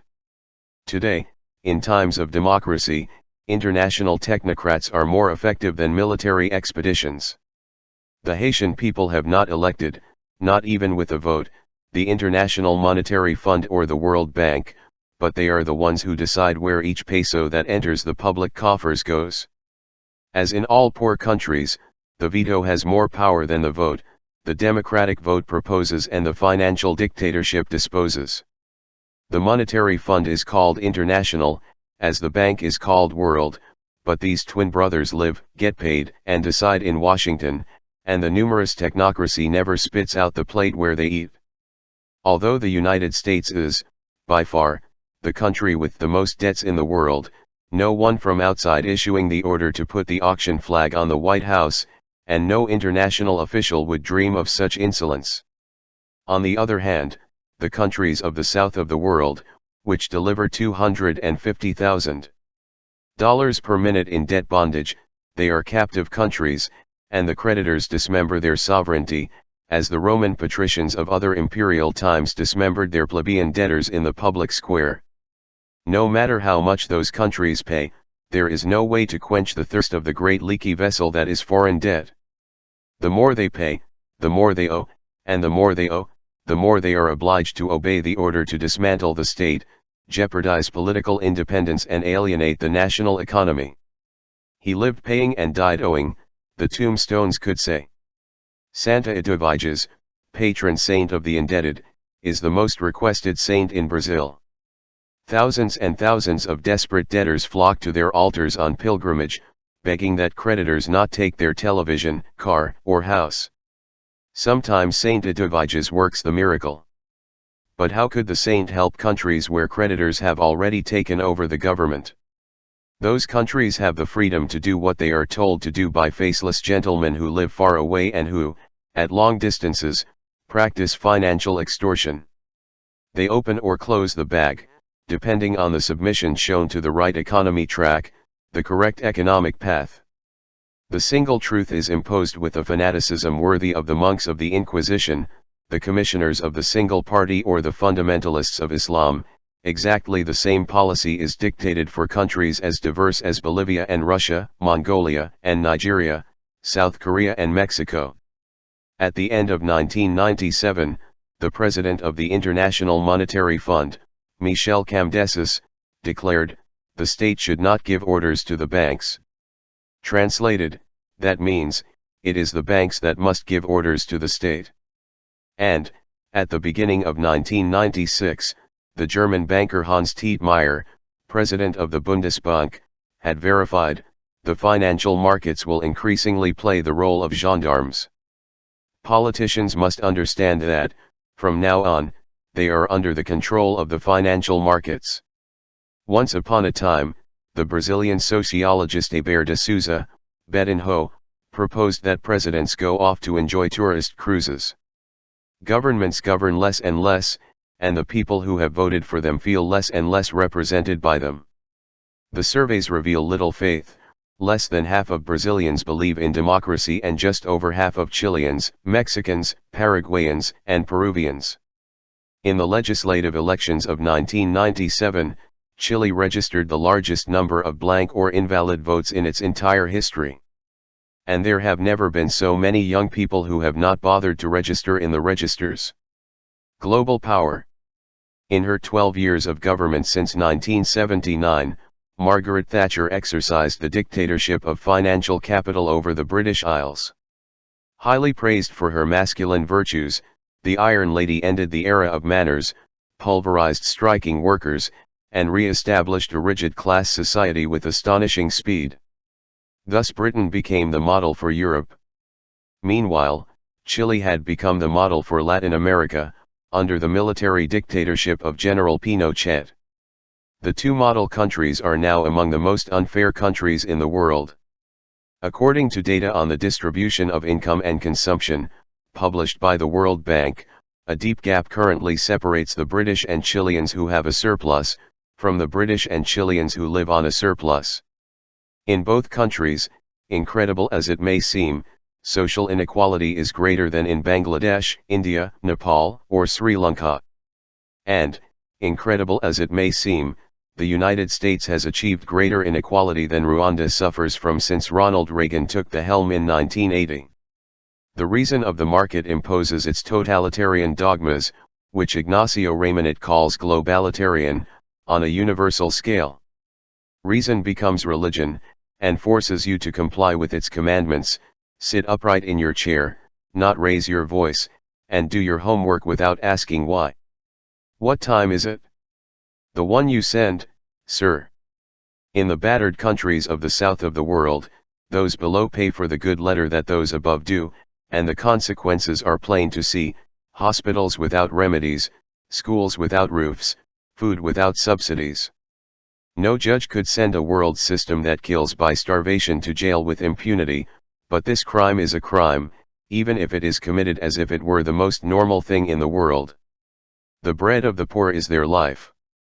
Whoever takes it away is a murderer, says the Bible, Ecclesiastical 34, and the theologian Leonardo Boff verifies that, in our days, the market is celebrating more human sacrifices than the Aztecs in the Templo Mayor or the Canaanites at the foot of Moloch's statue.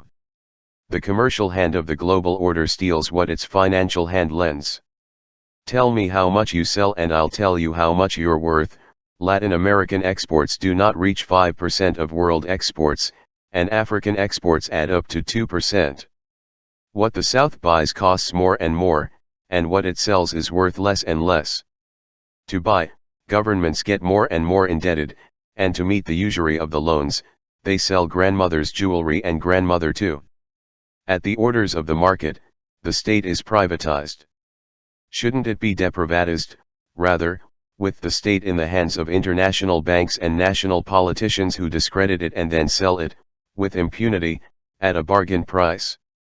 The trafficking of favors, the exchange of jobs for votes, has inflated the Latin American states with parasites. An unbearable bureaucracy practices pimping. In the original sense of the term, 2,000 years ago, the word pimp designated those who resolved bureaucratic procedures in exchange for tips. Inefficiency and corruption make it possible for privatizations to be carried out with the approval or indifference of the majority public opinion. Countries are denationalizing at a dizzying rate, with the exception of Cuba and also Uruguay, where a popular plebiscite rejected the sale of public companies, with 72% of the votes at the end of 1992. Presidents travel the world, turned into street vendors, they sell what is not theirs, and that criminal activity well deserved a police report, if the police were trustworthy. My country is a product, I offer a product called Peru, President Alberto Fujimori has proclaimed on more than one occasion. Gains are privatized, losses are socialized. In 1990, President Carlos Menem sent Aerolíneas Argentinas to die. This public company, which was making a profit, was sold, or rather given away, to another public company, the Spanish Iberia, which was a universal example of maladministration. The routes, international and national, were sold for 15 times less than their value, and two Boeing 707 planes, which were alive and flying and had for a while, were bought at the modest price of $1.54 each. In its January 31, 1998 edition, the Uruguayan newspaper El Observador congratulated the Brazilian government on its decision to sell the national telephone company, Telebras. Applause for President Fernando Henrique Cardoso, for getting rid of companies and services that have become a burden on state coffers and consumers, was published on page 2. On page 16, the same newspaper, the same day, reported that Telebras, the most profitable company in Brazil, generated net profits of $3.9 billion last year, a record in the country's history. The Brazilian government mobilized an army of 670 lawyers to deal with the barrage of lawsuits against the privatization of Telebras, and he justified his denationalization program by the need to give the world signs that we are an open country. The writer Luiz Fernando Verissimo opined that these signs are something like those pointed hats that in the Middle Ages identified the fools of the village. The power of the casino. They say that astrology was invented to give the impression that economics is an exact science. Economists will never know tomorrow why their forecasts of yesterday have not been fulfilled today. They are not guilty. They have run out of business, truth be told, since the real economy ceased to exist and gave way to the virtual economy. Now finances rule, and the frenzy of financial speculation is, rather, the subject of psychiatrists. Rothschild bankers heard from carrier pigeons of Napoleon's defeat at Waterloo, but now news travels faster than light, and with it money on computer screens. A ring worthy of Saturn rotates, crazy, around the Earth. It is made up of the $2 trillion that every day move the world financial markets. Of all those many zeros, which make it dizzy to look at them, only a tiny part corresponds to commercial transactions or productive investments. In 1997, of every $100 traded in foreign currency, barely $2.50 had anything to do with the exchange of goods and services. In that year, on the eve of the hurricane that swept the Asian and world stock markets, the Malaysian government proposed a common-sense measure, the ban on non-commercial currency trading. The initiative was not heard. The shouting of the stock exchanges makes a lot of noise, and its beneficiaries leave anyone deaf. To give an example, in 1995, only 3 of the 10 largest fortunes in Japan were linked to the real economy. The other 7 billionaires were big speculators. 10 years before the current crisis, the financial market had suffered another collapse. Distinguished economists from the White House, the United States Congress, and the New York and Chicago stock exchanges tried to explain what had happened. The word speculation was not mentioned in any of those analyses. Popular sports deserve respect.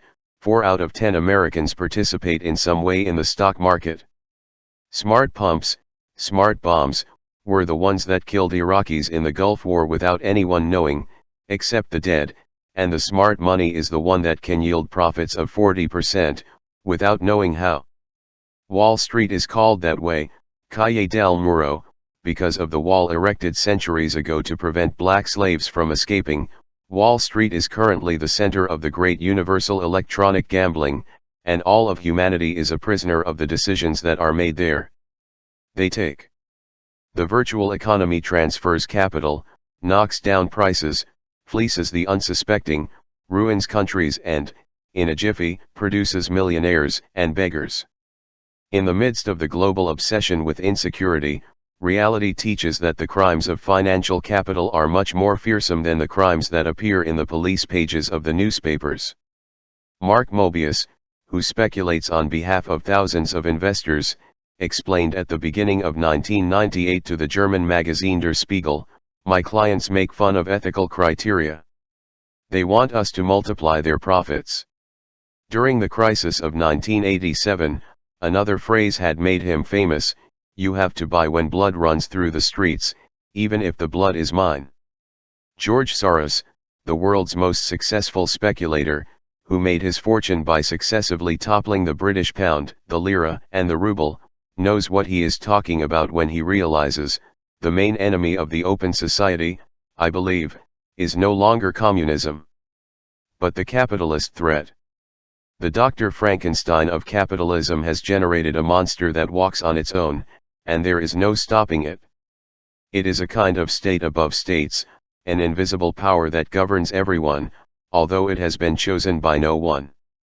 In this world there is too much misery, but there is also too much money, and wealth does not know what to do with itself. In other times, financial capital expanded, through credit, consumer markets.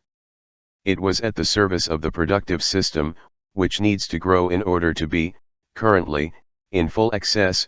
Financial capital has put the productive system at its service, and with it plays the cat with the mouse. Each stock market crash is a catastrophe for modest investors, who have bought into the financial lottery story, and it is also a catastrophe for the poorest neighborhoods of the global village, who suffer the consequences without eating or drinking it.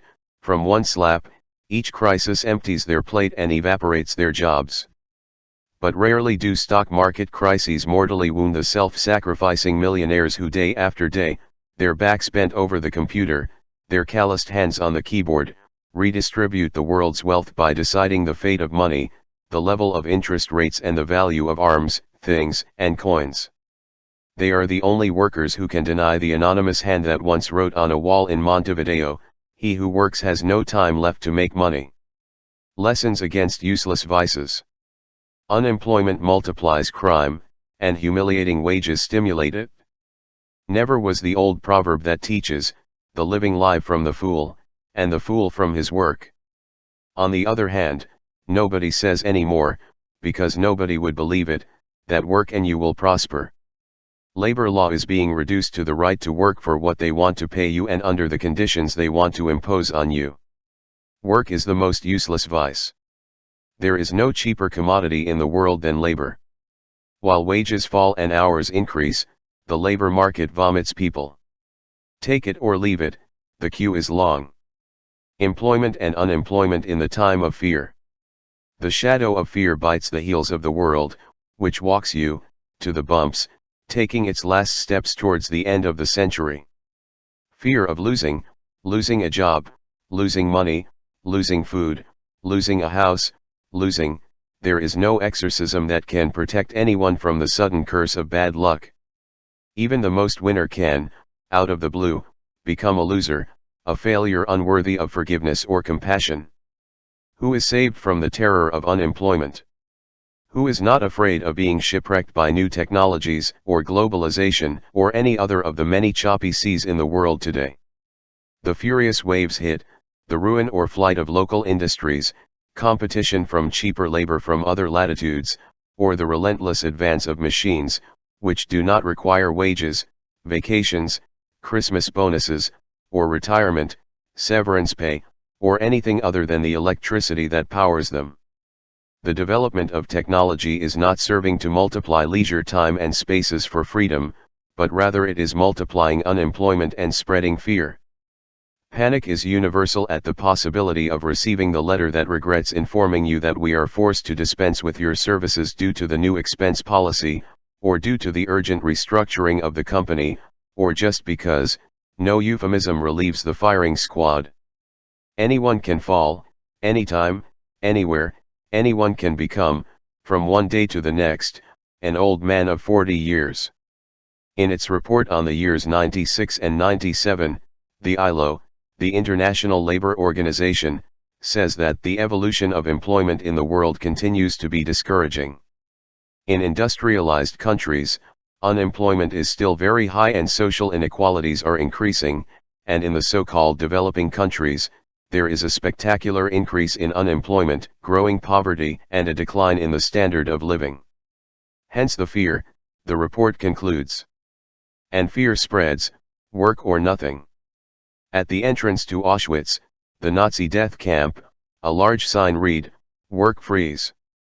More than half a century later, the civil servant or the worker who has a job should be grateful for the favor. In exchange for a shit salary, it is celebrated as if it were a miracle. San Cayetano is the one that attracts the most people in Argentina. Crowds come to implore work from the employer of the unemployed. No other saint, nor saint, has so many clients. Between May and October 1997, new sources of work appeared.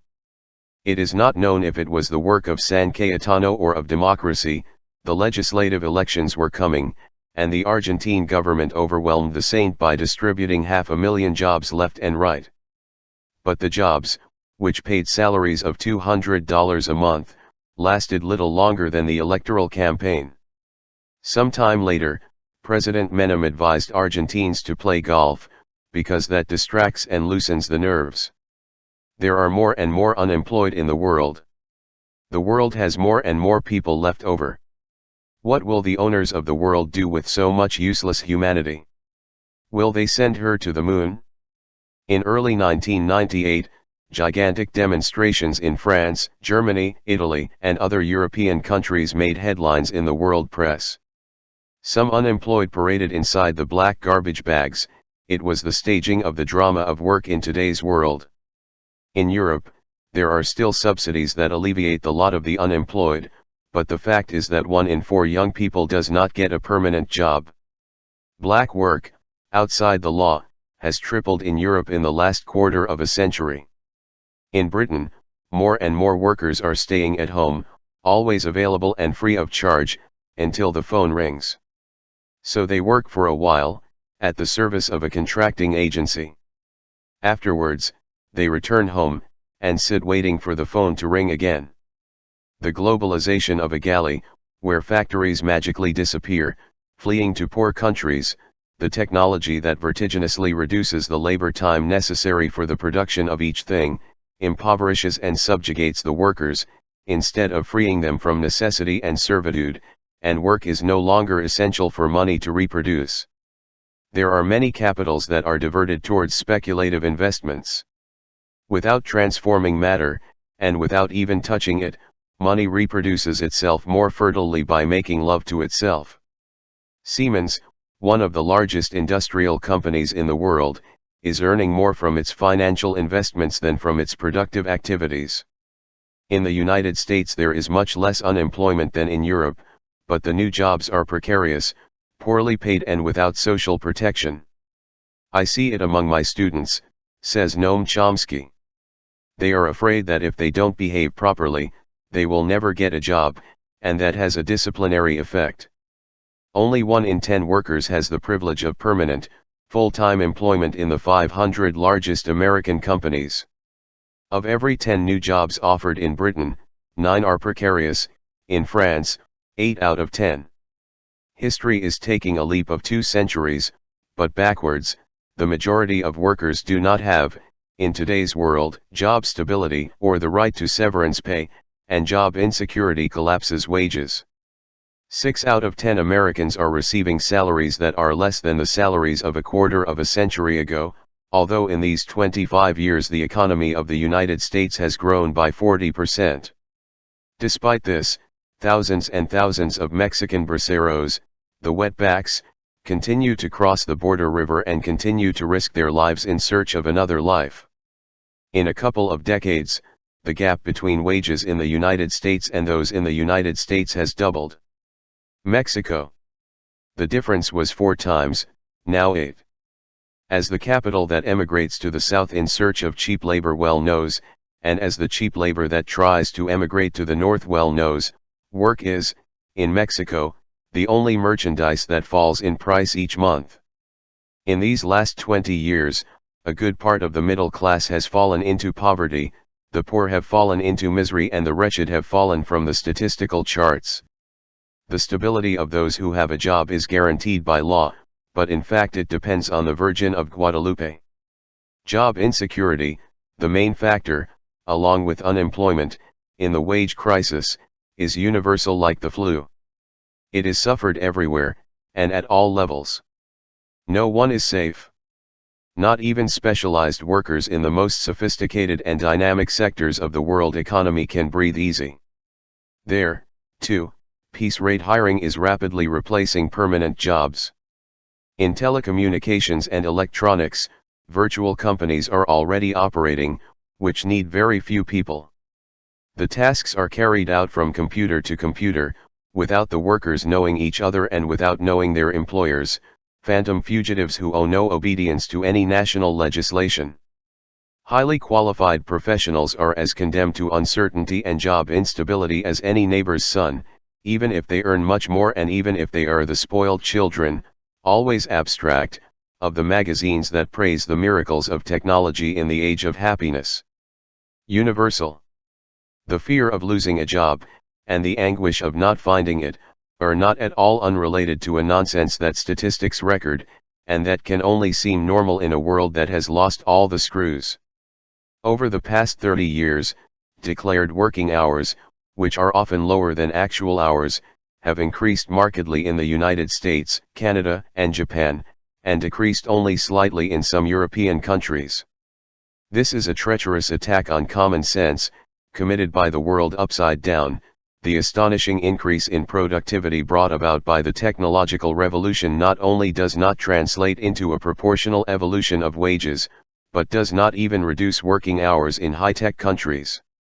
In the United States, frequent surveys indicate that work is currently the #1 source of stress, well above divorce and the fear of death, and in Japan karoshi, overwork, is killing 10,000 people per year. When the French government decided, in May 1998, to reduce the working week from 39 to 35 hours, thus giving an elementary lesson in sanity, the measure unleashed clamors of protest among businessmen, politicians, and technocrats. In Switzerland, which has no unemployment problems, I had to attend, some time ago, an event that left me stunned.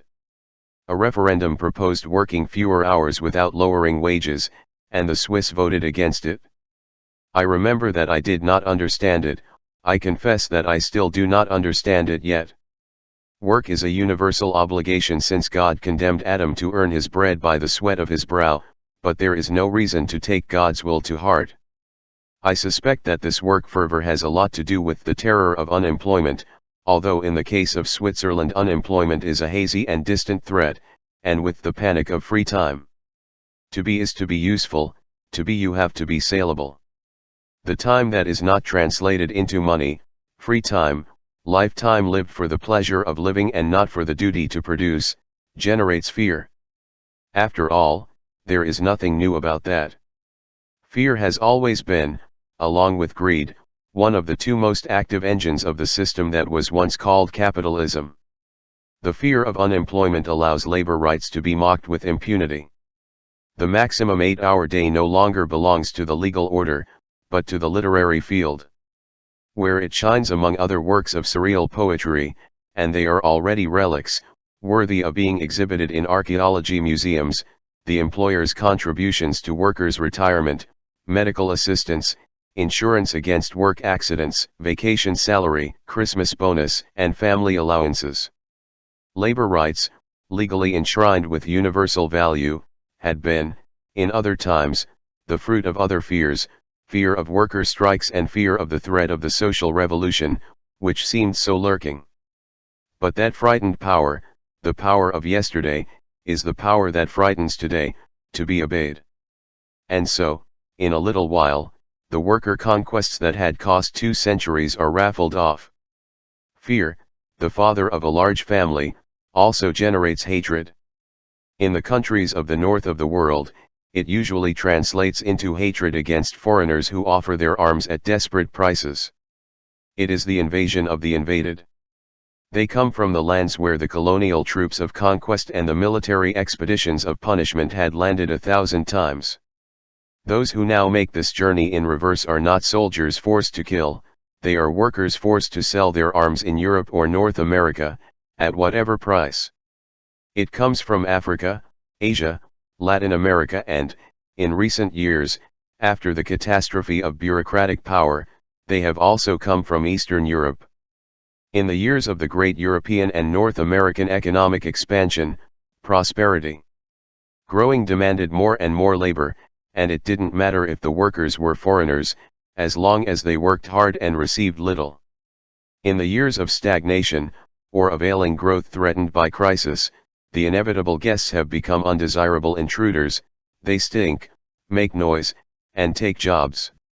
These workers, scapegoats of unemployment and all misfortunes, are also condemned to fear. Several swords hang over their heads, the always imminent expulsion from the country where they have arrived, fleeing the hard life, and the always possible explosion of racism, its bloody warnings, its punishments, Turks set on fire, Arabs stabbed, blacks shot, Mexicans beaten. Poor immigrants do the heaviest and worst paid jobs, in the fields and on the streets. After the hours of work, come the hours of danger. No magical ink bathes them to make them invisible. Paradoxically, many workers from the south of the world emigrate to the north, or attempt against all odds that forbidden adventure, while many factories from the north emigrate to the south. Money and people get in the way. Money from rich countries travels to poor countries attracted by $1 wages and shiftless days, and workers from poor countries travel, or would like to travel, to rich countries, attracted by the images of happiness that advertising offers or hope invents. Money travels without customs or problems, kisses and flowers and trumpet blasts greet him. The workers who emigrate, on the other hand, undertake an odyssey that sometimes ends in the depths of the Mediterranean Sea or the Caribbean Sea, or in the scree of the Rio Grande. In other times, as Rome seized the entire Mediterranean and much more, armies returned dragging caravans of prisoners of war. Those prisoners became slaves, and slave hunting impoverished free workers. The more slaves there were in Rome, the more wages fell and the more difficult it became to find employment. 2,000 years later, the Argentine businessman Enrique Pescarmona truly praised globalization. Asians work 20 hours a day, he declared, for $80 a month. If I want to compete, I have to turn to them. It is the globalized world. The Filipino girls, in our offices in Hong Kong, are always ready. There are no Saturdays or Sundays. If they have to spend several days without sleep, they do it, and they never charge overtime or ask for anything. A few months before this elegy, a doll factory in Bangkok had burned down. The workers, who earned less than $1 a day, and ate and slept in the factory, were burned to death. The factory was closed from the outside, like the barracks in the days of slavery. There are numerous industries that emigrate to poor countries, in search of arms, which are very cheap and in abundance.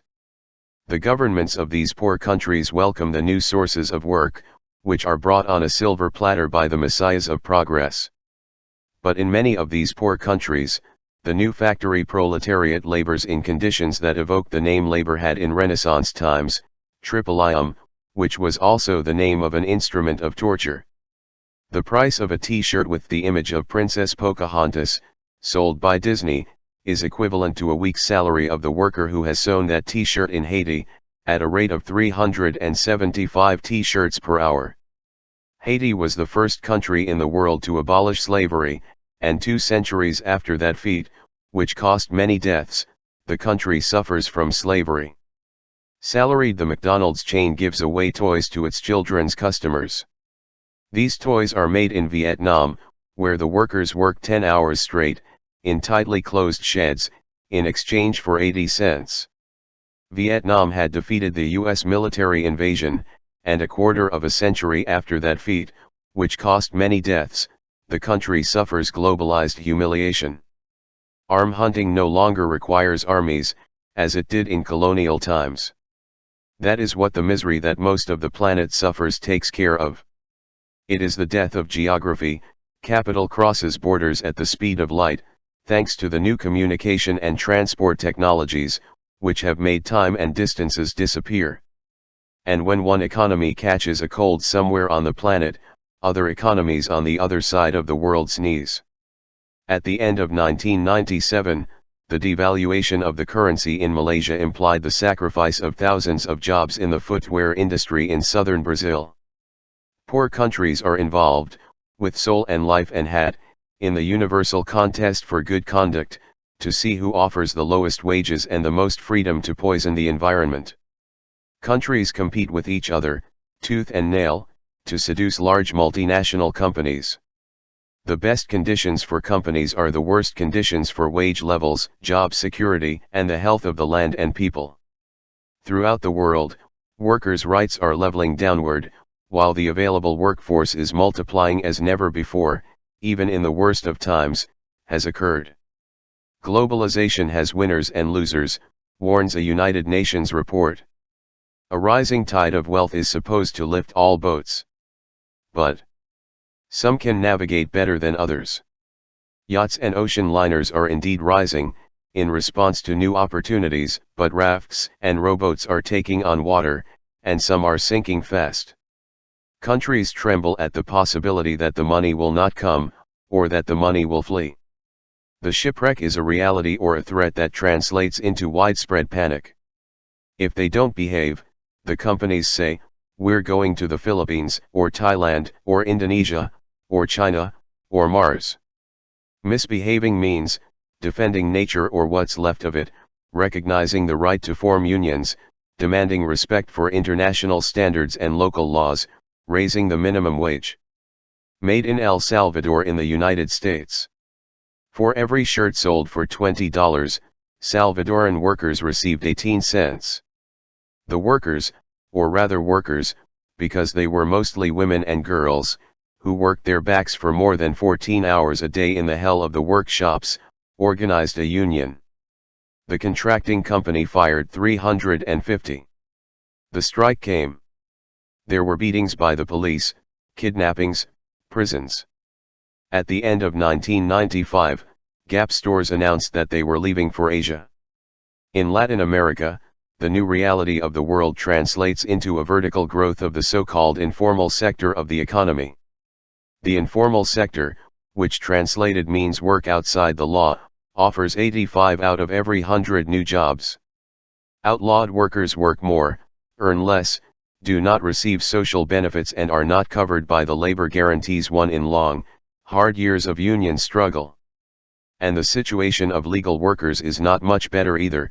Deregulation and flexibility are the euphemisms that define a situation in which everyone must manage as best they can. This situation was accurately defined by an old Paraguayan worker, who commented to me, regarding her starvation retirement. If this is the prize, how will the punishment be? Jorge Bermudez has 3 children and 3 jobs.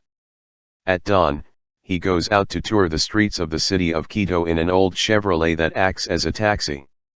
From the first hour of the afternoon, he teaches English classes. He has been a teacher in a public school for 16 years, where he earns $150 a month. When his day at the public school ends, he begins at a private school, until midnight. Jorge Bermudez never has a day off. He has been suffering from heartburn for a long time, and is in a bad mood and with little patience.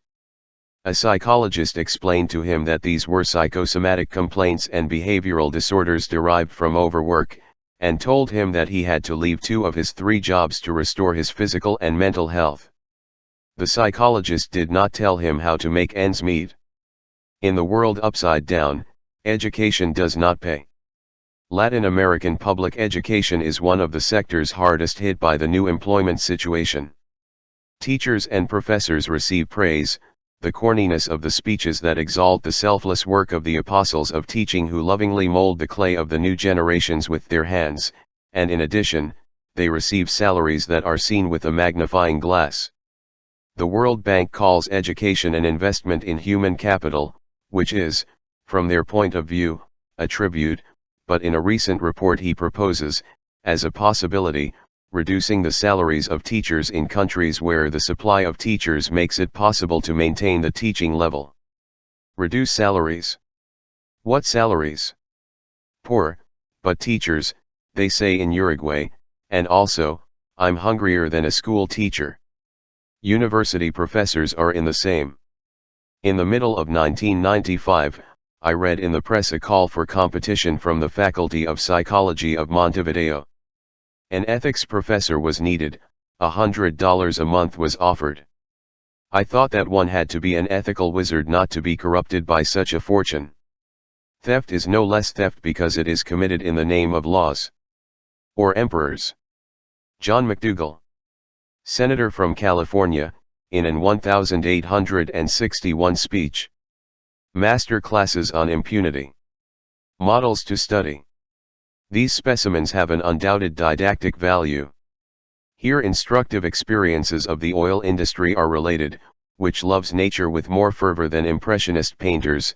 Episodes are told that illustrate the philanthropic vocation of the military industry and the chemical industry, and certain keys to the success of the crime industry, which is at the forefront of the world economy. The Hanged Writer. The Shell and Chevron oil companies have bulldozed the Niger River Delta. Writer Kensaro Wiva, of the Oganai people of Nigeria, denounced it. What Shell and Chevron have done to the Oganai people, to their land and to their rivers, to their streams, to their atmosphere, reaches the level of a genocide. The soul of the Oganai people is dying, and I am its witness. In early 1995, Shell's general manager in Nigeria, Namaka Achebi, explained his company's support for the military government this way: for a commercial company that intends to make investments, an environment of stability is necessary. Dictatorships they offer that. A few months later, the Nigerian dictatorship hanged Kensaro Wiva. The writer was executed with 8 other Oganai, also guilty of fighting the companies that wiped out their villages and reduced their land to vast wasteland. Many other Oganas had been killed, before, for the same reason. Wiva's prestige gave this crime a certain international resonance. The President of the United States then declared that his country would suspend arms supplies to Nigeria, to which the world applauded. The statement did not read as an involuntary confession, although it was. The President of the United States acknowledged that his country had been selling arms to the butcher regime of General Sani Abacha, which had been executing people at a rate of 100 people a year in executions or hangings turned into public spectacles. An international embargo later prevented the signing of new arms sales contracts to Nigeria, but the Abacha dictatorship continued to multiply its arsenal thanks to the previous contracts and the addenda that were miraculously added to them, like elixirs of youth, so that those old contracts had eternal life. The United States sells about half of the world's weapons and buys about half of the oil it consumes. Their economy and lifestyle depend to a large extent on arms and oil. Nigeria, the African dictatorship that allocates the most money to military expenses, is an oil country. The Anglo-Dutch company Shell takes half, and the North American Chevron, a good part of the rest. Chevron extracts from Nigeria more than a quarter of all the oil and gas it develops in the 22 countries where it operates. The price of poison. Nemo Basi, a compatriot of Kensaro Wiva, visited the Americas in 1996, the year after his friend and fellow fighter was murdered. In his travel journal, he tells instructive stories about the oil giants and their contributions to public happiness. Curacao is an island in the Caribbean Sea. According to what they say, it was called that way because its air cured the sick. The Shell Company erected, in 1918, a large refinery that, since then, has been emitting poisonous fumes over that island of health. In 1983, the local authorities ordered a stop. Without including the damages to the inhabitants, which are of inestimable value, the experts calculated the minimum compensation that the company had to pay for the ills that nature had suffered at $400 million. Shell paid nothing, and instead bought impunity at a child's fable price. It sold its refinery to the Curaçao government, for $1, through an agreement that released the company from any responsibility for the damage it had inflicted on the environment. In all its history, the Blue Butterfly. Chevron Oil Company, which in other times was known as Standard Oil of California, spent many millions of dollars on an advertising campaign extolling his efforts to defend the environment in the United States. The campaign was focused on the protection that the company offered to some blue butterflies that were in danger of extinction. The shelter that sheltered these insects cost Chevron $5,000 a year, but the company spent 80 times as much to produce every minute of the propaganda extolling its environmental vocation, and even more for every minute of the publicity blitz of blue butterflies fluttering across American television screens. The bug spa was installed at the El Segundo refinery, in the sands of South Los Angeles. And this remains one of the worst sources of water, air, and land pollution in all of California. The Bluestone. City of Goiânia, Brazil, September 1987, two paper juntas find a metal pipe lying on a vacant lot. They break it with a hammer, discovering a stone of blue light. The magical stone exudes light, turning the air blue and giving a glow to everything it touches. The Huntapopils split that blue stone. They give away the bits to their neighbors. Who rubs his skin, shines in the night. The whole neighborhood is a lamp. The poor, suddenly rich in light, is celebrating. The next day, the Huntapopils vomit. They have eaten coconut mango. It must be because of that. But the whole neighborhood vomits, and they all swell up, and burn. The blue light burns and devours and kills, and it spreads carried by the wind, the rain, the flies, and the birds. It was one of the biggest nuclear catastrophes in history. Many died, and many more were screwed forever. In that suburban neighborhood of Goiânia, no one knew what the word radioactivity meant, and no one had ever heard of cesium-137. Chernobyl resonates every day in the ears of the world. From Goiânia, it was never heard from again.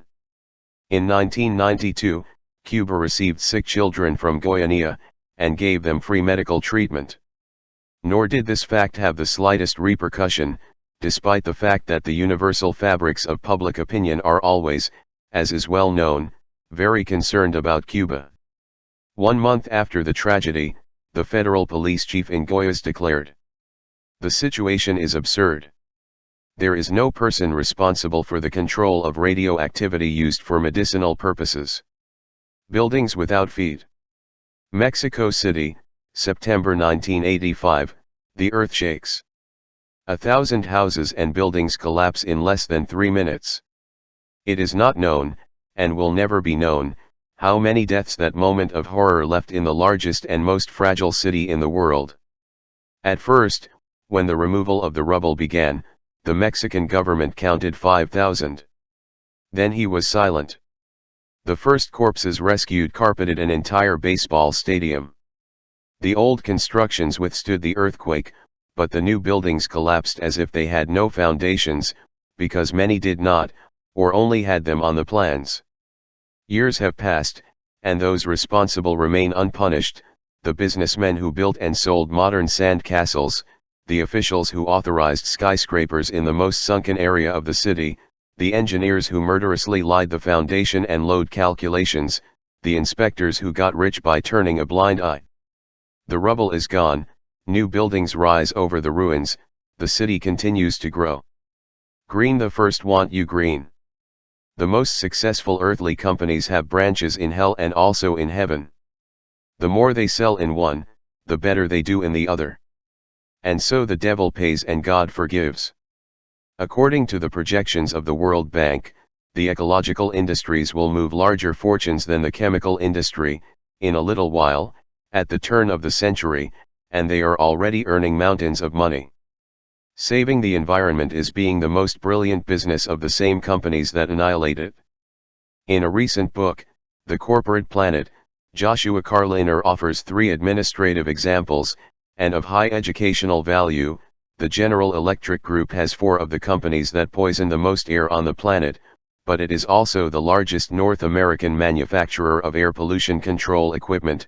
The chemical company DuPont, one of the largest generators of hazardous industrial waste throughout the world, has developed a lucrative sector of specialized services in the incineration and burial of hazardous industrial waste, and another multinational giant, Westinghouse, which has earned its bread selling nuclear weapons, also sells million-dollar equipment to clean up its own radioactive waste. Sin and virtue. There are more than 100 million antipersonnel mines scattered throughout the world. These artifacts continue to go off many years after wars have ended. Some of the mines have been designed to appeal to children, in the form of dolls or butterflies or colorful trinkets that catch the eye of children. Children make up half of the victims. Paul Donovan, one of the promoters of the Universal Campaign for Prohibition, has denounced that a new goose that lays the golden eggs is hatching in the same arms factories that have sold the mines. These companies offer their know-how how to clear the vast minefields, and anyone can see that no one knows the matter as well as they do. A sweet deal. Pulling out mines is 100 times more expensive than placing them. Until 1991, the CMS company manufactured mines for the United States Army. After the Gulf War, he changed branches, and has since made $160 million a year clearing land. CMS is owned by the German Daimler-Benz concern, which produces missiles as enthusiastically as it produces cars and continues to manufacture mines through another of its subsidiaries, the Messerschmitt-Bölkow-Blohm Company. Aerospace is also traveling the path of redemption.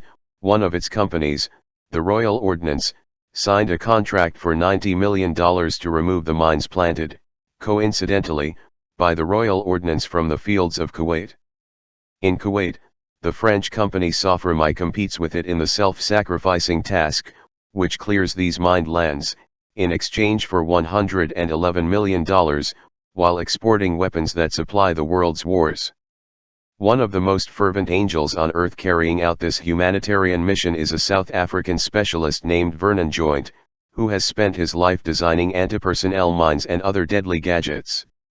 This man is in charge of sweeping the fields of Mozambique and Angola, where thousands of mines are planted that he invented for the racist army of South Africa. His task is sponsored by the United Nations. The crime and the prize. General Augusto Pinochet raped, tortured, murdered, stole, and lied. He violated the constitution that he had sworn to uphold. He was the boss of a dictatorship that tortured and murdered thousands of Chileans. He put the tanks on the street to discourage the curiosity of anyone who wanted to investigate what he stole, and he lied every time he opened his mouth to refer to all these experiences. After his dictatorship ended, Pinochet remained head of the army. And in 1998, when it was time to retire, he joined the civil landscape of the country. He became a senator of the Republic, by his own mandate, until the end of his days. Protest broke out in the streets, but the general occupied his seat in the Senate so buoyantly, deaf to anything except the military hymn that sang his exploits. Reasons were not lacking for his deafness. After all, September 11, the day of the coup d'état that in 1973 had ended democracy, was celebrated for a quarter of a century, until 1998, as a national holiday, and still gives its name to one of the main avenues in the center of Santiago de Chile. Crime and punishment. In mid-1978, while the Argentine team was winning the World Soccer Championship, the military dictatorship threw its prisoners, alive, to the bottom of the ocean. The planes took off from Aeroparque, very close to the stadium where the sport's consecration took place. Not many people are born with that uncomfortable gland called conscience, which prevents them from sleeping soundly and with no other nuisance than summer mosquitoes, but sometimes it happens. When Captain Alfonso Silingo revealed to his superiors that he could not sleep without Lexotanil or drunkenness, they suggested psychiatric treatment. At the beginning of 1995, Captain Silingo decided to make a public confession. He said that he had thrown 30 people into the sea. And he denounced that over the course of 2 years there had been between 1,500 and 2,000 political prisoners that the Argentine Navy had sent to the mouths of sharks. After his confession, Silingo was arrested. Not for having murdered 30 people, but for having signed a bad check. The crime and the silence. On September 20, 1996, the United States Department of Defense also made a public confession. None of the mainstream media gave the issue much importance, and the news received little or no international coverage. The highest military authorities of the United States recognized that day that they had made a mistake. They had instructed the Latin American military in the techniques of threats, extortion, torture, kidnapping and murder, through manuals that had been used at the School of the Americas at Fort Benning in Georgia and at the Southern Command in Panama, between 1982 and 1991. The error had lasted a decade, but it was not said how many Latin American officers had received the wrong training, nor which ones had been the consequences. In fact, it had already been denounced before, 1,000 times, and it continued to be denounced afterwards, that the Pentagon manufactures dictators, torturers, and criminals in the classes it has taught for half a century, and that they have already had some 60,000 Latin American soldiers as students. Many of the students, who became dictators or public exterminators, have left an indelible trail of blood south of the Rio Grande. To cite the case of a single country, El Salvador, and to give only a few examples from an endless list, almost all of the officers responsible for the murder of Monsignor Romero and the 4 nuns were graduates of the School of the Americas. Americans, in 1980, and also those responsible for the crime of the 6 Jesuit priests shot to death in 1989. The Pentagon had always denied its copyright in the manuals that it finally recognized as its own. The confession was news, but few found out and even fewer were outraged. The world's leading power, the model country, the most envied and imitated democracy, recognized that its military nurseries had been breeding specialists in violation of human rights.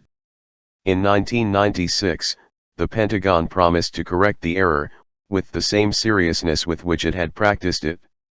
At the beginning of 1998, 22 culprits were sentenced to 6 months in prison and to pay fines. They were 22 U.S. citizens who had committed the atrocity of entering Fort Benning to carry out a funeral procession in memory of the victims of the School of the Americas. Crime and echoes. In 1995, 2 Latin American countries, Guatemala and Chile, attracted the attention of newspapers in the United States, something that was not usual at all. The press revealed that a Guatemalan colonel, accused of 2 crimes, had been receiving a salary from the CIA for many years. That colonel was charged with the murder of a United States citizen and the husband of a United States citizen. The press paid little or no importance to the thousands and thousands of other crimes committed, since 1954, by the numerous military dictatorships that the United States had been putting up and taking down in Guatemala, starting from the day the CIA overthrew the democratic government of Jacobo Arbenz, with the approval of President Eisenhower. The long cycle of horror had reached its peak in the massacres of the 1980s. At that time, officers rewarded soldiers who brought back a pair of ears by hanging a small chain with a golden oak leaf around their necks. But the victims of this process of more than 40 years, the largest number of deaths in the second half of the 20th century in the entire map of the Americas, were Guatemalans, and also, to make matters worse, they were, for the most part, indigenous. While revealing the colonel in Guatemala, the North American newspapers reported that 2 high-ranking officers of the Pinochet dictatorship had been sentenced to prison in Chile. The assassination of Osvaldo Letelier constituted one of the exceptions to the Latin American norm of impunity, but this detail did not attract the attention of the journalists. The dictatorship had murdered Letelier, and his North American secretary, in the city of Washington. What would have happened if they had fallen in Santiago de Chile, or in any other Latin American city? What happened to Chilean General Carlos Prats, murdered with impunity along with his wife, also Chilean, in Buenos Aires, in an attack identical to the one that killed Letelier. Until mid-98, more than 20 years later, there were no news. The impunity of people hunters. I see criminals who are starting out in the trade. It is not business to kill with timidity. Crime pays, but it pays when it is practiced, like business, on a large scale. The high military leaders who have given the order to kill a crowd in Latin America are not imprisoned for homicide, although their service records leave. The criminals reddened with shame and the criminologists squint-eyed with astonishment. We are all equal before the law. Before what law? Before divine law. Before earthly law, equality is unequal all the time and everywhere, because power has the habit of sitting on one of the scales of justice. Mandatory amnesia. It is inequality before the law that has made and continues to make real history, but official history is not written by memory, but by oblivion. We know this well in Latin America, where exterminators of Indians and slave traders have statues in city squares, and where streets and avenues are often named after land robbers and emptiers of public coffers. Like the buildings in Mexico that collapsed in the 1985 earthquake, Latin American democracies have had their foundations stolen. Only justice could give them a solid footing to stand on and walk on, but instead of justice we have mandatory amnesia.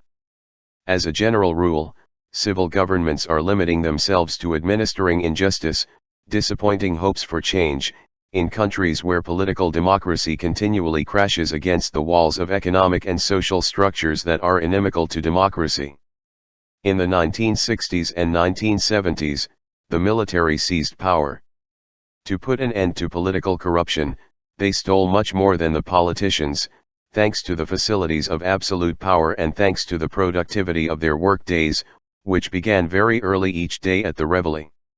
Years of blood and filth and fear, to put an end to the violence of the local guerrillas and the universal red ghosts, the armed forces tortured, raped or murdered as many people as they could find, in a hunt that punished any expression of the human will for justice as harmless as it may seem. The Uruguayan dictatorship tortured a lot and killed little. Argentina, on the other hand, practiced extermination. But despite their differences, the many Latin American dictatorships of that period worked together, and resembled each other, as if cut from the same cloth. What scissors? In mid-1998, Vice Admiral Eladio Mal, who had been head of intelligence for the Uruguayan military regime, revealed that U.S. advisors advised eliminating the subversives, after extracting information from them. The Vice Admiral was arrested for the crime of frankness. A few months earlier, Captain Alfredo Ostiz, one of the butchers of the Argentine dictatorship, had been dismissed for telling the truth. He declared that the Navy had. He had taught to do what he had done, and in a display of professional pedantry declared that he was the best technically prepared man in this country to kill a politician or a journalist. At that time, Ostiz and other Argentine soldiers were wanted or prosecuted in various European countries for the murder of Spanish, Italian, French and Swedish citizens, but the crime of thousands of Argentines had been acquitted by the laws of a clean slate. Impunity laws also seemed to be cut from the same cloth. The Latin American democracies were resurrected condemned to pay their debts and, forgetting the crimes, it was as if the civilian governments thanked the men in uniform for their work. Military terror had created a favorable climate for foreign investment, and had cleared the way for the sale of countries to be concluded with impunity, at the price of bananas, in the next years. In full democracy, the renunciation of national sovereignty, the betrayal of labor rights, and the dismantling of public services were completed.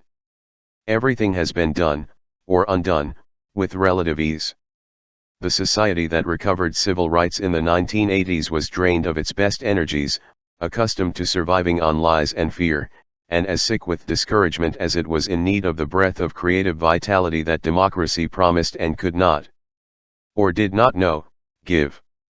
The governments elected by popular vote identified justice with revenge and memory with disorder, and they poured holy water on the foreheads of the men who had exercised state terrorism. In the name of democratic stability and national reconciliation, impunity laws were enacted that banished justice, buried the past and praised amnesia. Some of those laws went further than their most horrifying global precedents. Argentina's due obedience law was enacted in 1987, and repealed a decade later, when it was no longer necessary.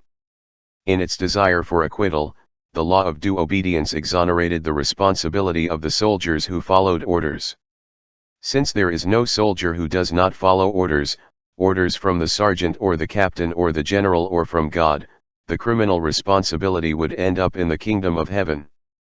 The German military code, which Hitler perfected in 1940 at the service of his delusions, had certainly been more cautious.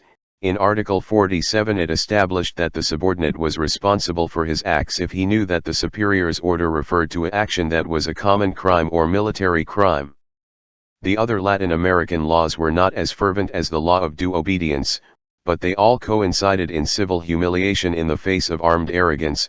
By mandate of fear, the killings were elevated above the reach of justice, and they were ordered to hide under the carpet all the rubbish of recent history. The majority of Uruguayans supported impunity. In the 1989 plebiscite, after an advertising bombardment that threatened a return to violence, fear won, which is, among other things, a source of law.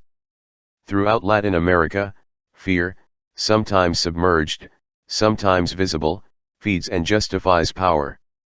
And power has deeper roots and more enduring structures than governments that come and go at the pace of democratic elections. What is power? In early 1998, Argentine businessman Alfredo Yebran defined it with accurate words. Power is impunity.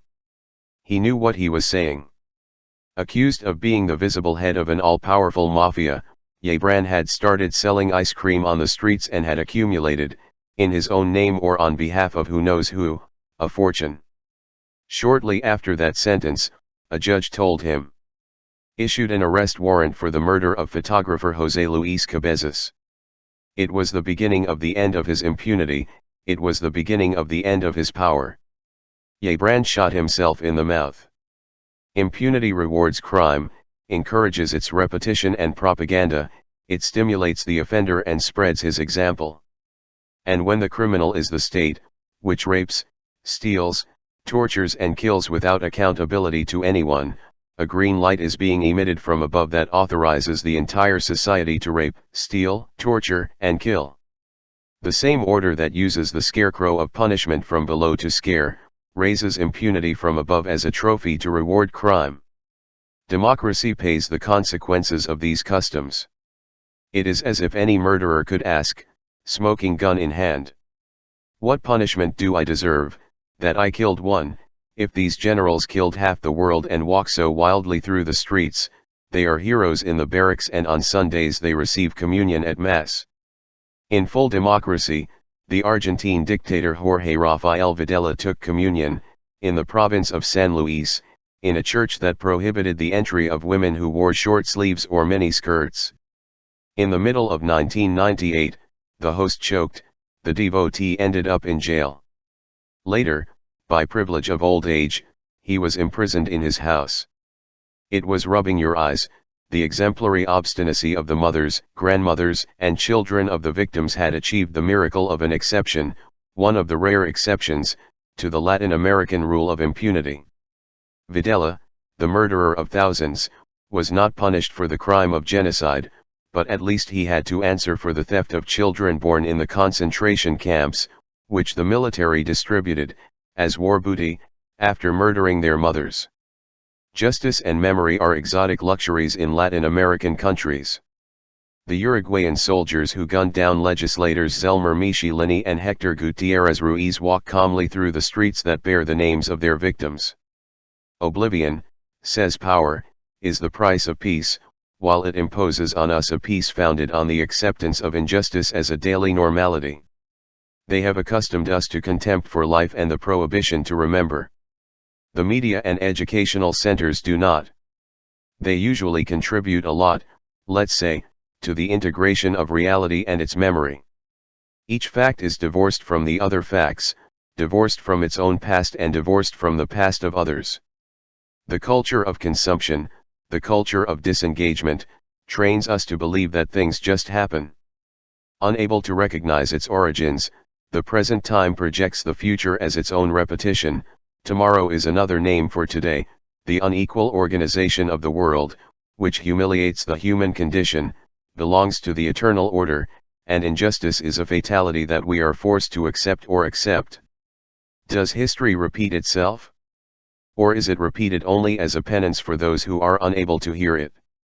There is no silent history. No matter how much they burn it, no matter how much they break it, no matter how much they lie to it, human history refuses to keep its mouth shut.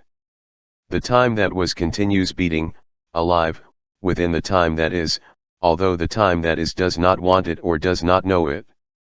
The right to remember is not among the human rights enshrined by the United Nations, but today it is more necessary than ever to claim it and put it into practice, not to repeat the past, but to prevent it from being repeated, not so that the living are ventriloquists of the dead, but so that we are able to speak with voices not condemned to the perpetual echo of stupidity and misfortune.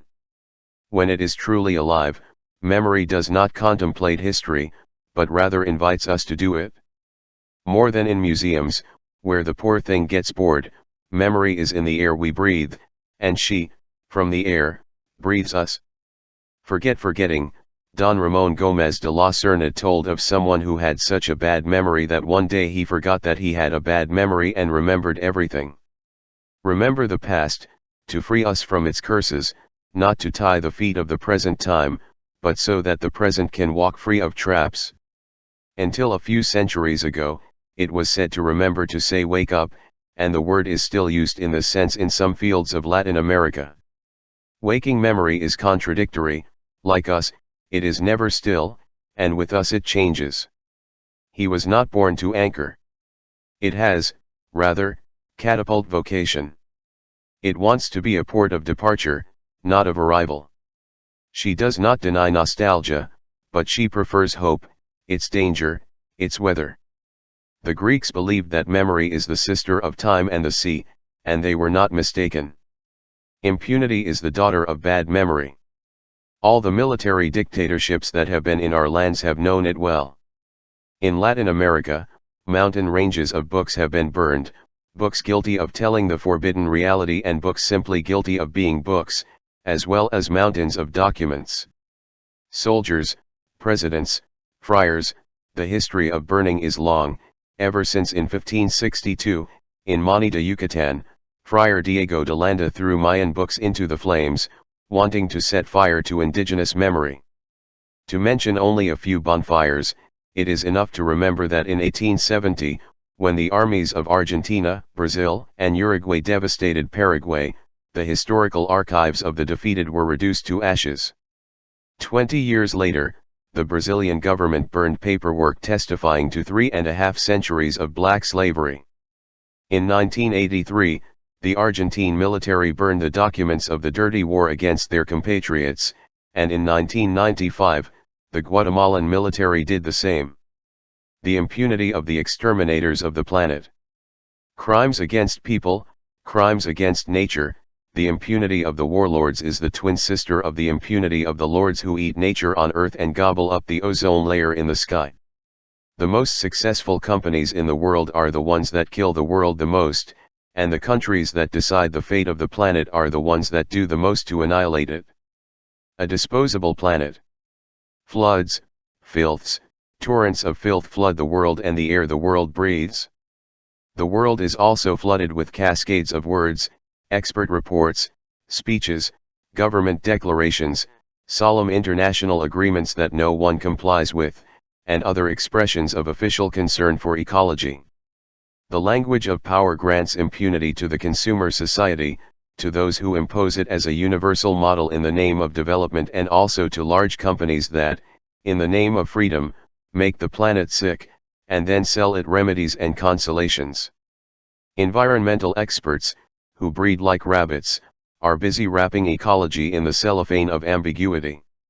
The health of the world is a mess, and the official language generalizes to absolve, we are all responsible, the technocrats lie and the politicians repeat, meaning that if we are all responsible, nobody is.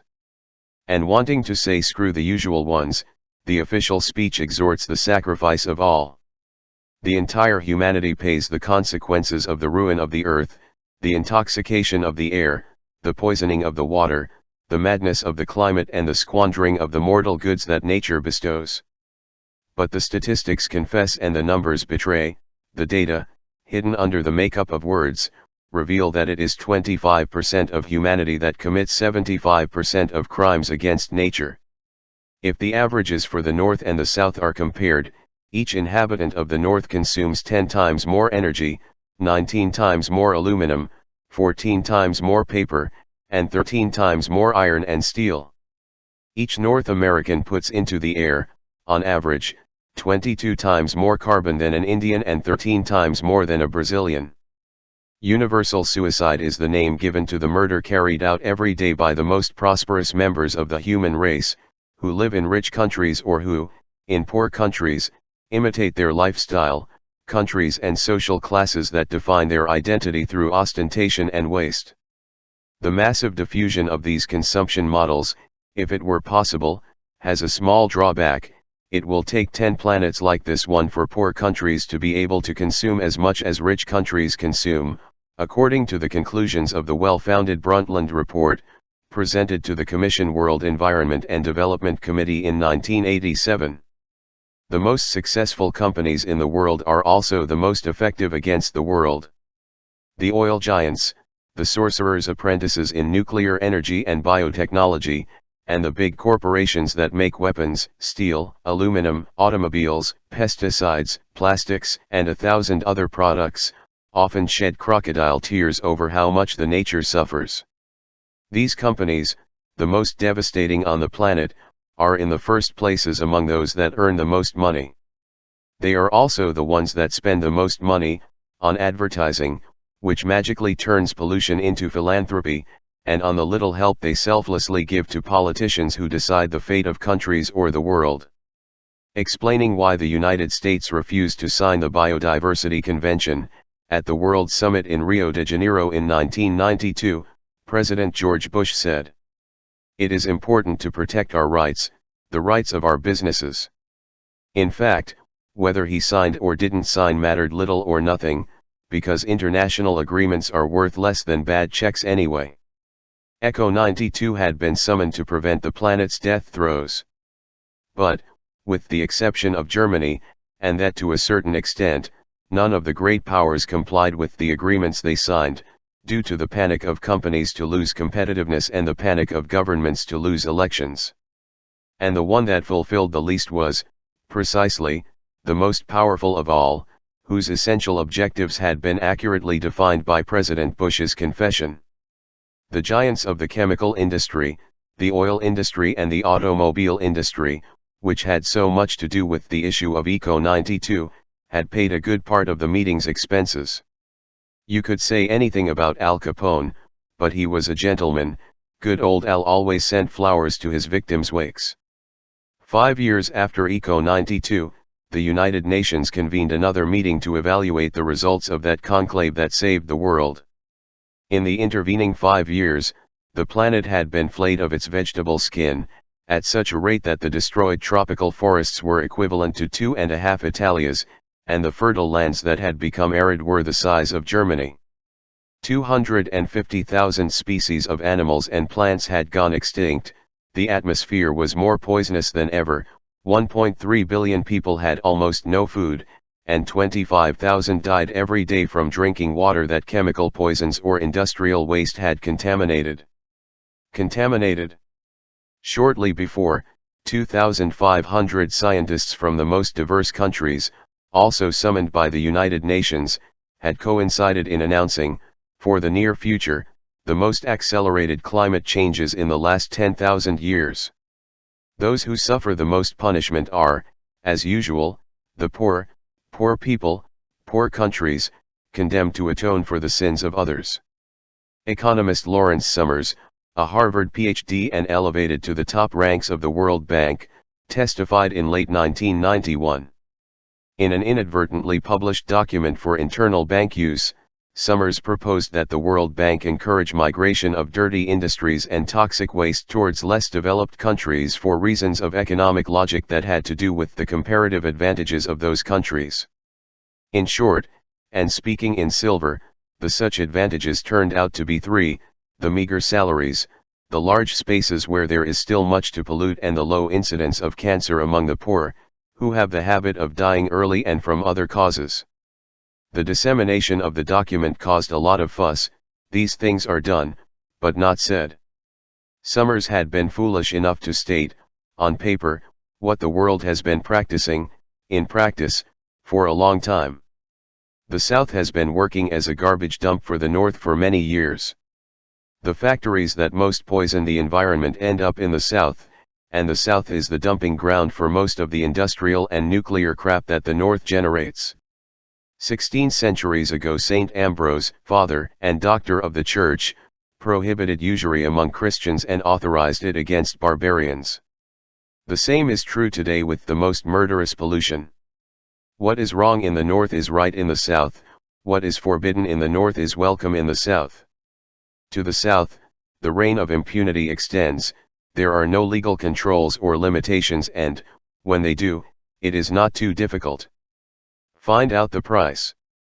Very rarely is the complicity of local governments exercised for free, nor are the publicity campaigns against the defenders of nature and human dignity, disqualified as advocates of backwardness, who dedicate themselves to scaring away foreign investment and sabotaging economic development.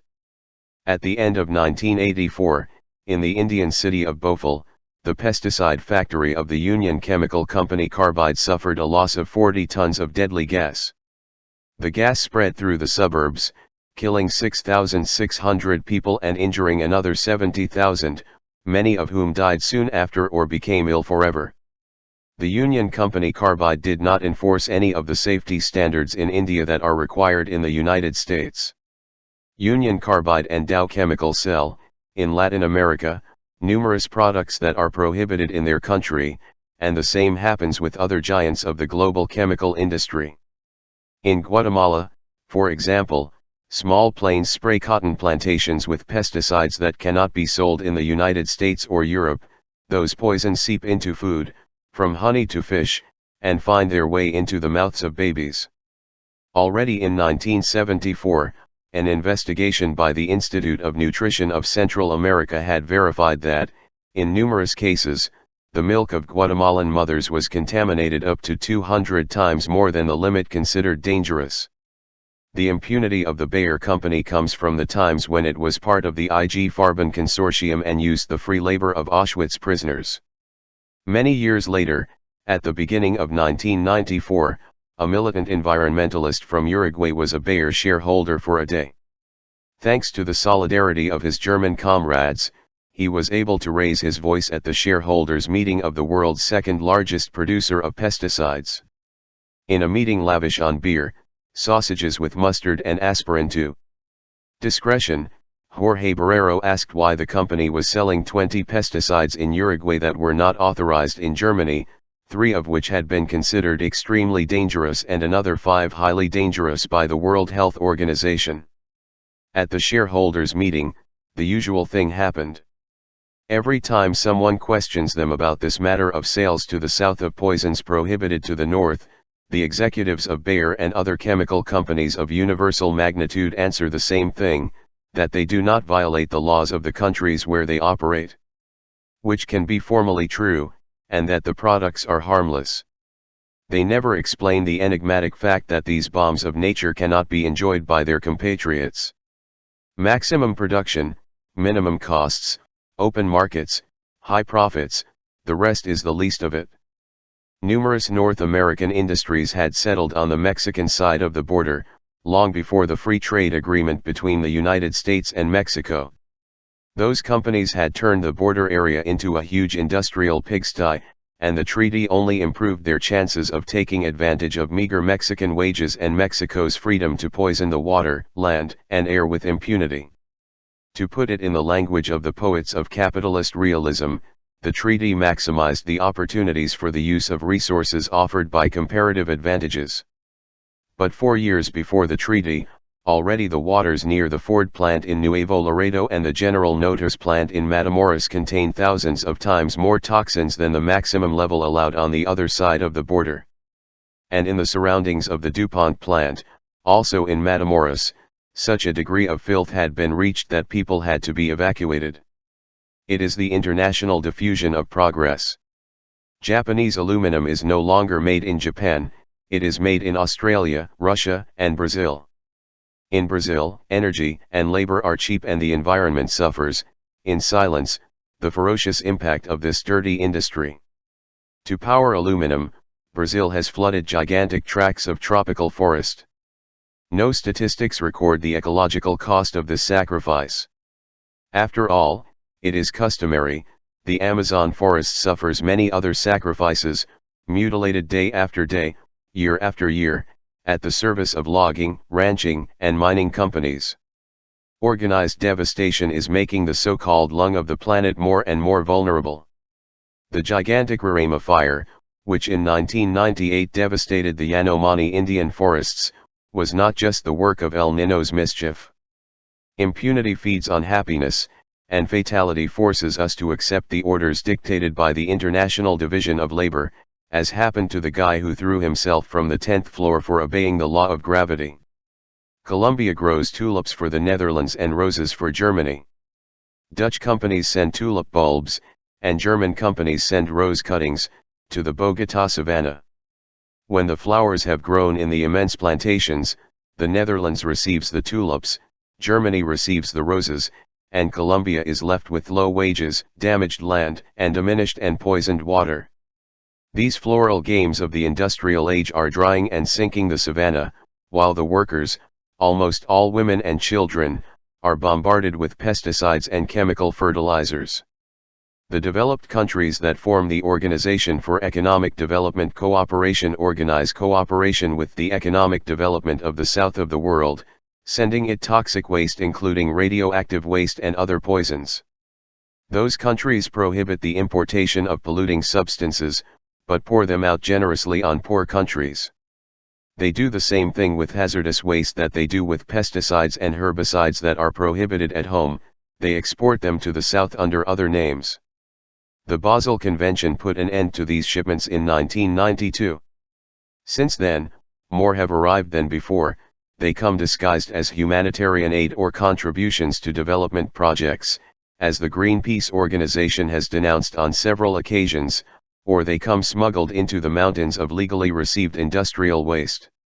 Argentine law prevents the entry of hazardous waste but, to solve the little problem, a safety certificate issued by the country that wants to get rid of them is enough. At the end of 1996, Brazilian ecologists managed to stop the importation of used batteries from North American cars, which for years had arrived in the country claiming to be recycling material. The United States exported the used batteries and Brazil paid to receive them. Expelled by the ruin of their lands and the pollution of rivers and lakes, 25 million people wander looking for their place in the world. According to the most credible forecasts, environmental degradation will be, in the coming years, the main cause of population exoduses in the countries of the South. Will the countries that smile best for the photos, the happy protagonists of the economic miracle, be saved? Those who have managed to sit at the table, conquer the goal, reach Mecca? Countries that believe they have made the leap towards modernization are already paying the price for the pirouette. In Taiwan, a third of the rice cannot be eaten, because it is poisoned by mercury, arsenic, or cadmium. In South Korea, you can only drink water from a third of the rivers. There are no edible fish in half of China's rivers anymore. In a letter, a Chilean boy portrayed his country like this: ships full of trees leave and ships full of cars arrive. Chile is, today, a long highway, flanked by shopping malls, parched lands, and industrial forests where the birds don't sing, the trees, little soldiers in a row, march toward the world market. The 20th century, a tired artist, ends up painting still lives. The extermination of the planet no longer spares anyone. Not even to the triumphant North, which is the one that contributes the most to the catastrophe and, at the moment of truth, whistles and looks the other way. At the rate we're going here, soon new signs will have to be put up in maternity wards in the United States. Babies are warned that they will have twice the chance of cancer as their grandparents. And already the Japanese company Dato Hokyusen sells air in cans, 2 minutes of oxygen, for $10. The packaging assures, this is the power plant that recharges the human being. The impunity of the sacred engine. Human rights are humbled at the foot of the rights of machines. There are more and more cities, and especially the cities of the South, where people are prohibited. With impunity, automobiles encroach on human space, poison the air, and often murder intruders who invade their conquered territory. How is the violence that kills by motor different from that which kills by knife or bullet? The Vatican and its liturgies. This end of the century despises public transport. When the 20th century was in the middle of its life, Europeans used trains, buses, subways, and trams for 3/4 of their comings and goings. Currently, the average has fallen, in Europe, to 1/4. And that's a lot, when compared to the United States of America, where public transportation, virtually exterminated in most cities, only covers 5% of total transportation. Henry Ford and Harvey Firestone were very good friends, back in the 20s, and they both got along very well with the Rockefeller family. This reciprocal affection led to an alliance of influences, which had a lot to do with the dismantling of the railways and the creation of a vast web of highways, later converted into highways, throughout the entire North American territory. Over the years, in the United States and around the world, the power of automakers, tire manufacturers, and oil industrialists has become more and more overwhelming. Of the 60 largest companies in the world, half belong to this holy alliance or work for it. The high sky of the end of the century, the United States is home to the largest number of automobiles in the world and also the largest number of weapons. 6 out of every $6 the average citizen spends, one goes to the car. Out of every 6 hours of life, one is spent traveling by car or working to pay for it, and of every 6 jobs, one is directly or indirectly related to the automobile, and another is related to violence and its industries. The more people cars and guns kill, and the more nature they devastate, the more the gross national product grows. Talismans against homelessness or invitations to crime. The sale of cars is symmetrical to the sale of weapons, and could well be said to be part of it. Automobiles are the main cause of death among young people, followed by firearms. Traffic accidents kill and injure more Americans each year than all the Americans killed and injured during the Vietnam War, and in many states of the Union, a driver's license is the only document necessary for anyone to buy a submachine gun and shoot the whole neighborhood with it.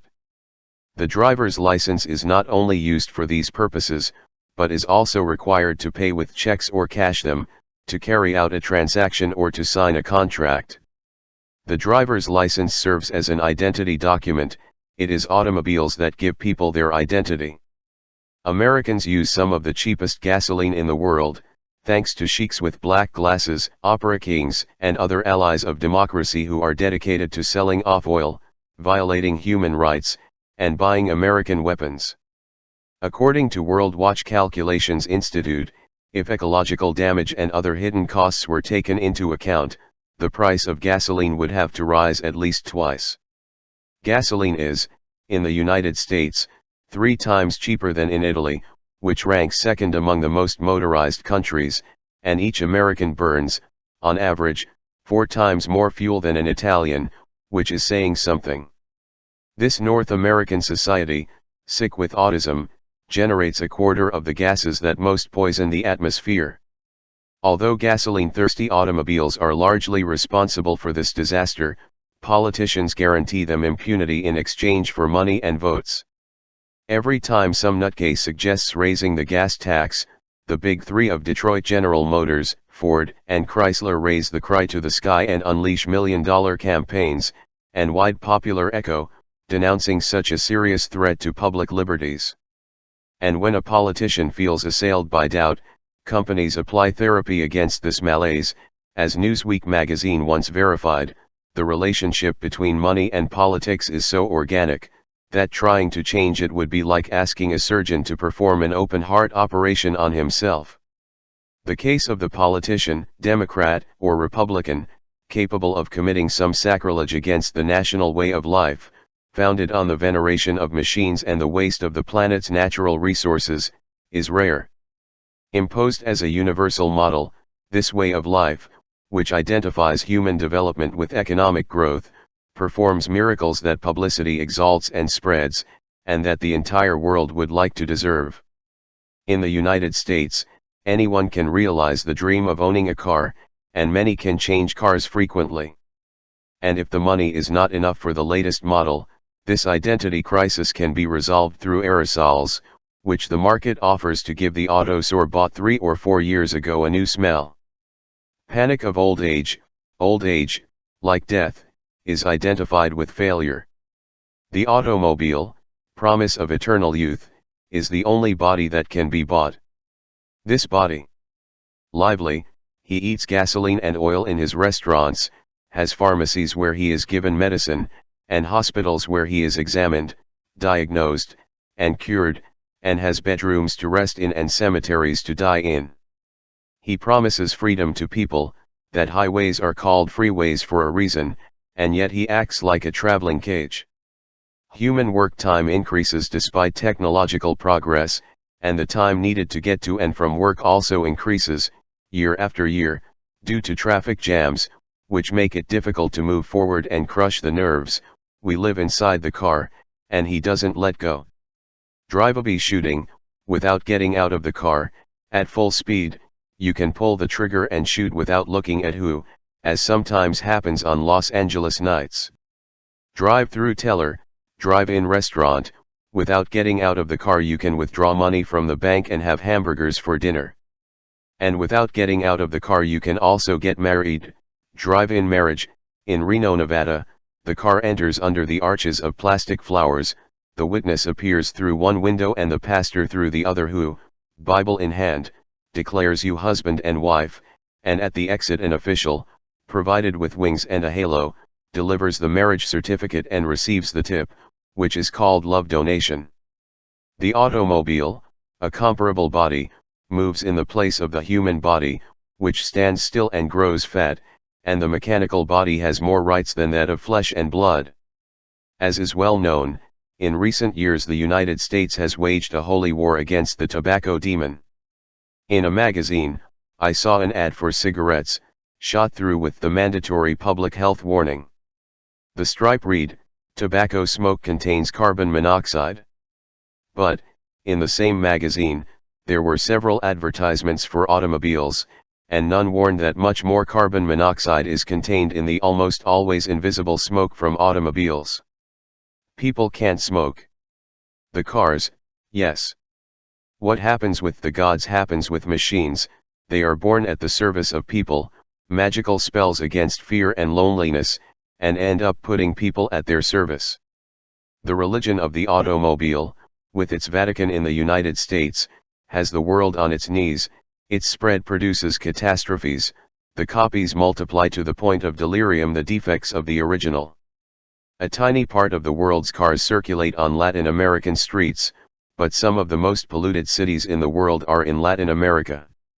The structures of hereditary injustice and ferocious social contradictions have generated, in the south of the world, cities that grow beyond all possible control, excessive and violent monsters. The importation of faith in the four-wheeled God, and the identification of democracy with consumption, have more devastating effects than any bombing. Never have so many suffered so much for so few. Disastrous public transportation and no bike lanes make private car use almost mandatory, but how many can afford it? Latin Americans who do not have their own car and will never be able to buy one, live cornered by traffic and suffocated by smog. The sidewalks are reduced or disappear, the distances grow, there are more and more cars that cross each other and fewer people who meet. Buses are not only scarce, for the worse, in most of our cities, public transport is run by rickety junk, which emits deadly smoke from the exhaust pipes and multiplies pollution instead of alleviating it. In the name of free enterprise, freedom of movement and freedom of consumption, the world's air is being made unbreathable. The automobile is not the only one to blame for the daily slaughter of the air, but it is the worst enemy of urban beings. In cities all over the planet, the automobile generates most of the gas cocktail that sickens the bronchial tubes and the eyes and everything else, and also generates most of the noise and stress that stuns the ears and makes the hairs on our tip. In the north of the world, cars are, as a rule, forced to use fuels and technologies that at least reduce the poisoning caused by each vehicle, which could make things much better if cars did not reproduce more than flies. But to the south, it is much worse. In rare cases, the law requires the use of unleaded gasoline and catalytic converters, and in those rare cases, as a general rule, the law is followed but not followed, according to the tradition that comes from colonial times. With treacherous impunity, the ferocious discharges of lead enter the blood and attack the lungs, liver, bones and soul. Some of the largest Latin American cities live pending the rain and wind, which clean the air or take the poison elsewhere. Mexico City, the most populated in the world, lives in a state of perpetual environmental emergency. 5 centuries ago, an Aztec chant asked, "Who will be able to besiege Tenochtitlan? Who can shake the foundations of heaven?" Currently, in the city called Tenochtitlan, besieged by pollution, babies are born with lead in their blood and 1 in 3 citizens suffers from frequent headaches. The government's advice to the population, given the devastation of the motorized plague, seem like practical lessons to face an invasion of Martians. In 1995, the Metropolitan Commission for the Prevention and Control of Environmental Pollution recommended to the inhabitants of the Mexican capital that, on the so-called environmental contingency days, spend as little time as possible outdoors, keep the doors, windows, and vents closed and do not exercise between 10 a.m. and 4 p.m. On those increasingly frequent days, more than 500,000 people require some kind of medical attention, due to difficulties breathing, in what was once the most transparent region of the air. At the end of 1996, 15 peasants from the state of Guerrero marched in a demonstration in Mexico City to denounce injustices. They all ended up at the public hospital. Far from there, on another day of that year 96, it rained to seize on the city of San Pablo. The traffic went crazy to such an extent that it produced the longest traffic jam in national history. The mayor, Paulo Maluf, celebrated it. Traffic jams are signs of progress. 1,000 new cars appear every day on the streets of Sao Paulo. But St. Paul breathes on Sundays and suffocates the rest of the week. Only on Sundays can you see, from the outskirts, the city usually masked by a cloud of gases. The mayor of Rio de Janeiro, Luiz Paulo Conde, also praised the traffic jams. Thanks to this blessing of urban civilization, motorists can enjoy talking on the cell phone, they can watch portable television and they can brighten their ears with cassettes or compact discs. In the future, announced the mayor, a city without traffic jams will be boring. While the Carioca Authority formulated this prophecy, an ecological catastrophe occurred in Santiago de Chile. Classes were suspended, and a crowd of children overwhelmed the emergency medical services. In Santiago de Chile, environmentalists have denounced, each child born sucks the equivalent of 7 cigarettes a day, and 1 in 4 children suffers from some form of bronchitis. The city is separated from the sky by a pollution umbrella, which in the last 15 years has doubled in density while also doubling the number of cars. Year after year the air of the city called Buenos Aires is being poisoned, at the same rate that the automotive fleet is growing, which increases by 500,000 vehicles by year. In 1996, there were already 16 neighborhoods in Buenos Aires with very dangerous noise levels, perpetual rackets of the kind that, according to the World Health Organization, they can cause irreversible damage to human health. Charles Chaplin liked to say that silence is the gold of the poor. Years have passed, and silence is increasingly the privilege of the few who can afford it. The consumer society imposes on us its symbology of power and its mythology of social ascent.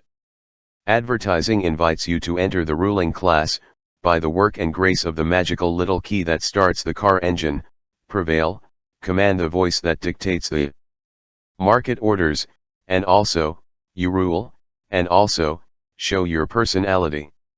And if you put a tiger in your tank, according to the posters I remember from my childhood, you will be faster and more powerful than anyone, and you will crush anyone who stands in your way to success. Language fabricates the illusory reality that advertising needs to invent in order to sell. But the real reality does not have much to do with these commercial wizardry. For every 2 children born in the world, a car is born.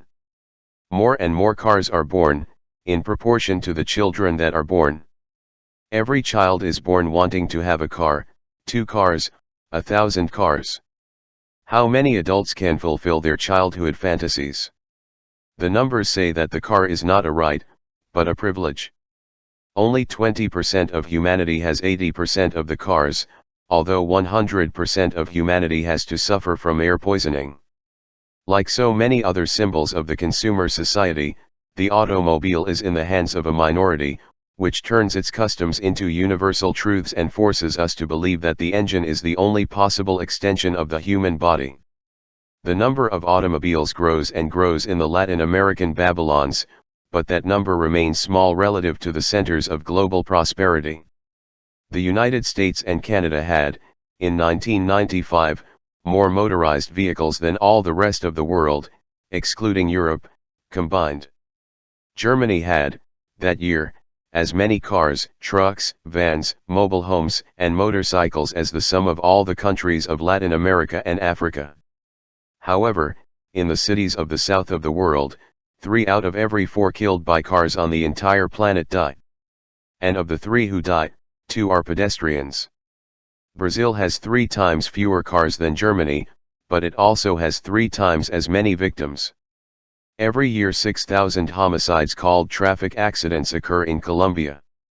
Advertisements often promote new car models as if they were weapons. In that, at least, the advertising does not lie. Full throttle is like shooting a gun, it provides the same pleasure and the same power.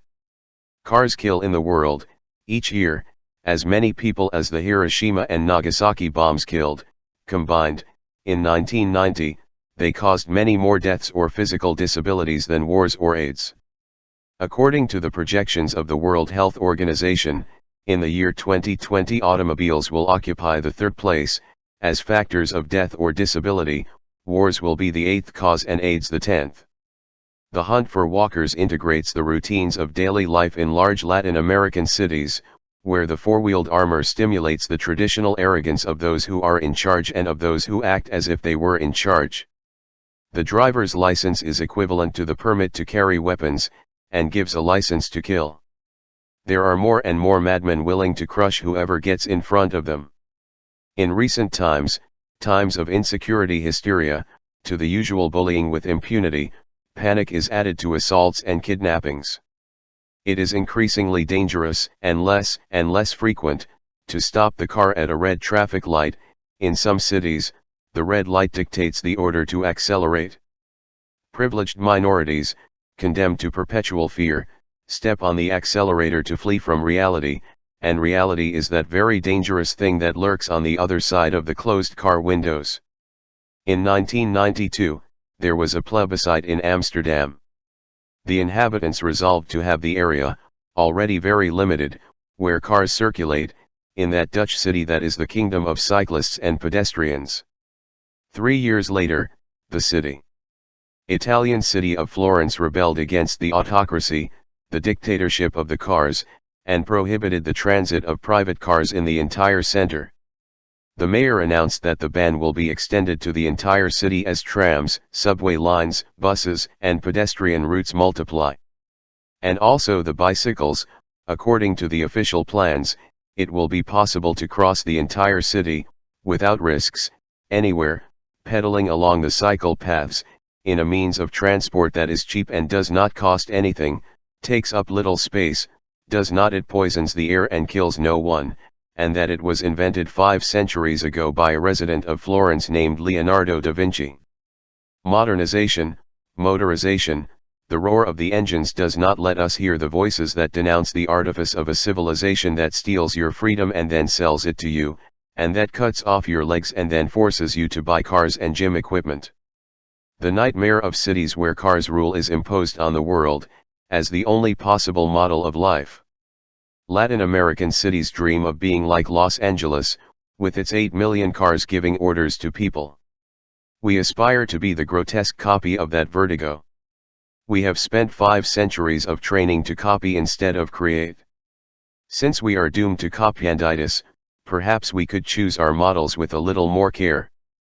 Lessons from the consumer society. The torture of Tantalus torments the poor. Condemned to thirst and hunger, they are also condemned to contemplate the delicacies that advertising offers. When they bring their mouths closer or reach out their hand, those wonders recede. And if any of them are caught, launching into the assault, they will end up in jail or in the cemetery. Plastic delicacies, plastic dreams. The paradise that television promises to everyone and few it grants is made of plastic. We are at your service. In this civilization, where things matter more and people less and less, the ends have been hijacked by the media, things buy you, the car drives you, the computer programs you, the TV watches you. Globalization, silliness. Until a few years ago, the man who owed nothing to anyone was a virtuous example of honesty and a hard-working life. Today, he is an alien. Who should not, is not. I must, therefore I am. Whoever is not credit-worthy deserves neither a name nor a face, the credit card proves the right to exist. Debts, that has who has nothing, any person or country that belongs to this world must have some leg stuck in that trap. The productive system, converted into a financial system, multiplies debtors to multiply consumers. Don Carlos Marx, who saw it coming more than a century ago, warned that the tendency of the rate of profit to fall and the tendency to overproduction force the system to grow without limits, and to extend to the madness the power of the parasites of the modern bankocracy, which he defined as a gang that knows nothing of production or has nothing to do with it.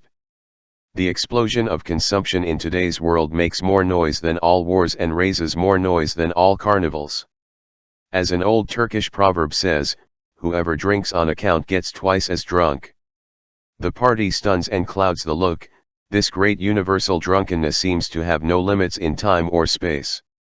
But the culture of consumption sounds a lot like the drum, because it is empty, and at the moment of truth, when the noise stops and the party is over, the drunk wakes up, alone, accompanied by his shadow and by the broken dishes that he must pay for. The expansion of demand collides with the borders imposed by the same system that generates it. The system needs increasingly open and broader markets, as the lungs need air, and at the same time it needs the prices of raw materials and human labor to be on the ground, as they are. The system speaks in the name of everyone, it directs its imperious consumer orders to everyone, it spreads buying fever among everyone, but no way, for almost everyone, this adventure begins and ends on the television screen. The majority, who get into debt to have things, end up having nothing more than debts to pay debts that generate new debts, and end up consuming fantasies that sometimes materialize by committing crimes. The massive diffusion of credit, warns the sociologist Tomasz Mulian, has made it possible for Chile's daily culture to revolve around the symbols of consumption, appearance as the core of personality, artifice as a way of life, utopia at 40-something. 8-month term. The consumer model was imposed, over the years, since in 1973 Hawker-Hunter jets bombed the presidential palace of Salvador Allende and General Augusto Pinochet inaugurated the era of the miracle. A quarter of a century later, in early 1998, the New York Times explained that this coup had begun the transformation of Chile, from a stagnant banana republic to the economic star of Latin America. How many Chileans does that star illuminate? A quarter of the population survives in a state of absolute poverty, and Christian Democratic Senator Jorge Lavandero has verified that the 100 richest Chileans earn more than all that the state spends each year in social services. The North American journalist Mark Cooper has found many imposters in the paradise of consumption, Chileans who cook with their windows closed to lie that they have air conditioning in the car, or who talk on toy cell phones, or who use credit cards to buy potatoes or pants in 12 installments. The journalist also discovered some angry workers at jumbo supermarkets. On Saturday mornings, people fill their carts to the brim with the most expensive items, walk between the aisles displaying themselves for a long time, and then abandon the full cart and leave. Goes by the side without buying a piece of gum. The right to waste, a privilege of few, claims to be the freedom of all. Tell me how much you consume and tell you your worth. This civilization does not let the flowers, nor the chickens, nor the people sleep. In greenhouses, the flowers are subjected to continuous light, so that they grow faster. In egg factories, chickens are also prohibited from staying at night. And people are condemned to insomnia, due to the anxiety of buying and the anguish of paying. This way of life is not very good for people, but it is very good for the pharmaceutical industry. The United States consumes half of the sedatives, anxiolytics and other chemical drugs that are legally sold in the world, and more than half of the prohibited drugs that are sold illegally, which is no small feat if one takes into account that the United States barely accounts for 5% of the world's population. Unhappy people, those who live by comparing themselves, laments a woman in the Buceo neighborhood of Montevideo. The pain of no longer being, that the tango once sang, has given way to. Shame not to have a poor man is a poor man. When you have nothing, you think you worth nothing, says a boy in the Villa Fiorito neighborhood of Buenos Aires. And another verifies, in the Dominican city of San Francisco de Macorís, my brothers work for the brands. They live buying labels, and they live sweating the fat drop to pay the fees. Invisible market violence, diversity is the enemy of profitability, and uniformity rules. Mass production, on a gigantic scale, imposes its obligatory patterns of consumption everywhere. This dictatorship of compulsory uniformity is more devastating than any one-party dictatorship. It imposes, throughout the world, a way of life that reproduces human beings as photocopies of the exemplary consumer. The exemplary consumer is the quiet man. This civilization, which confuses quantity with quality, confuses fatness with good nutrition. According to the scientific journal The Lancet, in the last decade severe obesity has grown by almost 30% among the young population of the most developed countries. Among American children, obesity has increased by 40% in the last 16 years, according to recent research from the University of Colorado Health Sciences Center. The country that invented light foods and drinks, the diet food and fat-free foods have the largest number of fat people in the world. The exemplary consumer only gets out of the car to work and to watch television. Sitting in front of the small screen, he spends 4 hours a day devouring plastic food. Garbage disguised as food triumphs, this industry is colonizing the palates of the world and is tearing apart the traditions of local cuisine. The customs of good eating, which come from afar, have, in some countries, thousands of years of refinement and diversity, and are a collective heritage that is somehow in everyone's kitchen and not just at the table of the rich. Those traditions, those signs of cultural identity, those festivals of life, are being overwhelmed, in a sudden way, by the imposition of the chemical and unique flavor, the globalization of the hamburger, the dictatorship of the fast food.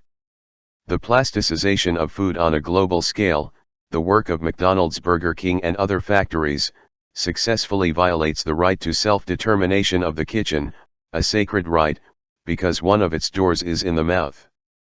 The 1998 World Soccer Championship has confirmed to us, among other things, that the MasterCard tones muscles, that Coca-Cola provides eternal youth, and that the McDonald's menu cannot be missing from the belly of a good athlete. The double arch of that M served as a banner during the recent conquest of the countries of Eastern Europe. The queues at McDonald's in Moscow, which opened in 1990 to great fanfare, symbolized the victory of the West as eloquently as the collapse of the Berlin Wall. A sign of the times, this company, which embodies the virtues of the free world, denies its employees the freedom to join any union. Thus, McDonald's violates a legally enshrined right in the many countries where it operates. In 1997, some workers, members of what the company calls the McFamily, tried to unionize at a restaurant in Montreal, Canada. The restaurant closed. But in 1998, other McDonald's employees, in a small city near Vancouver, achieved that conquest, worthy of the Guinness Guide. In 1996, two British environmental activists, Helen Steele and David Morris, brought a lawsuit against McDonald's. They accused the company for the mistreatment of its workers, the violation of nature and the commercial manipulation of children's emotions. Its employees are poorly paid, work in poor conditions and cannot join unions. The production of meat for hamburgers devastates the tropical forests and dispossesses the indigenous people, and multimillion-dollar advertising threatens public health, inducing children to prefer foods of highly doubtful nutritional value.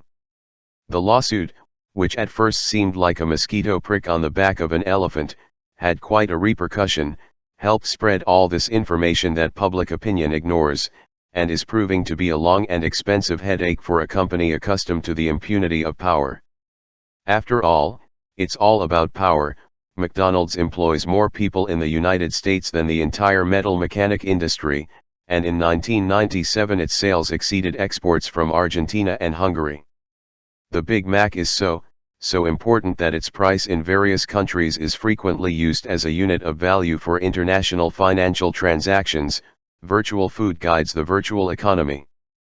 According to McDonald's propaganda in Brazil, the Big Mac, the house's star product, is like love, two bodies embracing and kissing, dripping with tartar sauce, excited by the cheese and cucumber, while their onion hearts burn, stimulated by the green hope of the lettuce.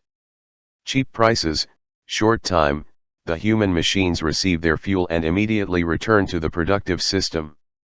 The German writer Günter Wallraff worked at one of these gas stations in 1983. It was a McDonald's from the city of Hamburg, which is innocent of the things that are done in its name. Wallraff worked non-stop running, splashed by drops of boiling oil. Once defrosted, the hamburgers have 10 minutes of life. Then they suck. You have to throw them on the iron without wasting time. Everything tastes the same, the fries, the vegetables, the meat, the fish, the chicken. It is an artificial flavor, dictated by the chemical industry, which also takes care of hiding, with dyes, the 25% of fat that the meat contains. This crap is the most successful meal of our end of the century. His chefs are trained at Hamburger University, in Elk Grove, Ill. But the business owners, according to well-informed sources, prefer the very expensive restaurants that offer the most sophisticated dishes of what has been called ethnic food: sushi, Thai, Persian, Javanese, Indian, Mexican. Democracy is not relaxation. The consuming masses receive orders in a universal language. Advertising has achieved what Esperanto wanted and could not. Anyone, anywhere, understands the messages that the television transmits. In the last quarter of a century, advertising expenses have doubled in the world. Thanks to them, poor children drink more and more Coca-Cola and less milk, and leisure time becomes obligatory consumption time. Free time, prisoner time. Very poor houses do not have a bed, but they do have a television, and the television has the floor. Bought in installments, this little animal proves the democratic vocation of progress. Nobody listens, but speaks to everyone. Poor and rich know, thus, the virtues of the latest model cars, and poor and rich find out about the advantageous interest rates that this or that bank offers. Poor is the one who has no one, says and repeats an old woman who talks to herself in the streets of San Pablo. Every time there are more people, and they are more and more lonely. The much-muscled solos form crowds that crowd together in the big cities. Would you please take your elbow out of my eye? Experts know how to turn merchandise into magical spells against loneliness. Things have human attributes: they caress, accompany, understand, help.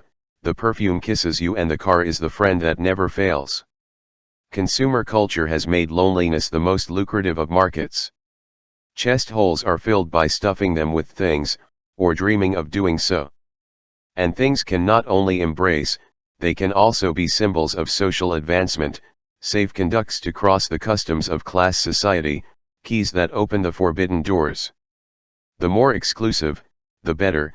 Things choose you and save you from the anonymity of the crowd. Advertising does not inform about the product it sells, or rarely does. That is the least. Its primary function is to compensate for frustrations and feed fantasies. Who do you want to become by buying this aftershave? Criminologist Anthony Platt has observed that street crime is not just the result of extreme poverty. They are also the fruit of individualistic ethics. The social obsession with success, says Platt, has a decisive influence on the illegal appropriation of things. I have always heard it said that money does not produce happiness, but any. Poor viewers have plenty of reasons to believe that money produces something so similar, that the difference is a matter for specialists. According to historian Eric Hobsbawm, the 20th century has brought to an end 7,000 years of human life, centered on agriculture since the first crops appeared at the end of the Paleolithic. The world population is urbanized, peasants become citizens. In Latin America, we have fields with no one and huge urban anthills, the largest cities in the world, and the most unfair. Driven out by modern export agriculture, and by the erosion of their land, peasants invade the suburbs. They believe that God is everywhere, but from experience they know that He works in large cities. Cities promise work, prosperity, a future for children. In the fields, the waiters watch life go by, and die yawning. In the cities, life happens, and calls. Crammed into slums, the first thing newcomers discover is that there is a lack of work and plenty of arms, that nothing is free and that the most expensive luxuries are air and silence. At the dawn of the 14th century, Friar Giordano da Rivolta delivered a praise of the cities in Florence. He said that cities grew because people like to get together. Get together, meet. Now who meets who? Does hope meet reality? Desire, does it meet the world? And the people, do you meet the people? If human relations have been reduced to relations between things, how many people meet things? The whole world tends to become a big television screen, where things are seen but not touched. The merchandise on offer invades and privatizes public spaces. Bus and train stations, which until recently were meeting places for people, are now becoming commercial exhibition spaces. The shopping center, or shopping mall, window of all windows, imposes its overwhelming presence. Crowds come on pilgrimage to this main temple of consumer masses. The majority of the devotees contemplate, in ecstasy, the things that their pockets cannot afford, while the purchasing minority submits to the incessant and exhausting supply bombardment. The crowd, going up and down the escalators, travels the world. The mannequins dress like in Milan or Paris and the machines sound like in Chicago, and to see and hear it is not necessary to pay a ticket. The tourists who come from the inland towns, or from the cities that have not yet deserved these blessings of modern happiness, pose for the photo, at the foot of the most famous international brands, as before they posed at the foot of the statue of the hero in Square. Beatrice Sarlo has observed that the inhabitants of the suburban neighborhoods go to the center, to the shopping center, as before. They went downtown. The traditional weekend walk to the city center tends to be replaced by the excursion to these urban oases. Washed and ironed and combed, dressed in their best clothes, visitors come to a party where they are not invited, but they can be onlookers. Entire families embark on the journey in the space capsule that travels through the universe of consumption, where the aesthetics of the market have designed an amazing landscape of models, brands, and labels. Consumer culture, a culture of the ephemeral, condemns everything to immediate disuse. Everything changes at the dizzying pace of fashion, placed at the service of the need to sell. Things age in the blink of an eye, to be replaced by other things of fleeting life. In this end of the century where the only permanent thing is insecurity, merchandise, manufactured not to last, is as volatile as the capital that finances it and the work that generates it. Money flies at the speed of light. Yesterday it was there, today it is here, tomorrow who knows, and every worker is potentially unemployed. Paradoxically, shopping centers, kingdoms of transience, offer the most successful illusion of security. They exist outside of time, without age and without root, yet without day and without memory, and they exist outside of space, beyond the turbulences of the world's dangerous reality. In these sanctuaries of well-being, you can do everything, without having to go out into the dirty and threatening weather. You can even sleep, according to the latest shopping models, which in Los Angeles and Las Vegas include hotel services and gyms. The malls, which do not notice the cold or the heat, are safe from pollution and violence. Michael A. Petty publishes his scientific advice in the World Press, in a well-known series called Viva Mas. In cities with poor air quality, Dr. Petty advises those who want to live longer, walk inside a mall.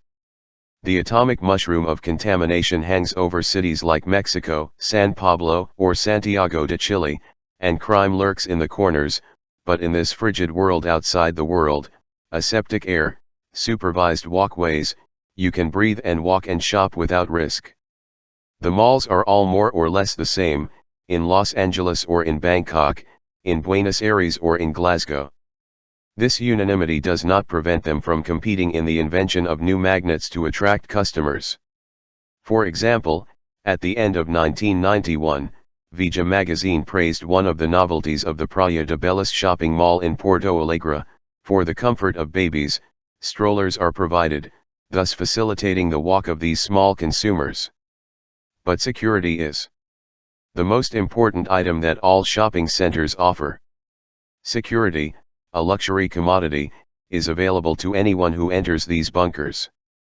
In its infinite generosity, consumer culture gives us the safe conduct that allows us to escape from the hell of the streets. Surrounded by huge parking lots, where cars wait, these islands provide enclosed and protected spaces. There the people meet people, called by the voices of consumption, as before people met people, called by the desire to see each other, in cafes or in the open spaces of squares, parks, and old markets. Nowadays, these open spaces are too exposed to the risks of urban violence. In shopping malls, there is no danger. The public police and the private police, the visible police and the invisible police, are in charge of throwing the suspects on the street or in jail. The poor who do not know how to disguise their congenital dangerousness, and especially the poor with dark skin, can be guilty until their innocence is proven. And if they are children, worse. The danger is inversely proportional to age. Already in 1979, a report by the Colombian police, presented to the South American Police Congress, explained that the children's police had no choice but to abandon their social work to dedicate themselves to cutting off the evils of dangerous minors and avoid the nuisance that their presence causes in shopping centers. These gigantic supermarkets, turned into miniature cities, are also watched over by electronic control systems, eyes that see without being seen, hidden cameras that follow the steps of the crowd that wanders among the merchandise. But electronics is not only used to monitor and punish the undesirables who may succumb to the temptation of the forbidden fruits. Modern technology also serves to encourage consumers to consume more. In the cyber age, when the right to citizenship is based on the duty to consume, large companies spy on consumers and bombard them with their advertising. Computers offer an X-ray of each citizen. It is possible to know what their habits and tastes and their expenses are, through the use that each citizen makes of credit cards, ATMs, and email. In fact, this is what is happening more and more in highly developed countries, where the commercial manipulation of the online universe is violating private life with impunity to put it at the service of the market. It is increasingly difficult, For example, for an American citizen to keep secret the purchases he makes, the illnesses he suffers from, the money he has and the money he owes, based on these data, it is not so difficult to deduce what new services you could hire, what new debts you could get into, and how many new things you could buy. No matter how much each citizen buys, it will always be little in relation to how much needs to be sold. In recent years, for example, the automotive industry is manufacturing more cars than demand absorbs. The big Latin American cities buy more and more. Until where? There is a ceiling that they cannot cross, subjected as they are to the contradiction between the orders received by the domestic market and the orders transmitted by the international market, the contradiction between the obsession to consume, which requires ever higher wages, and the obligation to compete, which demands lower and lower wages. Advertising talks about the car, let's say, as a blessing available to everyone. A universal right, a democratic conquest? If that were true, and all human beings could become happy owners of this four-wheeled talisman, the planet would suffer sudden death from lack of air. And before, it would stop working due to lack of power. Already in the world it has burned, in a short time, most of the oil that had been formed over millions of years. Cars are being built, one after the other, at the same rate as the heartbeat, and cars are devouring more than half of all the oil the world produces each year. The owners of the world use the world as if it were disposable, a commodity with an ephemeral life, which is exhausted as soon as it is born, the images that the television machine gun fires and the fashions and the ears that advertising launches, relentlessly, to the market. But what other world are we going to move to? Are we all forced to believe the story that God has sold the planet to a few companies, because in a bad mood he decided to privatize the universe? The consumer society is a booby trap. Those with the handle pretend to ignore it, but anyone with eyes in their heads can see that the vast majority of people consume little, or nothing necessarily, to guarantee the existence of the little nature that we have left. Social injustice is not a mistake to be corrected, nor a defect to be overcome, it is a necessity. Essential. There is no nature capable of feeding a shopping center the size of the planet. The presidents of the southern countries who promise entry into the first world, an act of magic that turned us all into prosperous members of the kingdom of waste, should be prosecuted for fraud and apology for crime. For scam, because they promise the impossible. If we all consumed as the world's juicers consume, we would be left without a world. And as an apology for crime, this model of life that is offered to us as a great orgasm of life, these delusions of consumption that claim to be the password of happiness, are making our souls sick and leaving us homeless, that house that the world wanted to be when it was not yet. Intensive solitary confinement course. War is the continuation of television by other means, Karl von Clausewitz would say, if the general resurrected, a century and a half later, and began to practice channel zapping. Real reality imitates virtual reality that imitates real reality, in a world that exudes violence from every pore. Violence breeds violence, as is known, but it also generates profits for the industry of violence, which sells it as a spectacle and turns it into an object of consumption. It is no longer necessary for the ends to justify the means. Now the media, the mass media, justify the ends of a system of power that imposes its values on a planetary scale. The Ministry of Education of the world government is in a few hands. Never have so many been incommunicado by so few. Is the right of expression the right to listen? In the 16th century, some theologians of the Catholic Church legitimized the conquest of America in the name of the right to communication. Just communicationese, the conquerors spoke, the Indians listened. War was inevitable, and just, when the Indians turned a deaf ear. His right to communication consisted of the right to obey. At the end of the 20th century, that violation of America is still called an encounter, while the monologue of power is still called communication.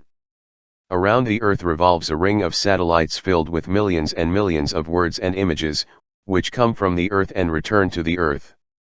Prodigious gadgets the size of a fingernail receive, process and emit, at the speed of light, messages that half a century ago required 30 tons of machinery.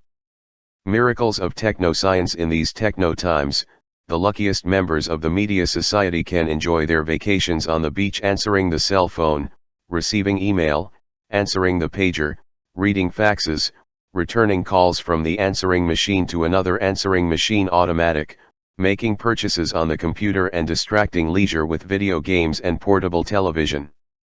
Flight and vertigo of communication technology, which seems like a mandingo thing. At midnight, a computer kisses the forehead of Bill Gates, who wakes up at dawn the richest man in the world. The first microphone incorporated into the computer is already on the market, to speak out loud with it. In cyberspace, Heavenly City, the marriage of the computer with the telephone and television is celebrated, and humanity is invited to the baptism of its amazing children. The nascent cyber community finds refuge in virtual reality, while cities tend to become vast deserts full of people, where everyone watches over their saint and is each in their own bubble. 40 years ago, according to polls, 6 out of 10 Americans trusted most people. Now, trust has been deflated, only 4 out of 10 trust others. This model of development develops disengagement. The more the relationship with people is demonized, who can catch AIDS, or take away your job, or plunder your house, the more the relationship with machines is sacralized. The communication industry, the most dynamic in the world economy, sells hocus pocus that gives access to the new age of human history. But this highly communicated world is becoming too much like a kingdom of the lonely and the mute. The dominant means of communication are in a few hands that are fewer and fewer hands, and as a general rule they act at the service of a system that reduces human relations to mutual use and mutual fear. In recent times, the Internet galaxy has opened up unexpected and valuable opportunities for alternative expression. Numerous voices that are not echoes of power are radiating their messages over the Internet. But access to this new information highway is still a privilege of developed countries, where 95% of its users reside, and already commercial advertising is trying to turn the Internet into Business S-net. The Internet, a new space for freedom of communication, is also a new space for free trade. In the virtual planet there is no danger of finding customs, or governments with delusions of independence. In the middle of 1997, when the commercial space of the network already far exceeded the educational space, the President of the United States indicated that all the countries of the world had to keep the sale of goods and services over the Internet free of taxes, and since then this is one of the issues that most they worry the North American representatives before the international organisms. The control of cyberspace depends on telephone lines, and it is not by chance that the privatization wave of recent years has taken telephones out of public hands, all over the world, to hand them over to the great communication conglomerates. North American investments in foreign telephones multiplied much more than other investments, while the concentration of capital runs at a gallop. Until mid-1998, 8 megacompanies dominated the telephone business in the United States, and in a single week they have been reduced to 5. Broadcast and cable television, the movie industry, the mass circulation press, the large book and record publishers, and the longest-range radio stations are also advancing, with 7 league boots, toward monopoly.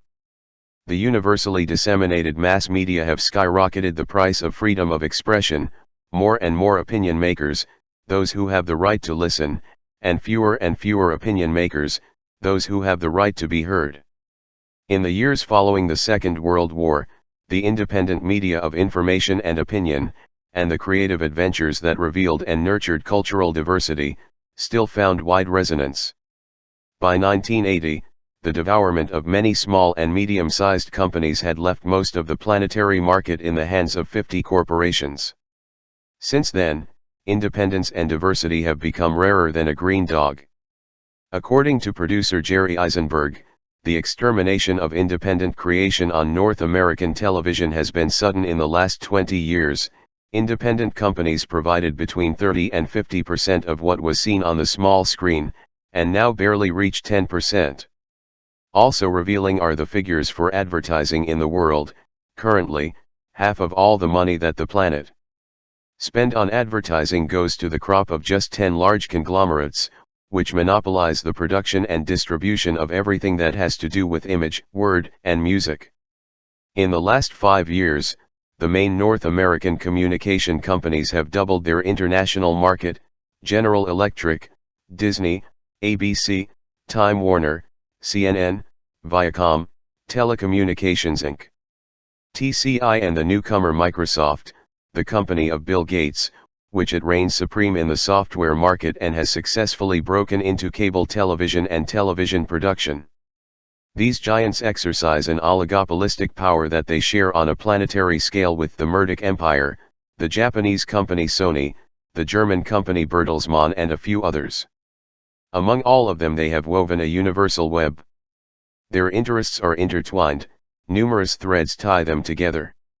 Although the behemoths of communication pretend to compete with each other, and sometimes even hit and insult each other to the satisfaction of the audience, at the moment of truth the show ceases and they calmly divide the planet between them. By the grace of cybernetic good fortune, Bill Gates has amassed a quick fortune equivalent to the entire annual budget of the Argentine state. In mid-1998, the United States government filed a lawsuit against Microsoft, accused of imposing its products through monopolistic methods that have crushed competitors. Sometime before, the federal government had made a similar claim against IBM. After 13 years of combings and goings, the matter was left in borage water. Legal laws can do little against economic laws, and the capitalist economy generates concentration of power as inevitable as winter generates cold. It does not seem likely that antitrust laws, which once threatened the kings of oil or steel, could ever endanger the planetary warp that is making possible the most dangerous of despotisms, the one that acts on the heart and conscience of all humanity. Technological diversity claims to be democratic diversity. Technology makes images, words, and music available to everyone, as never before in human history, but this marvel can become a hoax if the private monopoly ends up imposing the dictatorship of the unique image, the unique word, and the unique music. Taking into account the exceptions, which fortunately exist and are not so few, as a general rule this plurality tends to offer us thousands of possibilities to choose between the same and the same. As the Argentine journalist Ezequiel Fernandez Mores says, regarding the information, we are informed of everything, but we do not find out anything. Although the power structures are increasingly internationalized, and it is difficult to distinguish the borders, it is not a sin of primitive anti-imperialism to say that the United States occupies the center of the nervous system of contemporary communication. American companies reign supreme in film and television, in information and computing. The world, immense far west, invites you to conquer.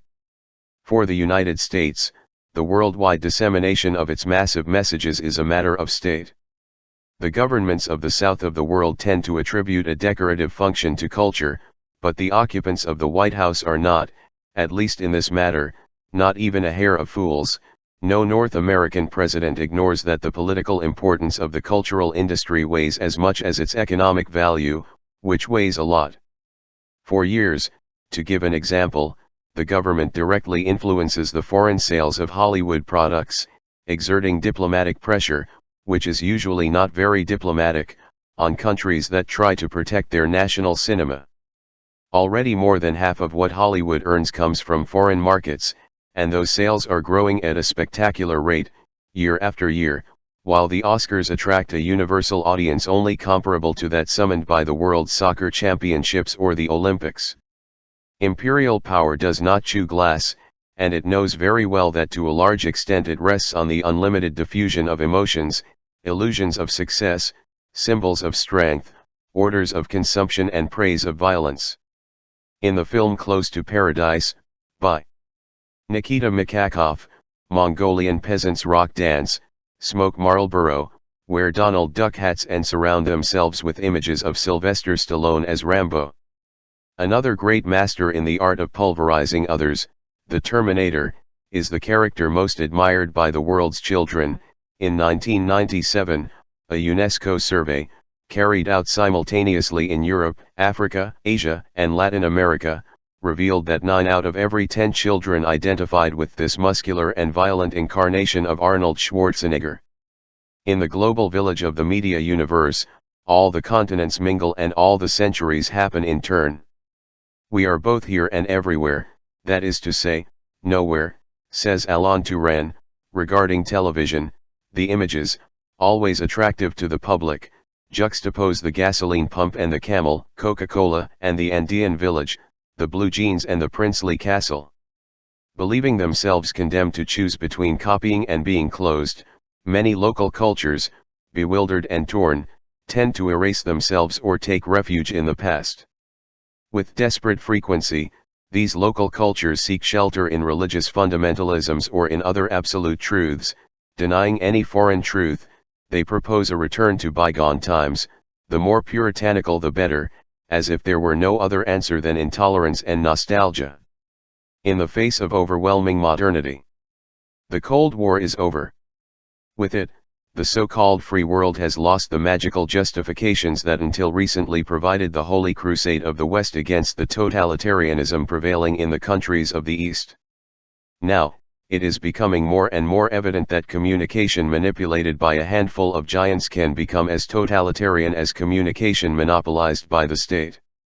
We are all obliged to identify freedom of expression with the freedom of business. Culture is being reduced to training, and training is becoming a brilliant universal business. Life is being reduced to spectacle, and the spectacle becomes a source of economic and political power. Information is being reduced to advertising, and advertising rules. 2 out of 3 human beings live in the so-called third world, but 2 out of 3 correspondents for the most important news agencies do their work in Europe and the United States. What do the free flow of information and respect for plurality consist of, which international treaties affirm and the speeches of rulers invoke? Most of the news that the world receives comes from the minority of humanity, and it is addressed to them. This is very understandable from the point of view of the agencies, commercial companies dedicated to the sale of information, which collect the lion's share of their income in Europe and the United States.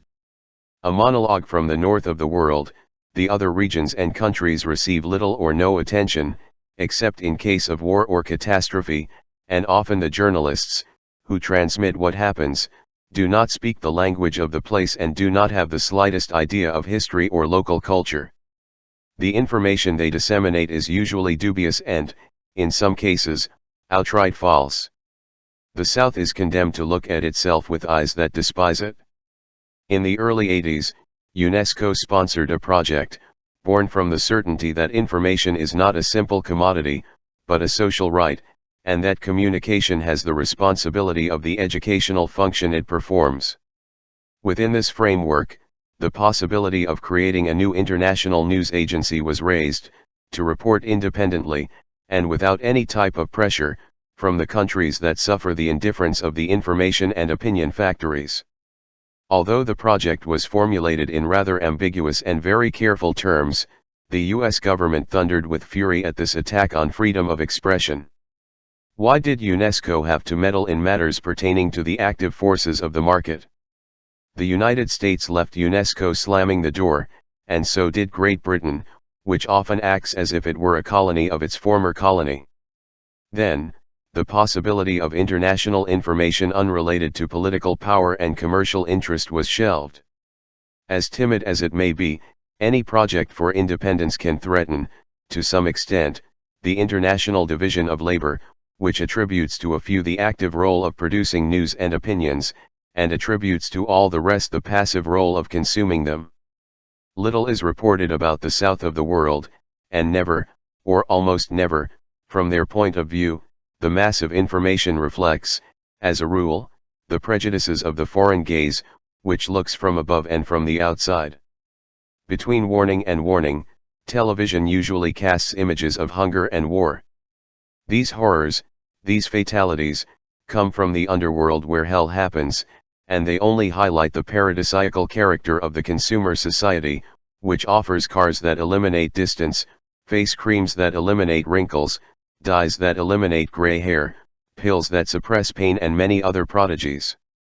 Often these otherworldly images come from Africa. African famine is portrayed as a natural catastrophe, and African wars are black things, bloody rituals of tribes that have a savage tendency to tear each other to pieces. The images of hunger never allude, not even in passing, to colonial looting.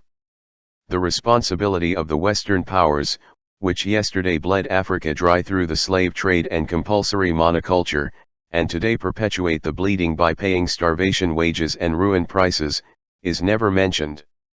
The same occurs with information about wars, always the same silence about the colonial heritage, always the same impunity for the white master who mortgaged African independence, leaving behind corrupt bureaucracies, despotic military, artificial borders, and mutual hatred, and always the same omission of any reference to the industry of death, which from the North sells weapons so that the South kills itself fighting. At first sight, as the writer Wola says Sayinka, the map of Africa seems the creation of a mad weaver, who has not paid any attention to the weft, the color, or the pattern of the blanket he was making. Many of the borders that have broken Black Africa into more than 40 pieces can only be explained by reasons of military or commercial control, and have nothing to do with historical roots or with nature. The colonial powers, which invented the borders, were also adept at manipulating ethnic contradictions. Divide et impera. One fine day the King of Belgium decided that Tutsis were all those who had more than 8 cows, and Hutus those who had less, in the space now occupied by Rwanda and Burundi. Although the Tutsis, shepherds, and the Hutus, farmers, had different origins, they had shared several centuries of common history in the same territory, spoke the same language and lived peacefully. They did not know that they were enemies, but they ended up believing it so fervently that, during 1994 and 1995, the long massacres between the Hutu and the Tutsi claimed more than 500,000 victims. In the information about these butcher shops, not by chance was heard, and very rarely read, the slightest recognition of the colonial work of Germany and Belgium against the tradition of coexistence of two brother nations, nor the contribution of France, which later offered weapons and military aid for mutual extermination. The same thing happens with poor countries as it happens with the poor in each country, the media. Mass media only deign to take a look at them when they offer some spectacular misfortune that can be successful in the market. How many people must be gutted by war or earthquake, or drowned by flood, for some countries to make the news and appear for once on the world map? How many horrors must a starving person accumulate for the cameras to focus on him for once in his life? The world tends to become the stage of a gigantic reality show. The poor, the usual disappeared, only appear on TV as the object of ridicule for the hidden camera or as actors in their own truculences. The unknown needs to be recognized, the invisible wants to become visible, the uprooted seeks roots. What does not exist on television, does it exist in reality? The outcast dreams of the glory of the small screen, where any scarecrow is transformed into an irresistible lover. In order to enter the Olympus where the telegods dwell, some unhappy man has been capable of shooting himself in front of the cameras of an entertainment program. Lately, the so-called trash TV has been having as much or more success than soap operas in a few Latin American countries. The raped girl cries before the journalist who interrogates her as if he had raped her again. This monster is the new Elephant Man. Look, ladies and gentlemen, don't miss this incredible phenomenon. The bearded woman seeks a boyfriend, a fat gentleman claims to be pregnant. 30 few years ago, in Brazil, horror contests already summoned multitudes of candidates and gained huge viewership. Who is the shortest dwarf in the country? Who is the nose with the longest nose, that the shower does not wet his feet? Who is the most unfortunate bastard of all?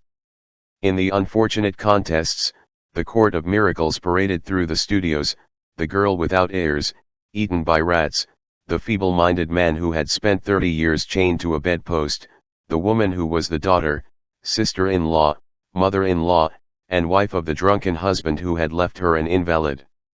And each wretch had his fans, who from the audience shouted, in chorus, he already won. I win. The poor also occupy, almost always, the first plane of the police chronicle. Any poor suspect can be filmed and photographed and recorded with impunity when the police stop him, and thus the television and the newspapers pass sentence before a trial is opened. The media condemn dangerous poor in advance, and without appeal, just as they condemn dangerous countries in advance. In the late 1980s, Saddam Hussein was demonized by the same media that had previously sacralized him.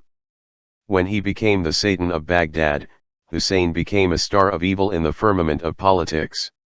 World, and the gossip media was busy convincing the world that Iraq represented a danger to mankind.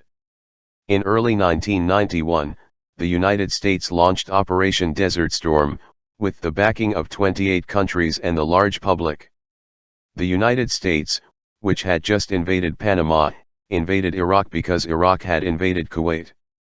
The Great Show, which the writer Tom Engelhardt defined as the greatest blockbuster in the history of television, with the participation of 1 million extras and with a cost of $1 billion per day, conquered the international audience and had very high rating indices in all countries.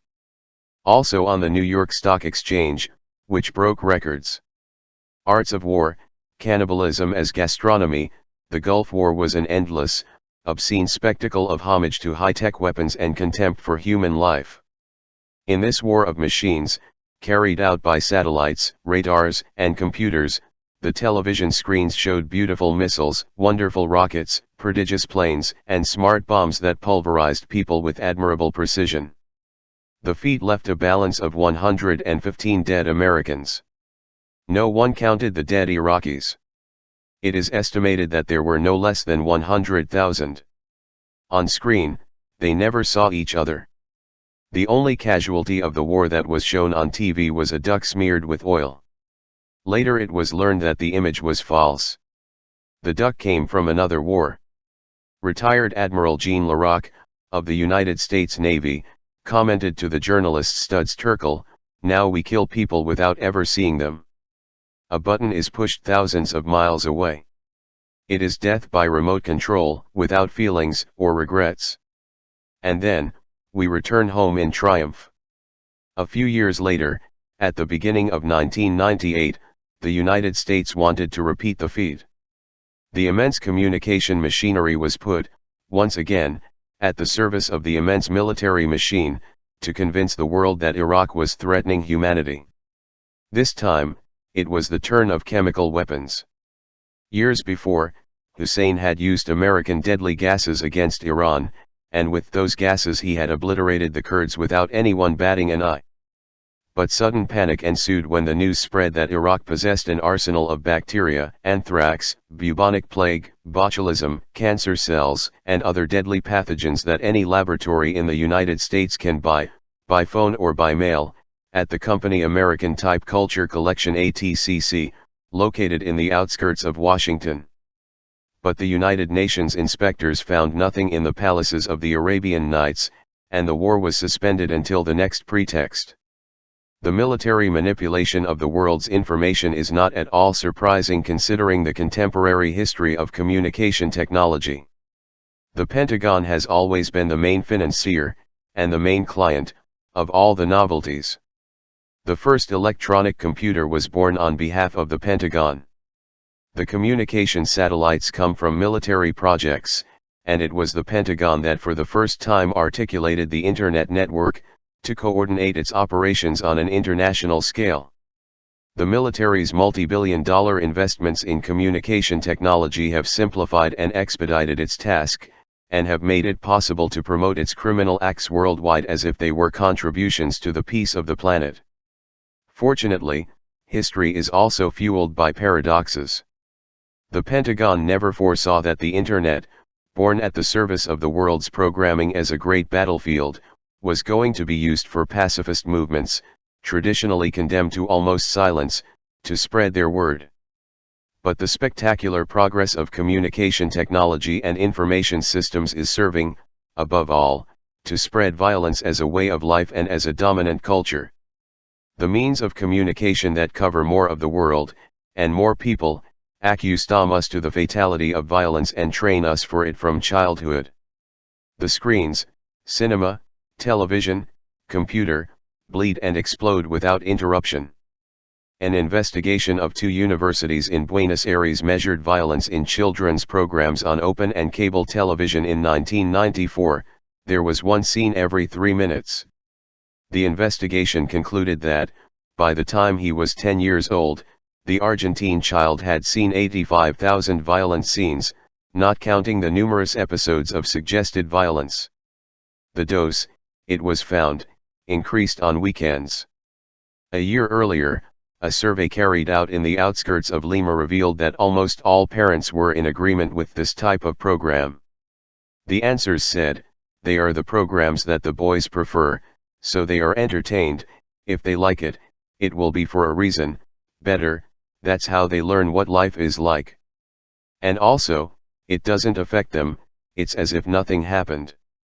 Simultaneously, an investigation by the Rio de Janeiro state government reached the conclusion that children's programming concentrated half of the scenes of violence broadcast by Rede Globo de television. Brazilian children received a shock of brutality every 2 minutes and 46 seconds. Television hours far exceed classroom hours, when classroom hours exist, in the daily lives of children of our time. It is universal unanimity, with or without school, children find in TV programs their primary source of information, training, and deformation, and they also find their main topics of conversation. The predominance of television pedagogy is alarmingly important in Latin American countries, due to the deterioration of public education in recent years. In speeches, politicians die for education, and in fact they kill it, leaving it free to the classes of consumption and violence that the small screen teaches. In speeches, politicians denounce the plague of crime and demand a strong hand, and in deeds they stimulate the mental colonization of the new generations. From an early age, children are trained to recognize their identity in merchandise that symbolizes power, and to conquer them with a clean shot. The media, do they reflect reality, or do they model it? Who comes from whom? The chicken or the egg? Wouldn't the snake biting its tail be more appropriate as a zoological metaphor? We offer the people what the people want, say the media, and thus they are acquitted, but that offer, which responds to the demand, generates more and more demand for the same offer, it becomes a habit, it creates its own need, it becomes an addiction. In the streets there is as much violence as on television, say the media, but the violence of the media, which expresses the violence of the world, also contributes to multiplying it. Europe has made healthy experiences in terms of mass communication. In several European countries, television and radio have reached a high level of quality as public services, not directed by the state but directly by organizations representing the various expressions of civil society.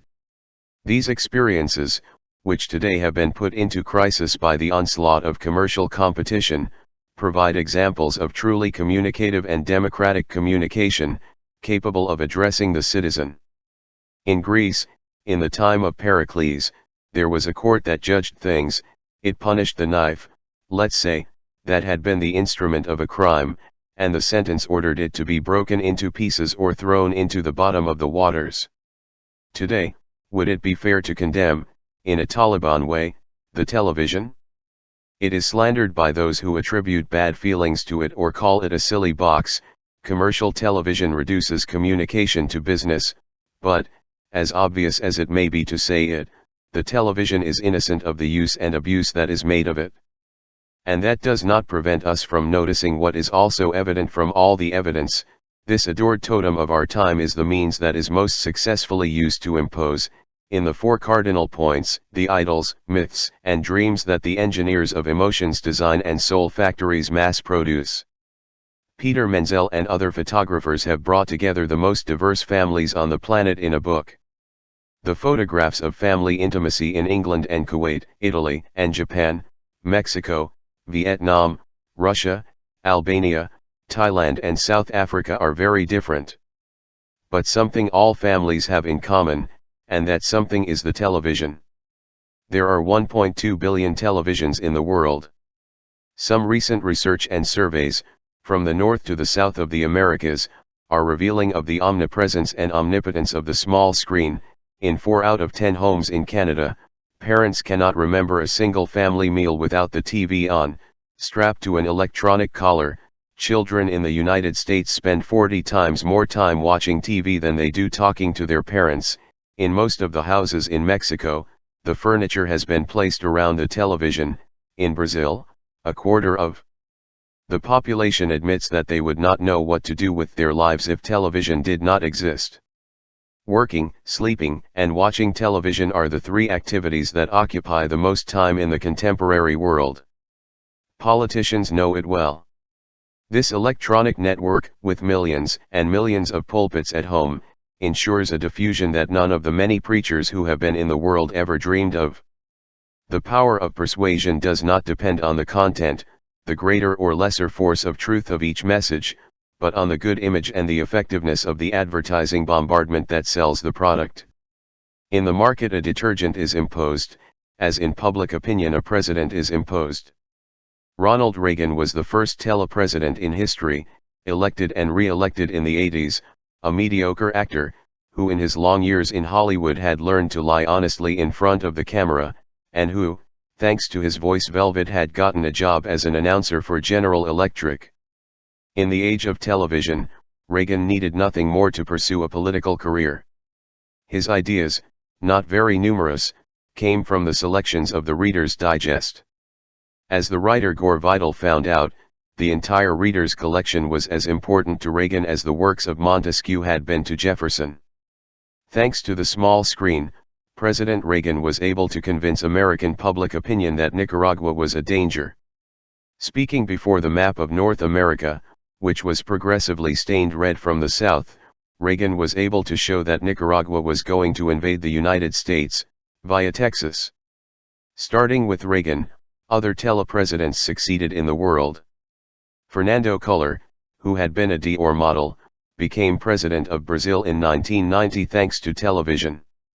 And the same television that manufactured Collor to prevent the electoral victory of the left, brought him down a couple of years later. Silvio Berlusconi's rise to the pinnacle of political power in Italy in 1994 would be inexplicable without television.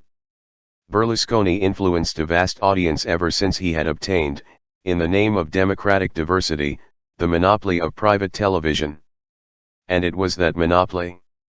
Milan Soccer Club, which served as an effective catapult to his political ambitions.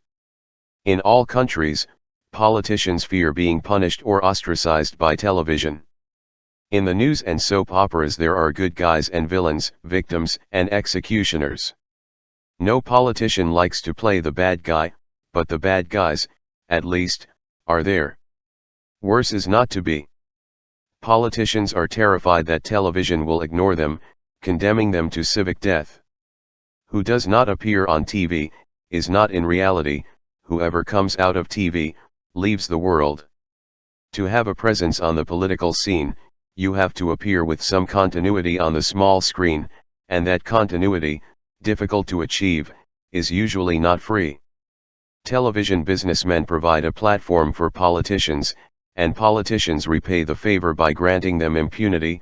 With impunity, businessmen can afford to put a public service at the service of their private pockets. Politicians are not unaware, they cannot afford to ignore, the loss of prestige of their profession and the magical power of seduction that television, and to a much lesser extent radio and the press, exercise over the multitudes. A survey carried out in several Latin American countries confirmed, in 1996, what anyone can hear on the streets of our cities. 9 out of 10 Guatemalans and Ecuadorians have a bad or terrible opinion of their parliamentarians, and 9 out of 10 Peruvians and Bolivians do not trust in political parties. Instead, 2 out of 3 Latin Americans believe what they see and hear in the media. José Ignacio López Vigil, a militant of alternative communication, sums up the matter well. The truth is that in Latin America, if you want to pursue a political career, your best option is to become a presenter, announcer, or singer. To conquer or consolidate popular legitimacy, some politicians take over television directly. For example, the most powerful and conservative of Brazilian politicians, Antonio Carlos Magalhães, received the graceful concession of private television in the state of Bahia, and in his fiefdom he exercises a virtual monopoly, in partnership with Rede Globo, which is the top television company in Brazil. Lídice da Mata, mayoress of the capital of Bahia, was elected by the voters of the Workers' Party, the PT, a powerful force that is, and what's more, it claims to be, a party of the left. In 1994, the mayoress announced that she had never been able to resort to Magalhães television, not even paying for the spaces, when floods, landslides, strikes and other emergency situations occurred that required urgent messages to the population. The Bahian television, a haunted mirror, only reflects the owner's face. There are channels that claim to be public in many Latin American countries, but that is nothing more than one of the typical things that the state does to discredit the state. As a general rule, and with a few heroic exceptions, the programming is a lead. You work with Paleolithic machines and ridiculous salaries, and often the official channel appears blurry on the screens. It is private television that has the means to capture the mass audience. Throughout Latin America, this lavish source of money and votes is in very few hands. In Uruguay, 3 families have all the private, open or cable television. The family oligopoly swallows money and spits out advertisements, buys canned programs that come from abroad for next to nothing, and rarely, very rarely, employs national artists or risks producing its own good quality programs. When the miracle happens, theologians affirm that this is a proof of the existence of God. 2 large multimedia groups are left with the lion's share of Argentine television. Also in Colombia there are 2 groups that have television and other important media in their hands. The company Televisa, from Mexico, and Rede Globo, from Brazil, exercise monarchies barely disguised by the existence of other minor kingdoms. Latin America offers very lucrative markets for the North American imaging industry. Our region consumes a lot of television, but generates very little, with the exception of some journalistic programs and successful soap operas. Soap operas, which Brazilians tend to do very well, are the only export product of Latin American television. Sometimes issues of this world appear, such as political corruption, drug trafficking, street children or landless peasants, but the most widely broadcast soap operas are those that the president of the Mexican company Televisa knew how to define, when he explained, at the beginning of '98. We sell dreams. We in no way claim to reflect reality. We sell dreams, which are like Cinderella's dream. The successful soap opera is, as a rule, the only place in this world where Cinderella marries the prince, evil is punished and goodness is rewarded, the blind are restored to sight, and the poorest receive inheritances that make them rich. Delicious. These soap operas, so called because of their length, create illusory spaces where social contradictions dissolve into tears or honey.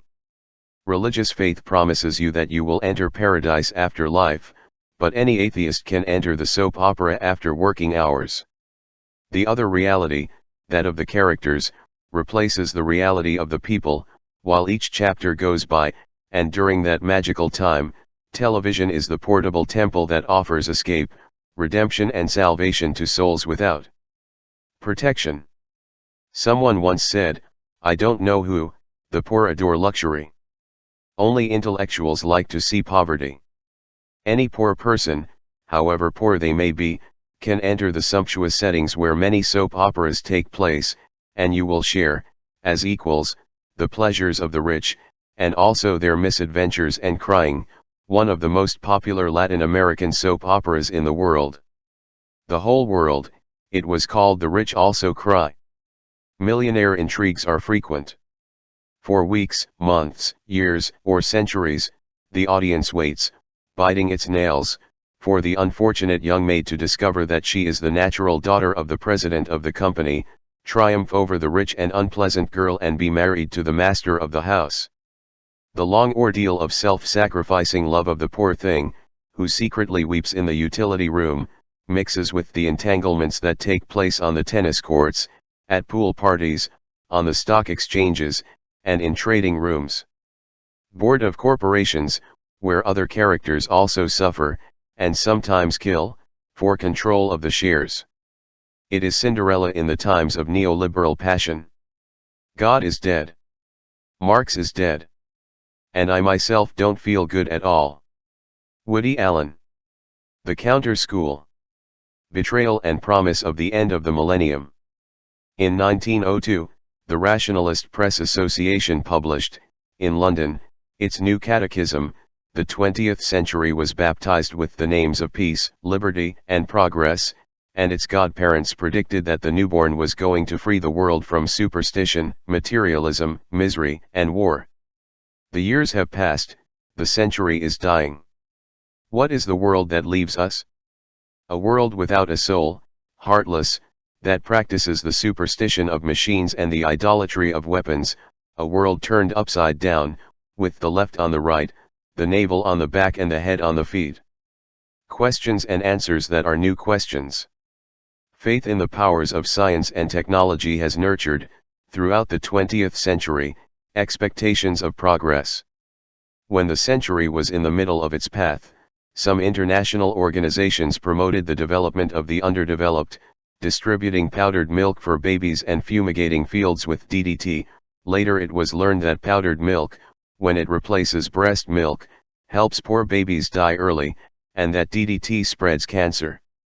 Years later, at the end of the century, the same story, technicians elaborate, in the name of science, recipes to cure underdevelopment, which are usually worse than the disease and which are imposed at the cost of dumping the people and the annihilation of nature. Perhaps the most accurate symbol of the time is the neutron bomb, which respects things and burns living beings. Sad fate of the human condition, time of empty containers and meaningless words. Science and technology, which have been put at the service of the market and war, put us at their service. We are instruments of our instruments. The sorcerer's apprentices have unleashed forces they can no longer know or contain.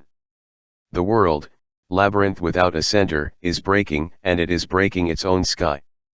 The means and the ends have been divorced, throughout the century, by the same system of power that divorces the human hand from the fruit of its work, forces the perpetual disagreement of word and deed, empties the reality of its memory, and makes each person a competitor and enemy of the others. Stripped of roots and links, reality becomes the kingdom of price and contempt. The price, which despises us, defines the value of things, people, and countries. Luxury objects envy the subjects that the market ignores, in a world where the most worthy of respect is the one with the most credit cards. The ideologues of the mist, the pontiffs of obscurantism that is now in fashion, tell us that reality is indecipherable, which means that reality is unchangeable.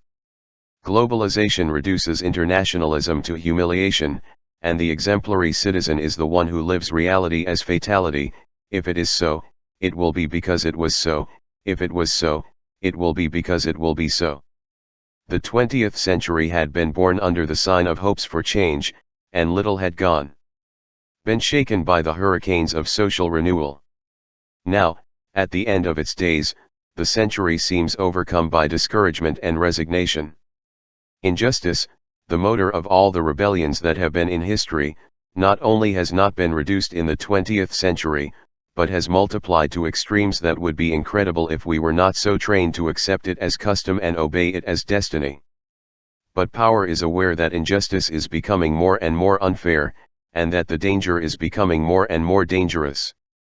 Since the Berlin Wall fell, and so-called communist regimes collapsed or changed beyond recognition, capitalism has run out of pretexts. In the Cold War years, each half of the world could find, in the other half, the alibi for its crimes and the justification for its horrors. Each one claimed to be better, because the other was worse.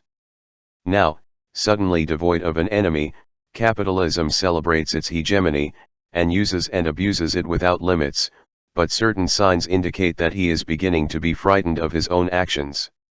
Then he discovers the social dimension of the economy, like an exorcism against the demons of popular anger.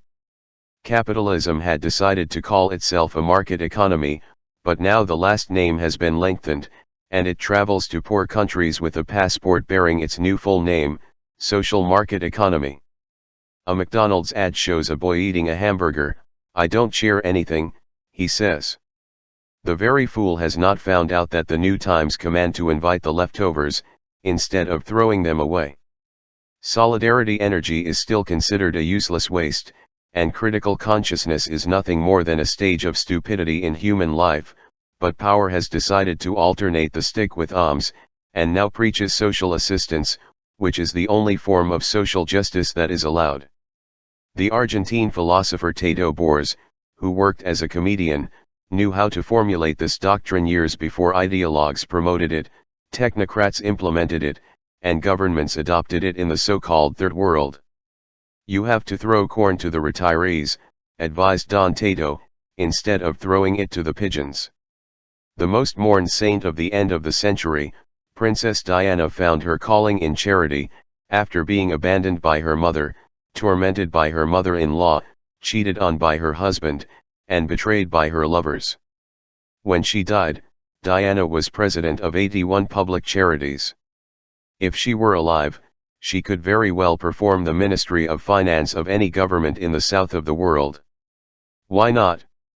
After all, charity consoles, but does not question. "When I give food to the poor, they call me a saint," said Brazilian Bishop Helder Camara. "And when I ask why they don't have food, they call me a communist." Unlike solidarity, which is horizontal and is exercised as equals, charity is practiced from top to bottom, humiliates those who receive it, and never alters power relations in the slightest. In the best of cases, ever there will be justice, but in high heaven. Here on earth, charity does not disturb injustice. He only intends to hide it. The 20th century was born under the sign of the Revolution, and it dies marked by despair, adventure, and shipwreck of the attempts to create solidarity societies. We are suffering from a universal crisis of faith in the human capacity to change history. Stop the world, I want to get off. In these times of collapse, the repentant of political passion and repentant of all passion multiply.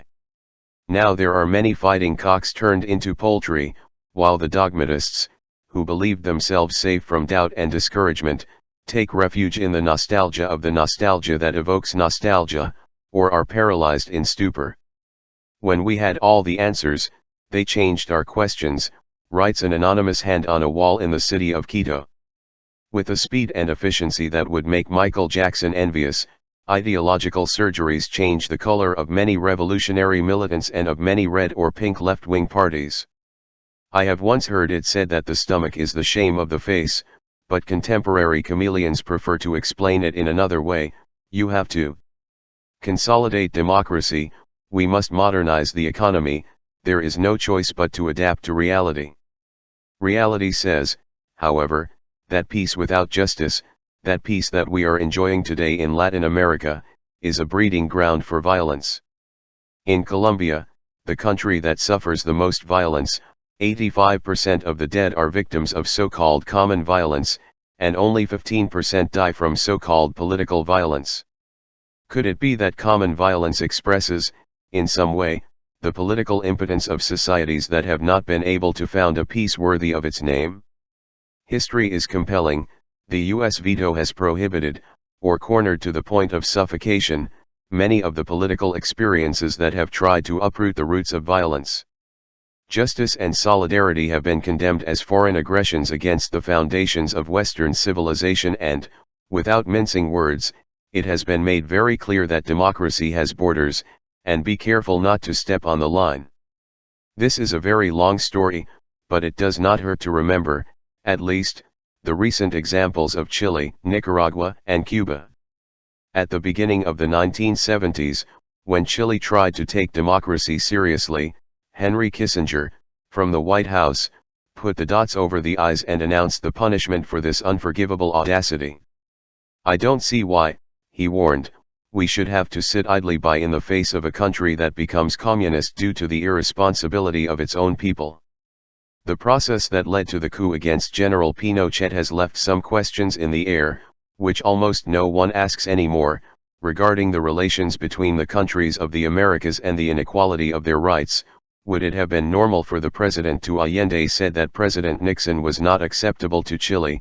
As with all normality, President Nixon said that President Allende was not acceptable to the United States? Would it have been normal for Chile to have organized an international blockade of credits and investments against the United States? Would it have been normal for Chile to have bought U.S. politicians, journalists, and soldiers, and pushed them to drown democracy in blood? And if Allende had articulated a coup to prevent Nixon's inauguration, and another coup to overthrow him? The great powers that rule the world carry out international crime with impunity and without remorse. His crimes do not lead to the electric chair, but to the thrones of power, and the delinquency of power is the mother of all delinquencies. Nicaragua was punished with 10 years of war when it committed the insolence of being Nicaraguan. An army recruited, trained, armed, and directed by the United States tormented the country during the 1980s, while a campaign to poison world public opinion confused the Sandinista project with a conspiracy hatched in the basement of the Kremlin. But Nicaragua was not attacked because it was the satellite of a great power, but rather to make it so again. Nicaragua was not attacked because it was not democratic, but because it was not. In the midst of the war, the Sandinista revolution had made 500,000 people literate, had reduced infant mortality by a third, and had unleashed the energy of solidarity and the vocation for justice of many people. That was his challenge, and that was his curse. In the end, the Sandinistas lost the elections, due to exhaustion from the exhausting and devastating war. And then, as often happens, some leaders sinned against hope, hitting an amazing somersault against their own sayings and their own works. In the war years, there was peace in the streets of the cities of Nicaragua. Since peace was declared, the streets have been theaters of war, the battlefields of common crime and youth gangs. A young North American anthropologist, Dennis Rogers, became a gang member in one of the gangs that terrorized the neighborhoods of the city of Managua. The anthropologist was able to verify that gangs are the violent response that young people give to a society that excludes them, and came to the conclusion that they not only flourish because of fierce poverty and the absence of any possibility of working or studying, but also because of the desperate search for some identity. In the 1970s and 1980s, years of revolution and war, young people had recognized themselves in their country, a colony that wanted to be their homeland, but the young people of the 1990s have been left without a mirror. Now they are patriots of the neighborhood, or of some street in the neighborhood, and they fight to the death against the gangs of the enemy neighborhood or of the enemy street. By defending their territory and organizing to fight and steal, they are a little less alone and a little less poor in their fragmented and impoverished community. They share what they steal, and the loot from their claws translates into glue, marijuana, booze, bullets, daggers, Nike shoes, and baseball caps. In Cuba, too, street violence has multiplied, and prostitution has flourished, ever since its Eastern European allies collapsed and the dollar became the island's dominant currency. For 40 years, Cuba has been treated as the leper of America, for the crime of having created the most supportive and least unjust society in the region. In recent years, that society has lost, to a large extent, its material base of support, the economy has collapsed, the invasion of tourism has disrupted people's daily lives, work has lost value, and yesterday's traders they have become the $3 of today. Despite these recent sorrows, some achievements of the revolution still stand that even its staunchest enemies. They recognize, especially in education and health, infant mortality, for example, has been reduced to such an extent that in all of Cuba, on average, half of the children who die in the city of Washington die. And Fidel Castro continues to be the ruler who sings the most 40 to the bosses in the world, and the one who most persistently insists on the need for the errands to unite. As a friend, recently arrived from the island, told me, they're missing everything. Of course, dignity they have plenty. How to transfuse. But the crisis in Cuba, and its tragic solitude, have exposed the limitations of the verticality of power, which continues to have the bad habit of believing that facts do not exist if the official press does not mention them. The 9 presidents of the United States who, successively, have loudly condemned the lack of democracy in Cuba, have done nothing more than denounce the consequences of their own actions. It was due to the incessant aggression, and the long implacable blockade, that the Cuban Revolution became more and more militarized, and ended up adopting a model of power that was not its original project. The omnipotence of the state, which began as the response to the omnipotence of the market, has ended up being translated into bureaucratic impotence. The revolution wanted to multiply by transforming itself, and it has generated a bureaucracy that reproduces itself by repeating itself.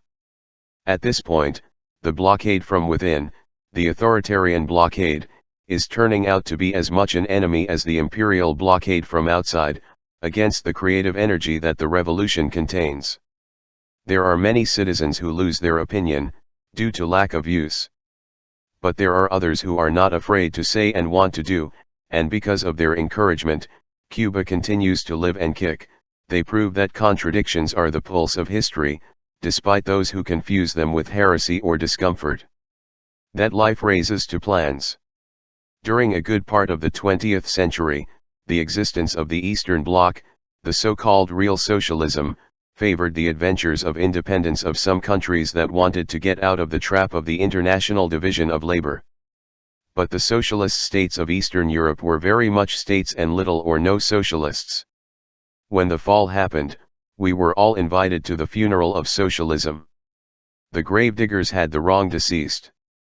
In the name of justice, that alleged socialism had sacrificed freedom. Revealing symmetry, in the name of freedom, capitalism sacrifices justice every day. Are we all obliged to kneel before one of the two altars? Those of us who believe that injustice is not our inevitable destiny, do not have to recognize ourselves in the despotism of a minority that denied freedom, that was not accountable to anyone, that treated the people as minors and that confused unity with unity, unanimity and diversity with treason. That petrified power was divorced from the people. This perhaps explains the ease with which it collapsed, without pain or glory, and the speed with which the new power was imposed. With the same characters, the bureaucrats took a circus leap and, suddenly, became successful businessmen and mafia bosses. Moscow now has twice as many casinos as Las Vegas, while wages are halved and crime on the streets grows like mushrooms after rain. These are times of tragic, and perhaps also healthy, crisis of certainties. Crisis of those who believed in states that claimed to belong to everyone but belonged to few, and ended up belonging to no one. Crisis of those who believed in the magic formulas of the armed struggle. Crisis of those who believed in the electoral path, from parties that went from ardent words to low-salt speeches, parties that began by promising to fight the system and ended up administering it. There are many who apologize for having believed that heaven could be conquered. There are many who fervently dedicate themselves to erasing their own tracks and get off hope, as if hope were a tired horse. End of the century, end of the millennium, end of the world? How many unpoisoned airs do we still have left? How many lands not devastated, how many waters not dead? How many souls are not sick? In its Hebrew version, the word sick means without plan, and this is the most serious disease among the many plagues of these times. But someone, who knows who, wrote in passing, on a wall in the city of Bogotá, "Let's leave pessimism for better times." In Spanish we say, when it occurs to us to say that we have hope, we harbor hope. Nice expression, nice challenge, keep her warm, so that she doesn't freeze to death in these relentless weather conditions of these times.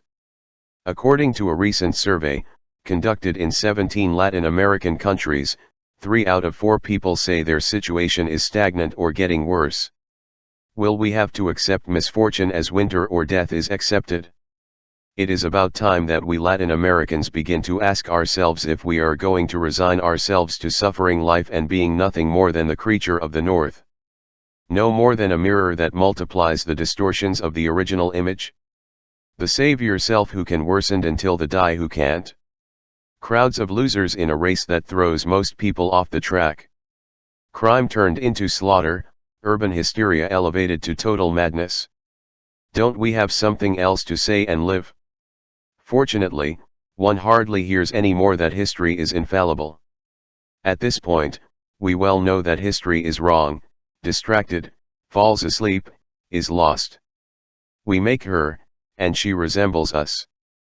But she is also, like us, unpredictable. With human history, the same thing happens with football.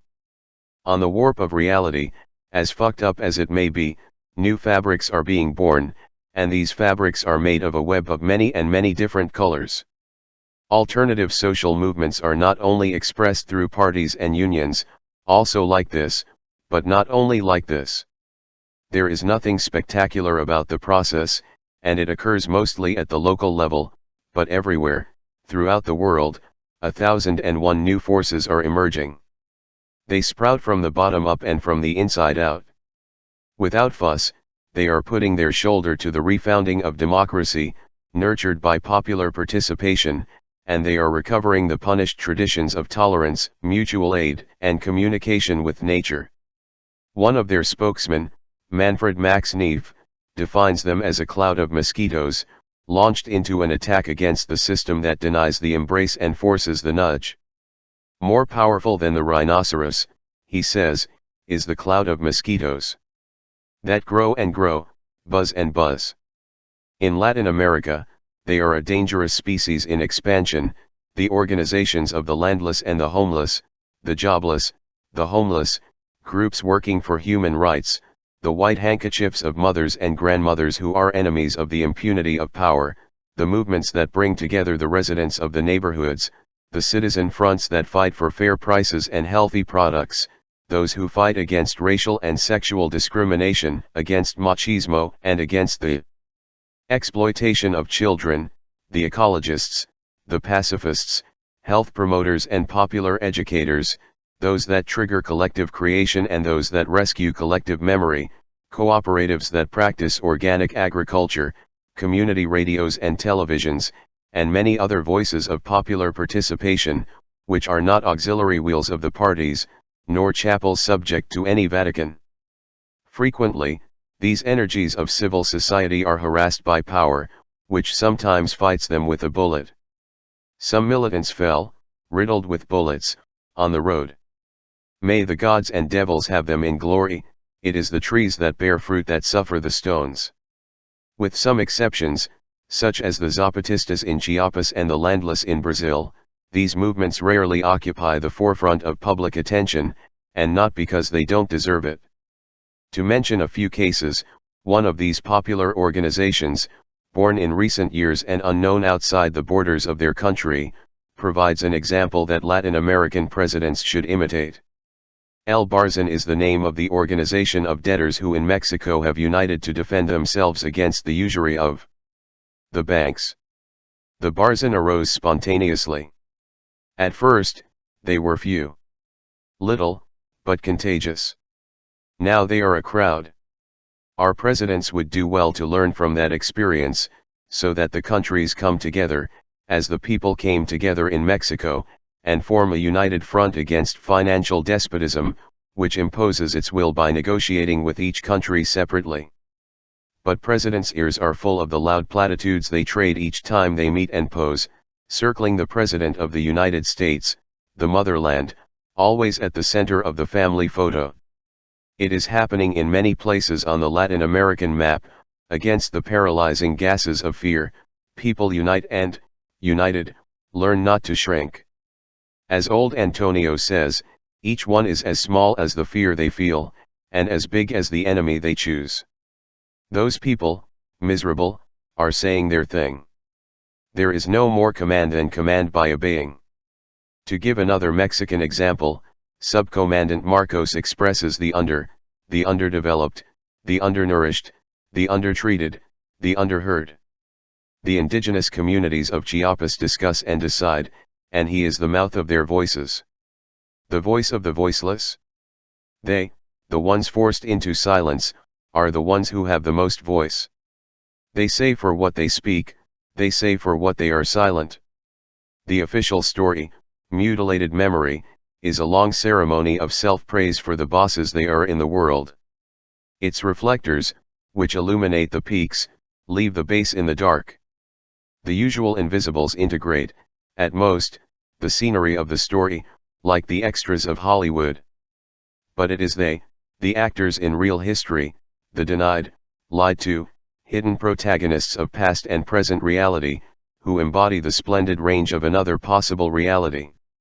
Blinded by elitism, racism, machismo, and militarism, America continues to ignore the fullness that it contains. And this is twice true for the South. Latin America has the most fabulous human and plant diversity on the planet. There reside its fecundity and its promise. As the anthropologist Rodolfo Stavenhagen says, cultural diversity is to the human species what biological diversity is to the genetic wealth of the world. In order for these energies to express the possible wonders of people and the land, one should begin by not confusing identity with archaeology, nor nature with landscape. Identity is not still in museums, nor is ecology reduced to gardening. 5 centuries ago, the people and land of the Americas entered the world market as things. Some conquerors conquered conquistadors. They were able to divine the American plurality, and in it, and for it, they lived, but the conquest, a blind and blinding enterprise like any imperial invasion, could only recognize the natives, and nature, as objects of exploitation or as obstacles.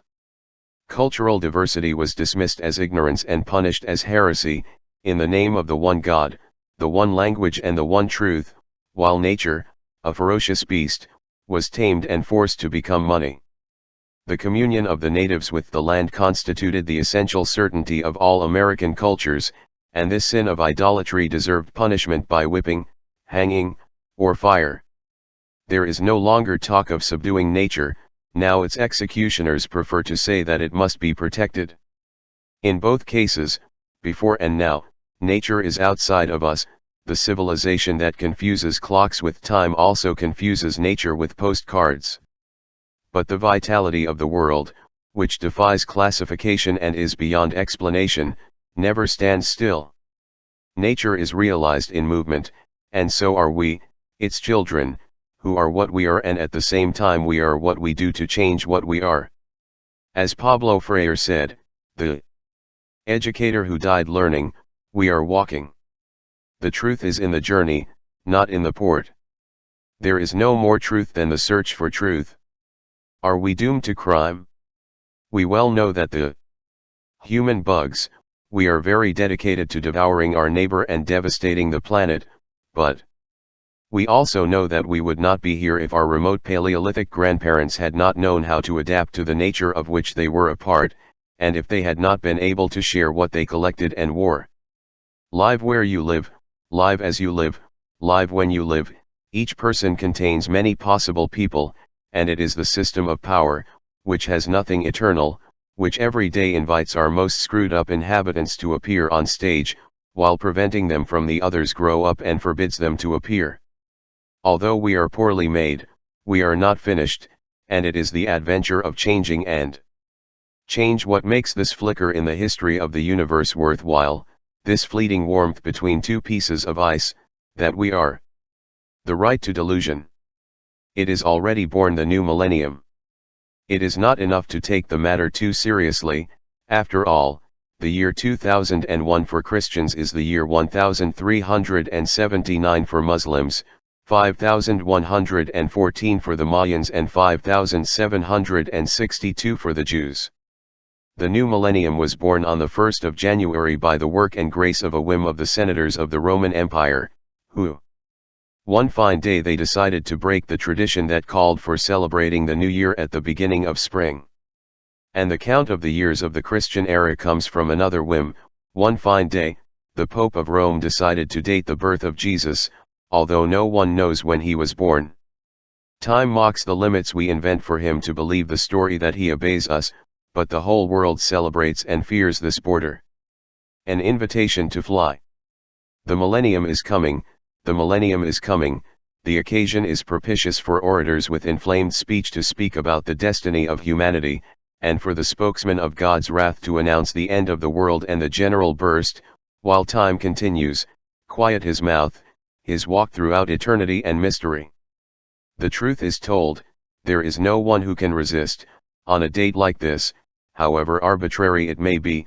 Anyone is tempted to wonder what the weather will be like. And who knows how it will be?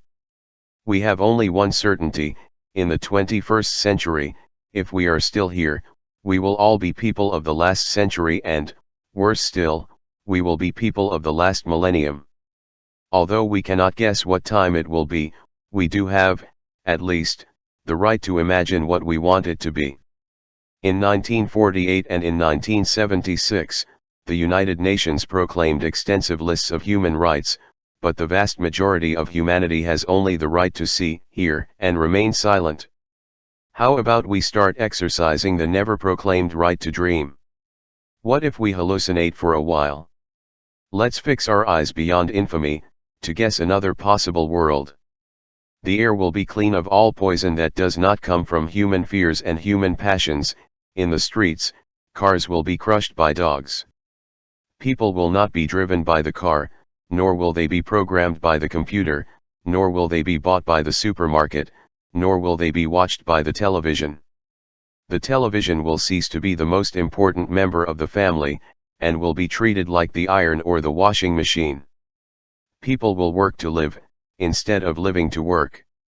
The crime of stupidity, committed by those who live to have or to earn, instead of living just to live, will be incorporated into the penal codes: how the bird sings without knowing what it is singing, and how the child plays without knowing what it is playing. In no country will boys who refuse to do military service go to jail, but rather those who want to do it. Economists will not call standard of living the level of consumption, nor will they call quality of life the quantity of things. Cooks won't believe that lobsters love to be boiled alive. Historians will not believe that countries love to be invaded. Politicians will not believe that the poor love to eat promises. Solemnity will stop believing that it is a virtue, and no one will take seriously anyone who is not capable of fooling themselves. Death and money will lose their magical powers, and neither by death nor by fortune will the scoundrel become a virtuous gentleman. No one will be considered a hero or a fool for doing what they believe is right instead of doing what is best for them. The world will no longer be at war against the poor, but against poverty, and the military industry will have no choice but to declare bankruptcy. Food will not be merchandise, nor communication a business, because food and communication are human rights. Nobody will die for hungry, because nobody will die from indigestion. Street children will not be treated like garbage, because there will be no street children. Rich kids will not be treated like money, because there will be no rich kids. Education will not be the privilege of those who can pay for it. The police will not be the curse of those who cannot buy it. Justice and freedom, Siamese twins condemned to live apart, will come back together, close together, back to back. A black woman will be president of Brazil, and another black woman will be president of the United States of America.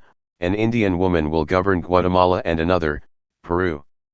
In Argentina, the crazy women of Plaza de Mayo will be an example of mental health, because they refuse to forget in the times of compulsory amnesia. Holy Mother Church will correct the errors in the tables of Moses, and the sixth commandment will order to celebrate the body. The Church will also dictate another commandment, which God had forgotten: you will love nature, of which you are a part. The deserts of the world and the deserts of the soul will be reforested. The desperate will be expected and the lost will be found, because they are the ones who despaired of so much waiting and those who got lost from so much searching. We will be compatriots and contemporaries of all those who have a desire for justice and a desire for beauty, have been born where they were born and have lived when they have lived, regardless of the borders of the map or time. Perfection will continue to be the boring privilege of the gods, but in this fucked up world, each night will be lived as if it were the last and each day as if it were the first. End. Muddled, School World Upside Down. Eduardo Galeano.